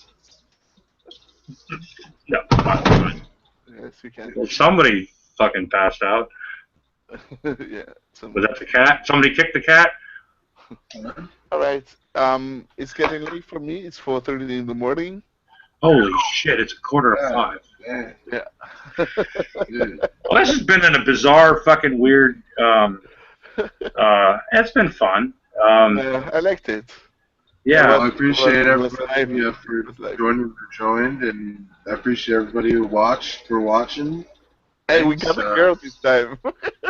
Yeah, well. Yeah, next time bring some chicks into the hangout, man. You know, we had one show up for about 30 seconds, and she was gone.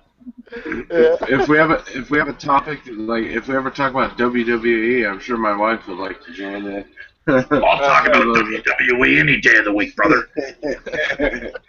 Let's do WWA and baseball. Oh yeah, baseball, absolutely. Well, see, professional wrestling, that's the only real sport left in America today. Look, I've been watching wrestling since about 1967. I used to get all the magazines and shit like that. So yeah, I remember Bruno. No, but I remember I saw the first time I saw Andre the Giant. Man, was in a little. It was at County Fairgrounds out in Southern California where I lived in Lancaster. It was the same place they had the 4-H horse auction or cow auction during the county fair and stuff like that. I just threw up some bleachers at a ring and met Roddy Piper and Andre the Giant. Matter of fact, Roddy Piper almost slapped the shit out of me.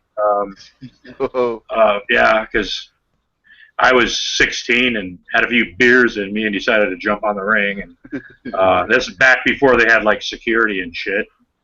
Then I realized I was standing there and just about wet my pants. That's great. That's great. Yeah, I like talking. Before I forget, I'd like to say, once again, if anybody has any topic ideas or conversation ideas, anything, debate ideas, anything they want to do, just send them to the circle debate show at gmail.com. And just try not to let somebody hijack the hangout, though. You know, I mean, serious. I mean, I could have gone all night with just having the conversations we were having and stuff, you know, and there might have been a little bit of heat going on and stuff, you know, because I don't think religion's true at all. But and I make no bones about it, but I try to be civil and stuff. And I think, you know, and even oh crap, what's his name again? Vic? No. Chicken Sandwich came back. Luke, yeah. You know, we've been going back at each other and shit, you know. But I mean, I really don't think, except for that one brief, you know, that we've had any, you know. But just when somebody hijacks a hangout and then it just goes on and on and on and on and stuff, you know, that's, you know. It got ridiculous. The Jesus one. Hey, I wanted to try something. Does it work if I hit play on the video? Do you see the video, guys? Yeah. Oh no. I shut down the volume. Oh, I can't hear you. Okay. I could hear it, but I couldn't see it. You can play things on YouTube. You can download the YouTube app on the side, just like any other, you know, Hangout application, and oh really? Play it through there. Yeah. Where can you download the YouTube? On the left. On the left of the side thing. Well, I'm going to go ahead and end this live part here. So, like I said, everybody, thank you for watching. Thank you for joining. It's been awesome. Until the next episode. Anybody got any last things to say? Repent and believe in lobster Jesus. In God we trust. God bless you all. Remember oh my God. And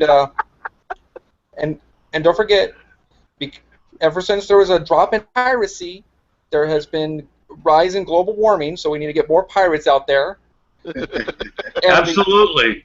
And remember, the Flying Spaghetti Monster, boiled for your sins, ramen. Hey, you know what?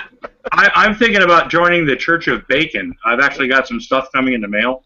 Yeah. It's a bona fide real religion now. So, yeah. Time. Oh yeah. So I'm kind of a multi paradoxical religious kind of satirical guy now when it comes to religions. I'm into the lobster religion. Matter of fact, I'm the founder of the True Lobster doctrine, and I'm also very versed in Pastafarian theology. I've gone so far as to get really drunk a few times a few years back and make Pastafarian videos that I'm not really too proud of, but you know, there's actually people that believe that shit's that I know there are people out there that really take the Pastafarian thing too far and stuff, and not for what it is and everything like that. And if you are a true Pastafarian, I don't mean to offend you, but you know, there's people, there's people out there that actually believe that people actually believe that. Maybe we should do an episode of that, the non-religious religions that are because too far. I just used some quotes and a couple of memes one time to make a point about how ridiculous, how taking words out and changing things around and stuff just a little bit, it can make just as much sense. You know, I used the Kansas school board letter, and this person was flabbergasted that somebody would be so absurd to believe that the world was created in 2 days, and then God rested, and then created midgets and trees, or mountains, midgets, and trees. Midgets are spelled a specific way on purpose that only he knows. And they're like, well, that's just a silly religion. And I'm like, well, yeah, it is, you know, and that's the same credence I give your religion, you know. I just don't think it's real, you know. And it has just as much explanatory power. Yeah, it does. So, on that note, I'm going to stop the broadcast here. All right, night, everybody. Oh, I thought we were already